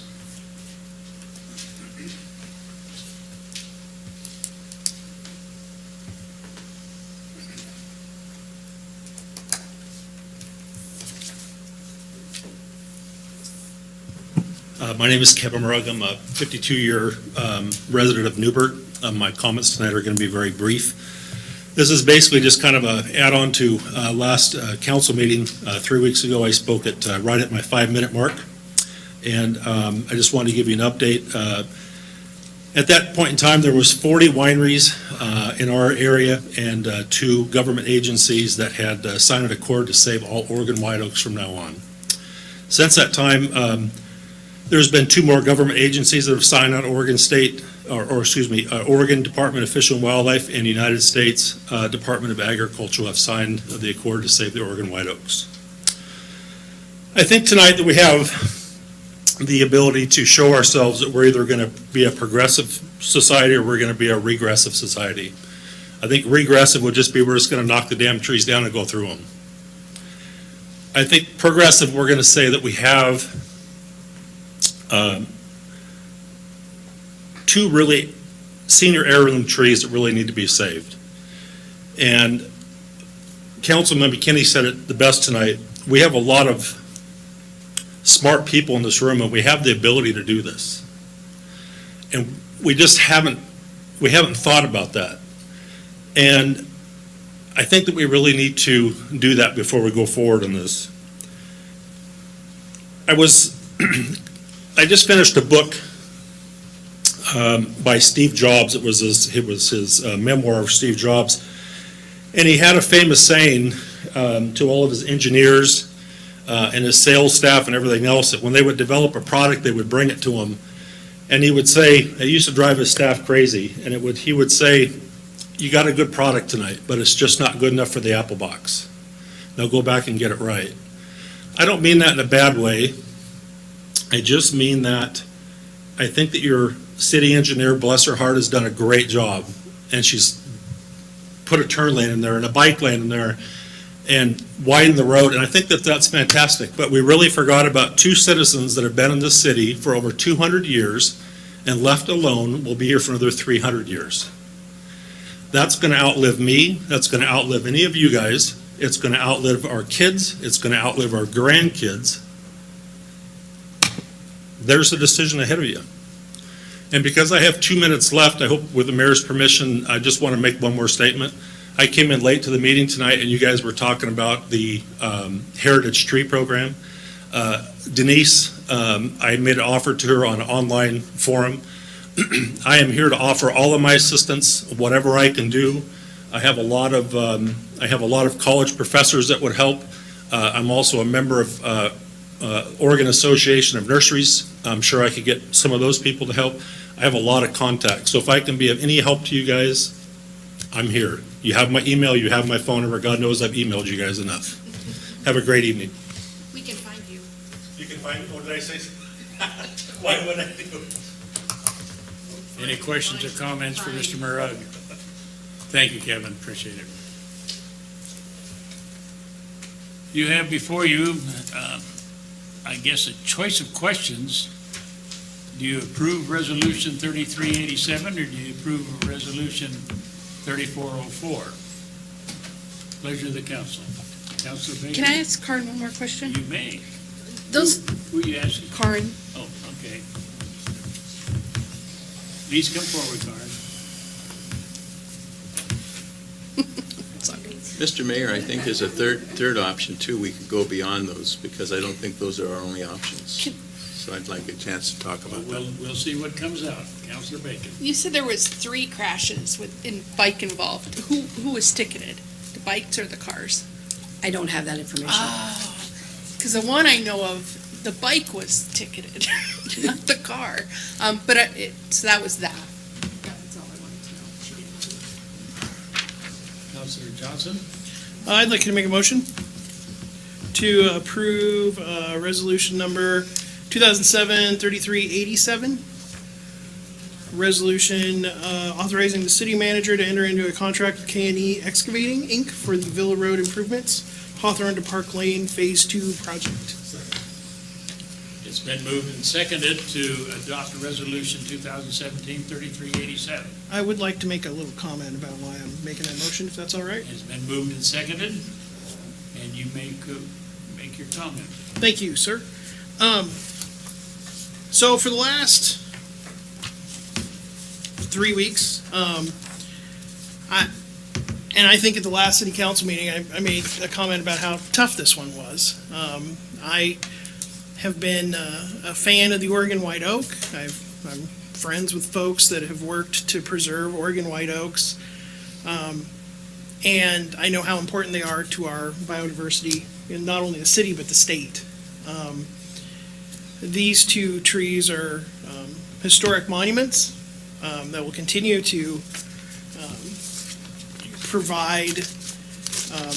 continue to provide everything that trees do. But then, on the other hand, I hear the comments we got tonight regarding the north-south connections in Newberg. And if you're up Foothills Drive or you're anywhere north of town and you try to get to downtown, you basically have one option, and that's College. There are others, but they're tricky. They all have issues like Villa does, and I'd say Villa is the most challenging. However, when I look at the development list that Karen put up tonight, I start to get a little concerned. Those are all developments directly connected to Villa Road, and all traffic travels like water, and they're all going to go down Villa Road. So tonight, or most. So I took to driving Villa Road on the way home every night. I came back, I was driving Villa Road.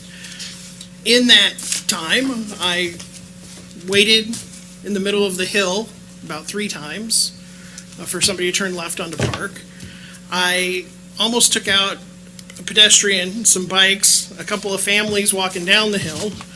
My wife also took to driving it because I asked her to, and she almost took out a deer because she couldn't see it coming up the hill, and she has a Prius. She's not going over the speed limit. So I truly believe that with the traffic increases, that we're going to see, if not a dangerous situation, then a situation that is so congested that it's not going to be usable. I'm really concerned about sight lines for driveways, and I'm also concerned that with the development of George Fox College, or University, sorry, I went to George Fox College, George Fox University, with the development that they have planned, we're putting apartments so people who are living off campus can stay in the apartments. I believe there's going to be a lot more pedestrian and bike traffic along that road. Whether they use the sidewalk or the bike lanes will remain to be seen. The final kind of thing that set me off, though, is something my wife said. And about 2 years ago, I was driving down College, and I was on my way home, and somebody wanted to turn left, and there was no left-hand turn lane, and that's a 35-mile-an-hour road. Well, I appreciate the fact that some folks have waited 6 seconds and 6 cars. I had 2 seconds, and this is what happened to my van.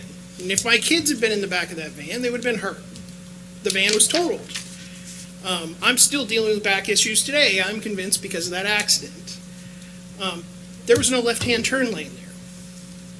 Now imagine that I'm sitting at the crest of that hill as somebody is coming down and up, and I'm sitting there and there's no left-hand turn lane. And I can see that happening again. And I'm not going to be responsible for that. I'm not going to be responsible for some kid walking up and down Villa and getting hit. I'm not going to be responsible for college students who are commuting through there. And that's why I made the motion. Councilor Essen, you said there was more than the 2 alternatives. What's your third or fourth? I'm sorry, say it again. You indicated there were more than 2 alternatives there. So Well, what are you suggesting? We have a motion before us. my suggestion. Give you a chance. Yeah, okay, my suggestion is that we're $400,000 over on it's a 17% over cost. We put the bid out, That's in excess of what we estimated. excess of what we estimated, right? We had testimony tonight that we put it out at the time of year when they were the busiest. So we're kind of looking at it like we've got the bum rush because there may be a project coming up. In our motion, when we set up this project, we said they'd have to come back with a plan before we would approve it. So they've still got to submit an entire plan. We've got plenty of time. And we're spending a lot of money. Who's they and what's the plan? The development of the apartments on Villa Road. Those apartments will come forward. I guess what I'm hearing from Karen is they want to come forward in November. The fact that they have to submit that plan because it's in the motion, that'll put them clear into the April before they're ready to go. We could put this off, this 400,000 off, and look at it to see if there is some ways that this could work. Now, if we're totally married to the fact that we have to have a turn lane, which I think that's why you're making your motion, is then that's certainly right. But on the other hand, we could save ourselves some decent money on this thing, and come up with the lower bid and get a chance to really look at this project. You're really talking in favor of 3404. Right. The motion is to adopt 3387. Oh, I see. Yeah. But I was saying that was my third way, and so he got the first motion. Probably wouldn't have got a second anyway. Who knows? But that was what I was proposing. I was just going to make brief comments. First off, I just like I said at the last go around on this, I am deeply saddened that we have to remove those oak trees. But I also concur with what Councilor Johnson had to say about the future of Newberg, and safety on that roadway depends on the road as drawn up. And with the drawing up of that road is the removal of the oak trees. So it's part of the project that I deeply regret, but has to be done, in my opinion. So, Councilor McKinney? Well, I'm going to support the motion. My concerns remain the same. My biggest lament will be disappointing Kathy, because I know that from her place up there, the trees are an important part of the vista that's out here. But as a city councilor, I have to be concerned about the next 10 years and what's going to happen there. And the north-south traffic, how we can improve that. I do know one thing. If I was a bike rider, I'd be more safe after this project's completed than I would be now. I would not ride a bike underneath that trestle now. If you paid me a European vacation, I would tell you no. I would never allow my neighbors or children to ride under that. But I'll tell you what, I'm going to break out my bicycle after this project is completed, and I'll try and ride it once a week. Might kill me. Not a car or not something else or whatever. But I'm convinced that it'll be a much safer avenue and in the best interest of the citizens of Newberg to see that Villa Road project completed. We have a habit of kicking cans down the road till they become 55-gallon drums. I'm tired of breaking my ankle on some of these projects. Let's make some important decisions. Let's support these decisions. Let's get some important work done in the city of Newberg. Councilor Essen, you had your light on? No, Councilor Bacon? I get to talk too, because Councilor Bacon? for the second time today, I'm going to be on the losing side of an argument, and I'm not really used to that. But here's the thing. The future is uncertain. We have no idea that any of this is going to get built. The design is not safer. I was driving home from Independence last week, and I'm on this highway. I thought it was a highway. It was not a highway. It was a city street that appeared to be a highway with no indication that it was a city street, because it was wide and it was open. Then all of a sudden you come to a development and then you realize, oh, I'm still in the city. And I was going 40 miles an hour in a 25 because nothing about it appeared to be city. Widening streets, for all the reasons you've already heard, none of that is safer. The more narrow the streets are, the safer we will be, because you have to pay attention to what you're doing. So again, tonight, I'm not going to be supporting the motion because I think that we are doing a horrible thing, just cutting these trees down. And I'm going to have to explain that. And I think in 10 years, we're going to regret what you've done tonight. I won't. I mean, I'll still regret it because the trees will be gone. But when we made decisions in 2009, we thought that we were, because it was a housing boom at the time, and we thought we were going to, save the world with affordable housing. Then the economy crashed. Well, the market's already slowing down. We're making a decision on something we have no crystal ball telling us that that's going to happen. We need to make the streets safer. We need to make the pedestrians safer. But this amount of traffic may never happen. So in 10 years, we may find out that we cut the trees down for no reason at all. I do have one statement to make. Councilor Essen. I was talking about this project with Joe Hannon, and I asked him, have you seen this tree? And he looked at me and said, I live right there. And I said, yeah. Have you actually seen it? Well, yeah, I walked around it and everything else. Well, what I did was I went out there and I did the same thing as the rest of you. I drove by the tree. I wasn't really, too concerned about it. But then I decided to walk out and take a picture of the tree, the full size of the tree, to get the full the actual feeling of what it was. It's as big as the Hooker Oak, and I don't know if anybody knows what the Hooker Oak is, but it's the largest oak in the world. It was in Chico, California. They named the park Bidwell Park, but Hooker was a person in a famous, very famous horticulturist in England, and they named it after him, and that tree people came from miles around to see. So it's one thing to see something, but it's another thing to really see it. And I guess you know all how I feel about this. And I felt that we had a chance to save something that is in this city, other cities don't ever have. They'll never have this tree.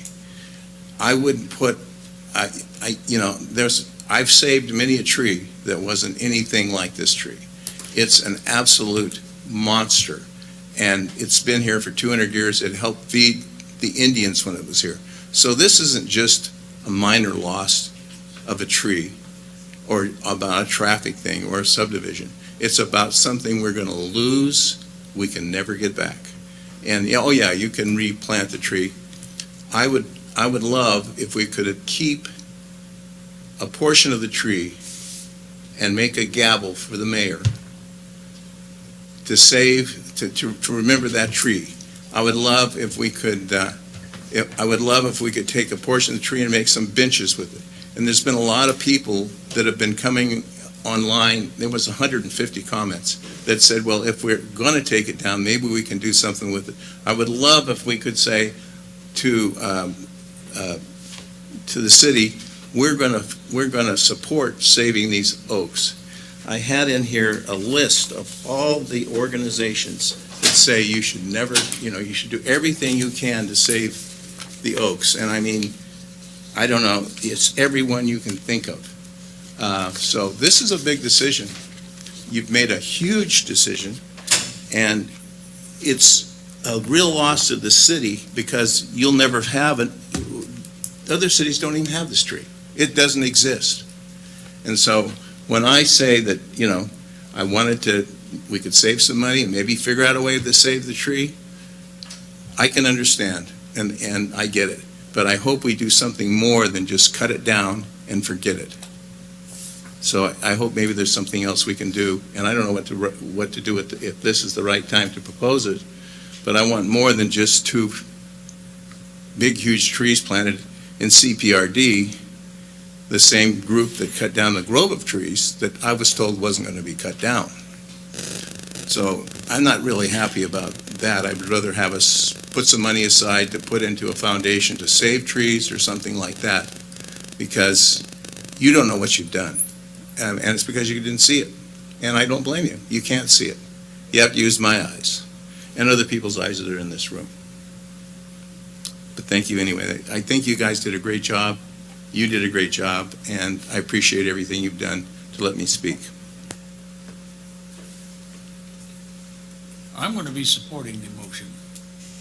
And not because I'm enamored with the idea, and not because I have any disrespect for the trees. But I think the long-range view of where Newberg is tomorrow, I don't share some of the same insights. I think we need to be positioning ourselves to allow ourselves to grow and grow well. So I'm going to be supporting it. I think it's the right way to go. And with that, there being no further discussion, I will entertain a call for the question. Call for the question. Question's been called for. We will do a division of the House, please. Counselor Essen? No. Counselor Johnson? Yes. Counselor Bacon? Counselor McKinney? Yes. Counselor Corey? Yes. And Mayor Andrews? Yes. 5-2.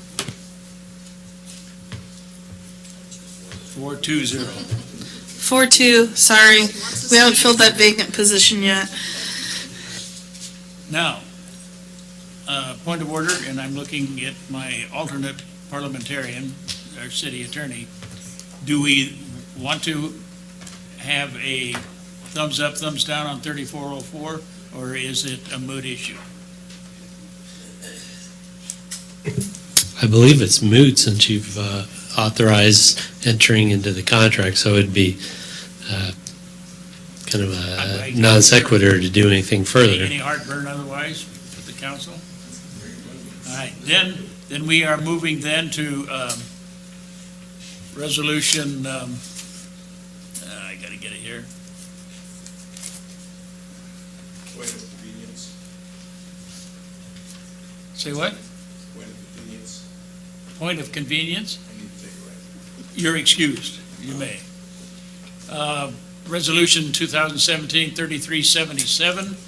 This is a resolution authorizing the city manager to enter into a right-of-way dedication easement and improvement agreement with KWDS LLC on Villa Road Improvement Project. City Attorney? Actually, city engineer. Or City Engineer, I'm sorry.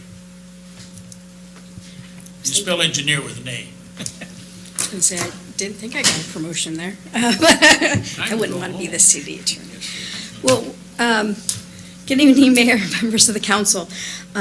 This is the same resolution that you saw at the last meeting. This has to do with the Chehalen Point property that we have spoken about at the corner of Villa and Park Lane. One of the things to build the project, we needed to acquire right-of-way. The council gave that approval to acquire right-of-way back in 2015. And so we've been working with KWDS about getting the right-of-way and having them pay their portion of the improvements that will be required when they come in for their development. So basically paying a fee in lieu of early before the construction or before they come in for their work. One of the questions that came up is how we came up with the $342,750. And we did use we started with the engineer's estimate, and we started to look at what the frontage improvements would be required for the development. So sidewalks, bike lanes, curb, gutter, street trees, utility undergrounding, all of those pieces of the puzzle, figured out what the quantity of those were, and assigned a dollar amount to them. Same with the left turn lane, again, because it is required of their development for the left turn lane. So that's where the $342,000 came from. We are not actually paying anything for this right-of-way. They are dedicating it and paying the $342,750 in order to pay their portion of the project costs. Questions of staff? Councilor Corey? Well, so they're paying that in addition to the SDC charges and all? Correct. So they would still have to, as part of their development, do improvements on Park Lane and pay their SDCs for transportation for the complex. Any other questions right now for Karn? We have two people that have signed up that want to address us on this particular resolution.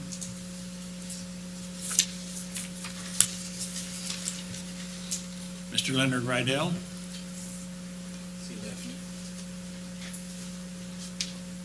Mr. Rydell left? Yes. Okay. Mr. Suppy?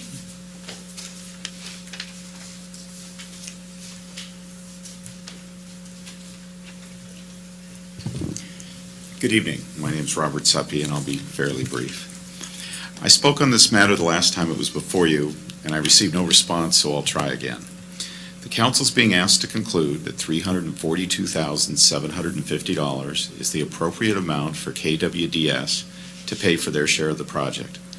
I remind you that there is nothing concrete in this resolution to indicate how that amount was calculated. When I raised this issue a week ago, I was told that it was handled in executive session as it was considered to be a real estate purchase. I recognize the appropriateness of keeping such negotiation in private, but once they have been settled, shouldn't the public be able to weigh in? What are you trying to protect by keeping your constituents completely in the dark on this financially important issue? I suggest that the council is doing a disservice to the citizens of Newberg by moving forward on this resolution without providing us details.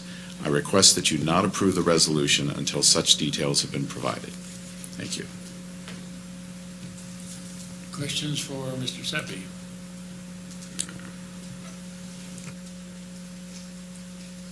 None appearing. Thank you very much.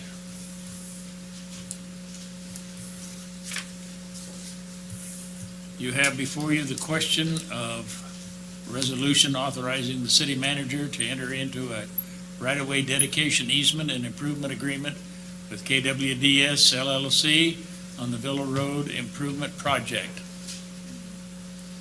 Pleasure of the council. Mr. Mayor, can I make one clarification?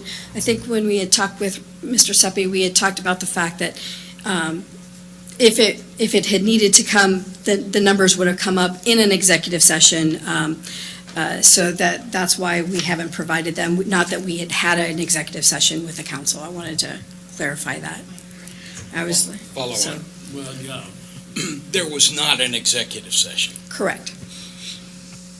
Is that understood?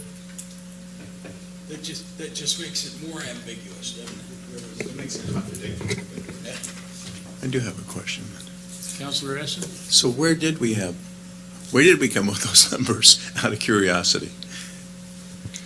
So again, we started with the engineer's estimate, and we looked at, for all of the different pieces of the puzzle, curbs, bike lanes, sidewalks, and set a unit cost to those, and then we determined what the amount that would be associated with this project would be. So they have, 550 feet of frontage along Villa Road. So they're paying for 550 feet of curb, sidewalk, bike lane, times the width of the bike lane, obviously. And then they are also paying for that portion of the asphalt, the rock, striping, et cetera, that are required for the turn lane, the center turn lane at Park and Villa. And so we separated out what the quantities, the different pieces of the puzzle were, street lights, street trees, all of those things, and put those down on paper. That's what they would be required to pay. It would be the same way we would have done it if we hadn't come in first and we still wanted to do the project and build both of the pieces together. We would have come up with a cost estimate and had them pay a fee in lieu of, in order to build the project as together.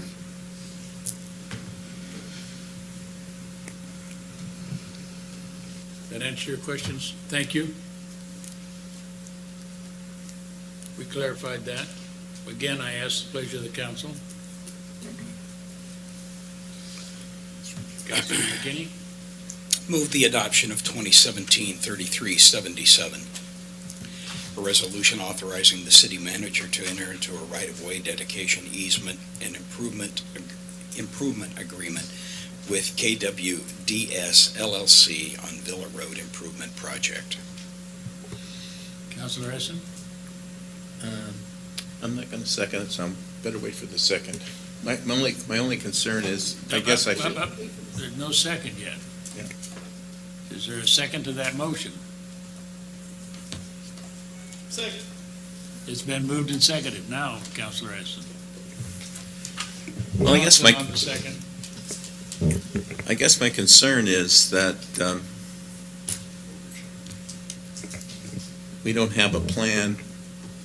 I can see the point is, we're getting something out of it, and it does cut down on the 350,000 is less than what the overrun on this project is. So if you look at the cost of the project, which is $3 million, and they're paying for their half, it's 350, wouldn't even cover the overrun on the project. And so I just wonder if we made the best deal possible, but we'll find out in the wrong one when they finally put in their plan and we find out what they are actually going to want to build. But it's a bad way to go.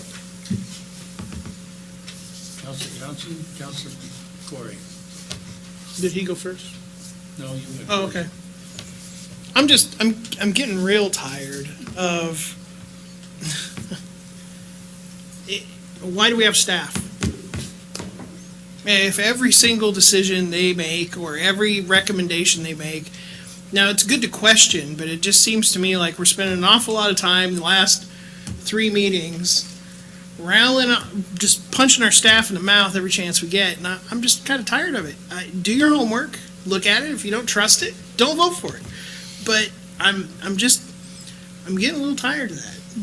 And, I've asked the questions, I got the answers, I'm satisfied with them. If you're not, take the time, do the homework, go talk to her.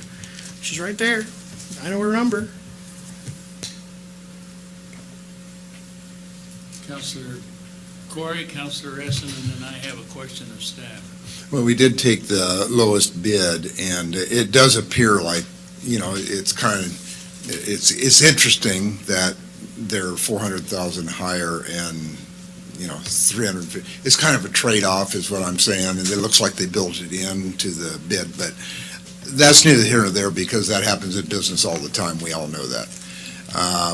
I am concerned if they are overcharging, but they're still the lowest bid, and we're going to go ahead with the project, so that's the way it is.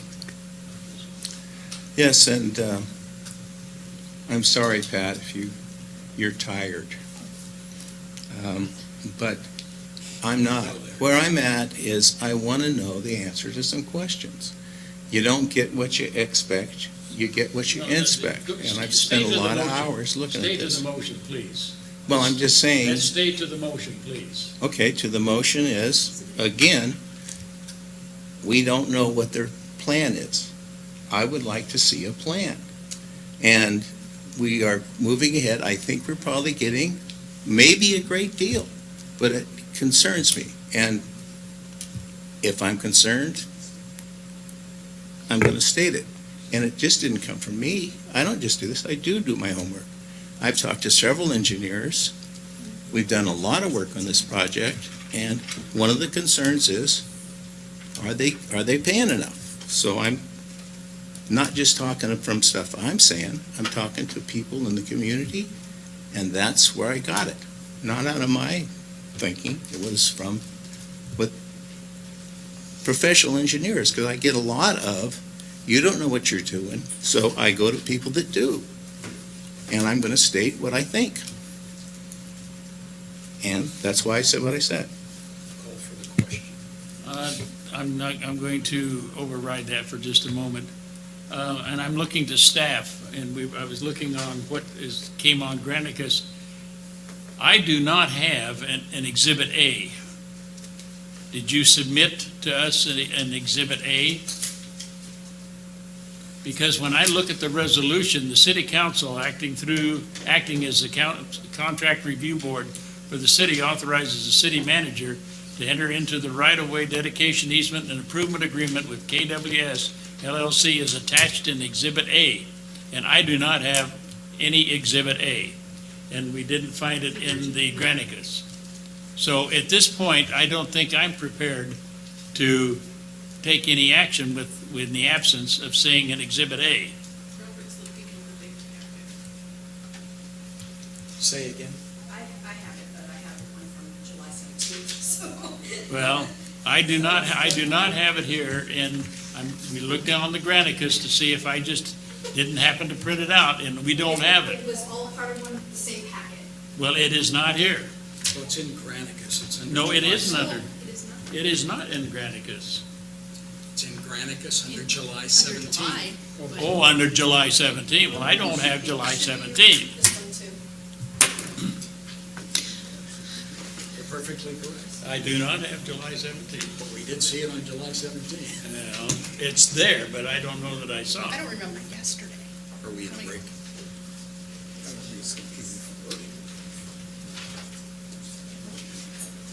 All right, you got a 5-minute break, whatever you need for, I think Carm went to compare the pages and get them to you. well, I did my own printing, what have you. I'm not prepared to vote on anything. Unfortunately. Don't break them. They only come in pairs, you know.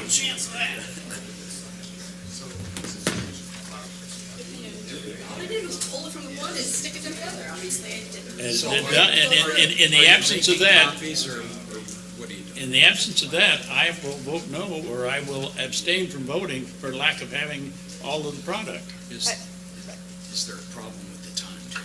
Is it something that has to be done tonight? No, it doesn't. It can be done at the next meeting. To finalize it. Why don't you just Yeah. Table it, or I can make copies of Exhibit A. If it's not here, the others don't have it, so they haven't had a chance to look at it. I don't even have any idea. I don't want us to take the time. We're getting tired and getting cranky, so I don't disagree. I go along with it. Hey, that sounded a lot like me. If I can't see it, I'm not going to vote on it. I figured you'd be empathetic to that. Thanks, Bob.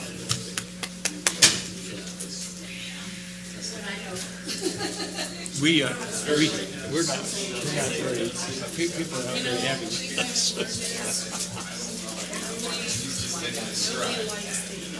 Hey, stick around, we're not through yet, Aaron.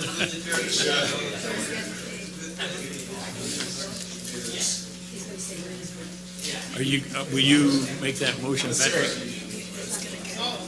To table it for lack of full document, set it over to the next meeting? We could do that next Monday.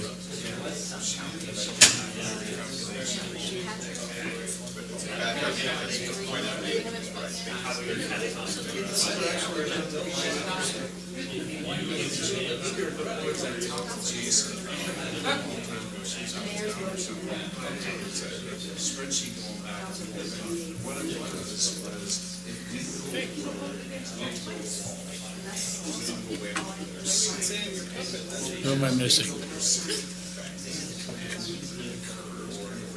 The councilors would take their seats, please.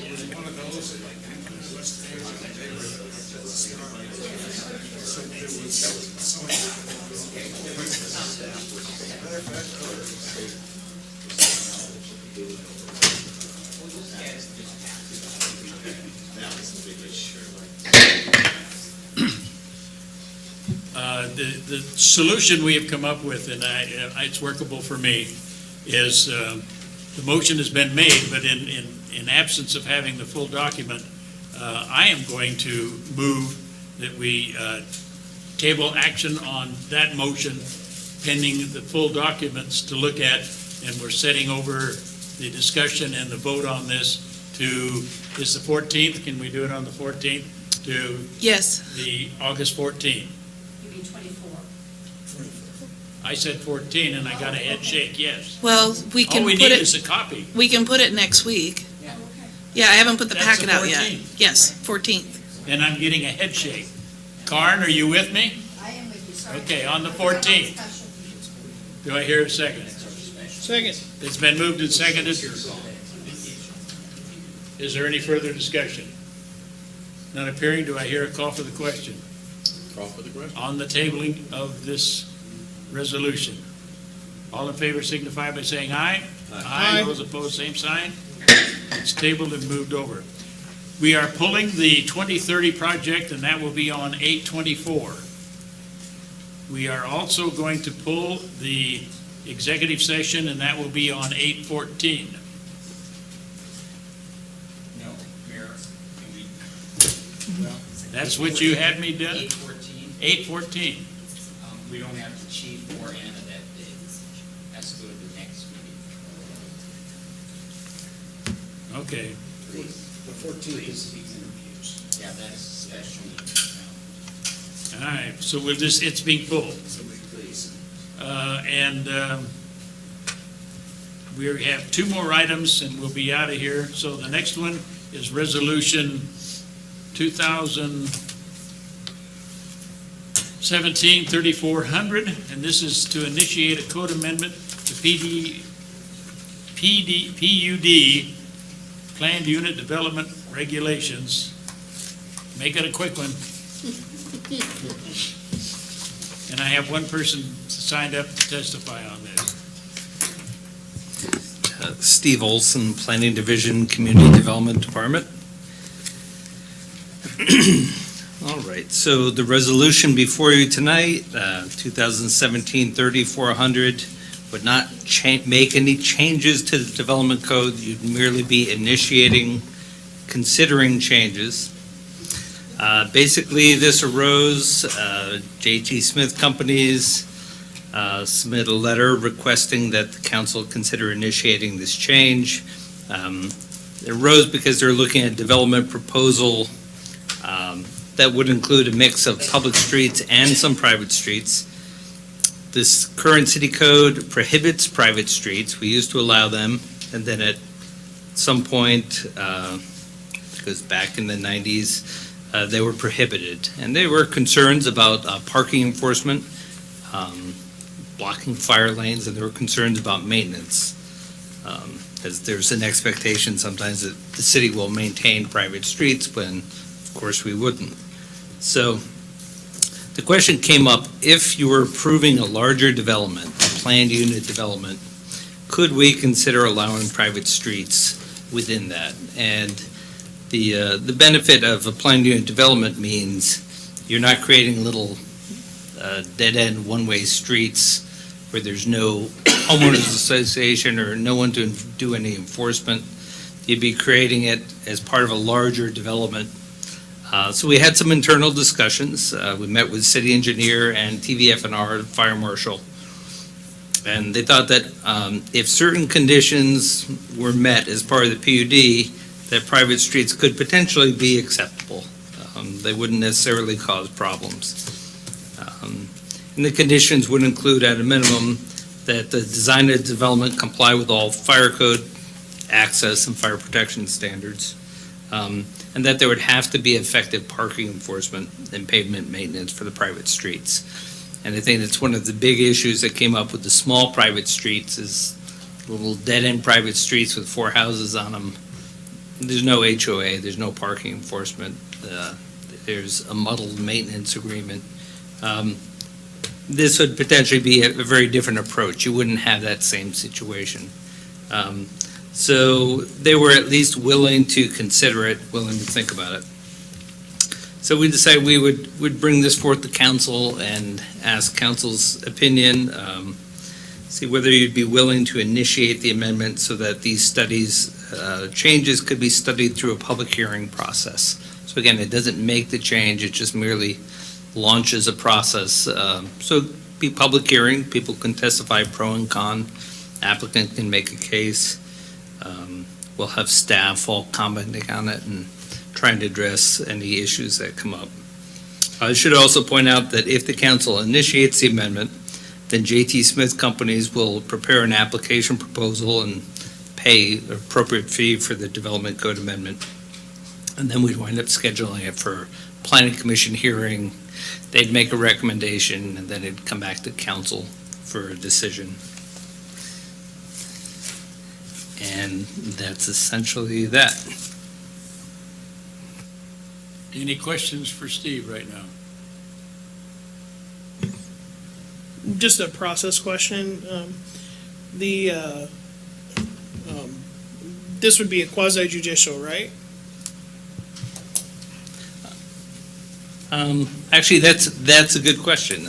We'd be changing the code, so it's legislative. Okay, Yeah. so we could go out. One of the things I feel limited on with some of our applications that are quasi judicial is that you can't go out and talk to people, you can't attend things, can't.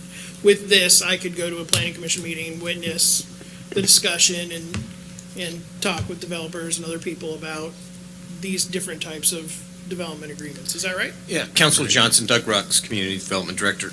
So in this particular situation, what we're doing is the concept is to make changes to the development code. 1, 2 locations, we would work with the applicant, do that. They would file the application request, but it would be a legislative change request. So you're not bound by the same quasi-judicial limitations and having context, communication, ex parte, so forth. We have an individual who'd like to address us. So with that, thank you for your patience, Mr. Robinson. If you would. Well, I hope so. Good evening, Mayor, members of council. Mike Robinson on behalf of J.T. Smith Company. Steve did a very nice job in the staff report. The only thing I would add is all this is your approval to allow us to submit the application, take it through a public legislative process, and at the end of the day, it will come back to you, and you'll decide if you want to do it. And we hope at that time you do, but tonight, we're just asking that you give us the chance to submit the application. Thank you. Any question for Mr. Robinson? Go ahead. What are the advantages to J.T. Smith companies in regards of building a neighborhood with private streets as opposed to public streets? Mayor, Councilor McKinney, in general, if the code were to be amended to allow us to do a private street and a PUD, keeping in mind what Steve said, we still then have to have the PUD approved with that concept. The general advantage is it allows us to be more creative in the kind of development we offer, and in many instances, especially with smaller attached housing or affordable housing, depending on the layout, you don't need the kind of large public streets that are normally called for. I think Doug made a good point. This development will have a homeowners association, so we'll have enforcement for parking. We'll work with Tualatin Valley Fire and Rescue and your Public Works Department to make sure the street's designed correctly. But in general, it gives us one more tool in our toolbox, so to speak, to let us do a good job on designing the PUD. Follow on. Follow on? With assurances that maintenance is properly cared for? Yes, sir. It would be, so private street is a common-owned property. It's a tract. It's owned by the homeowners association, and with that comes an obligation for maintenance. And I can assure you from my personal and professional experience, at least this is my experience, HOAs, especially newer ones, are much better about making sure they have adequate reserves for long-term maintenance. And, I don't want to belabor the point. I know it's late, but I'll just offer this one other thought to you. This project is not going to get built out right away. Jeff's going to not turn it over as a declarant to the HOA for a while, so it's an opportunity to get things squared away, get it constructed, train the HOA board. So Jeff has done a number of these projects. He's confident that the HOA can manage it, and it'll have adequate insurance and maintenance, enforcement and maintenance responsibilities. You're welcome. Yes, sir. Any other questions for Mr. Robinson? None appearing. Thank you. Appreciate it very much. The question before you is to initiate the process to start an amendment to the Newberg Municipal Code for the initiating of Title 15 Development Code for private streets, regulations, and planned unit developments. Councilor Johnson. Mr. Mayor, I move that we approve resolution number 2017-3400, a resolution initiating an amendment to the Newberg Municipal Code, Title 15 Development Code for private street regulations in a planned unit developments. Second. It's been moved and seconded. McKinney beat you. Give it to Bacon. Oh, you're being generous. I need a win. Give it to Denise. Whatever. You're being very generous tonight. I love her. Yeah. Is there any further discussion? Mr. Mayor, Yes. in my travels professionally, I've seen a number of these really work and really turn out nice. And I think this is a great addition to Newberg. And I look forward to what the Planning Commission and our staff and the developers and even us come up with to put this as another tool in our toolbox.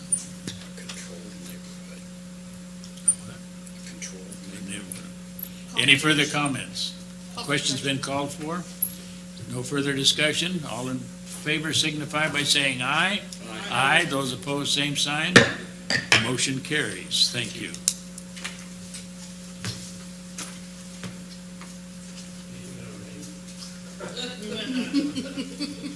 Don't be late to work. And with that, I'm going to set over anything that I had for council business. Nobody else had anything on council business? TLT, sir. Oh, yes. Oh, Doug, 11B. I messed up there.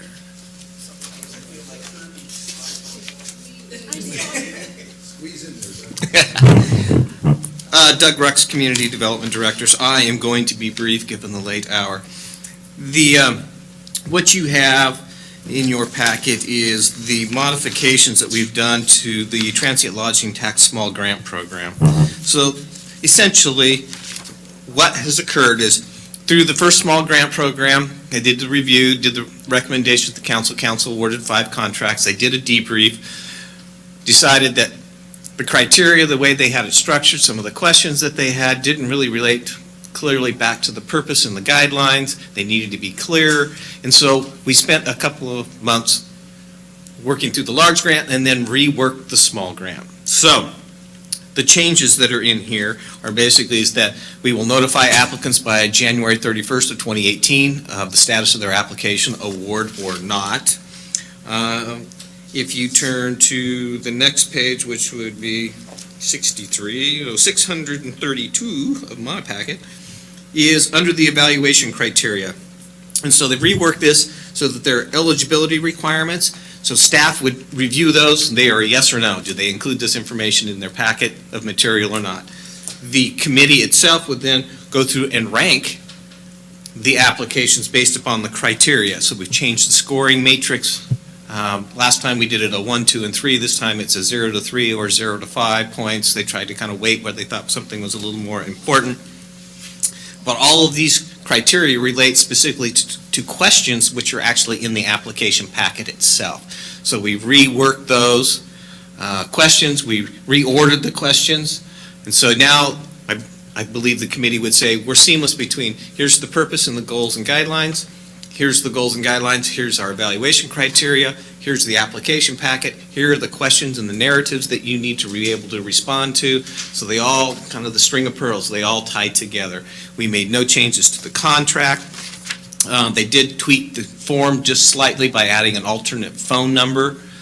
We also included in the application packet that they have to supply any information over the last 3 years if they've had any filed bankruptcy. I mean, why would you want to give grant money to an organization who may be on the verge of being insolvent or insolvent already, but trying to get money to reestablish themselves?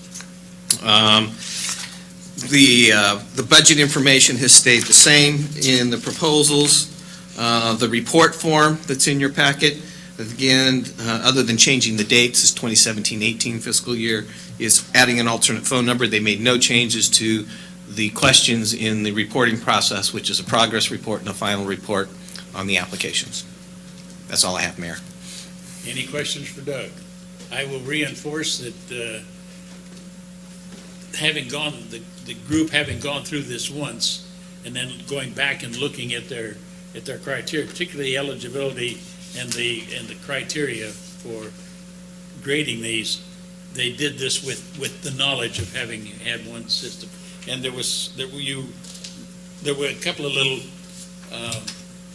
editorial comments, editorial changes to make sure that we're conveying what we really wanted to do. And so the intent with this was information for you, so you saw it before we went out. The goal is to get this put into a fillable PDF format by August 18th, get it up on the website, start a 45-day solicitation process, which would close first week in October. That's a similar timeline to the large grant, the destination development, so getting all these all at one time, going through an evaluation, having communications with the city attorney, and then there will be packets that will go to the TLT committee in November for presentations, and then December for their review, criteria evaluation, develop recommendations, and then to the council in January of 2018. Just for the edification of the council, you might indicate the dollars that we're talking about for this. $20,000, so this originally was the pilot program, the small grants, and so each year we would look at budgeting $20,000. Remember last year we had 6 applicants, 5 were funded for a total of $20,000. Thank you. Councilor McKinney. The scoring maintenance where you gave them the option of 0, that's new? Yes, if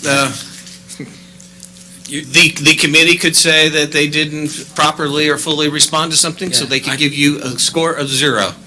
I think that's great, in that. So it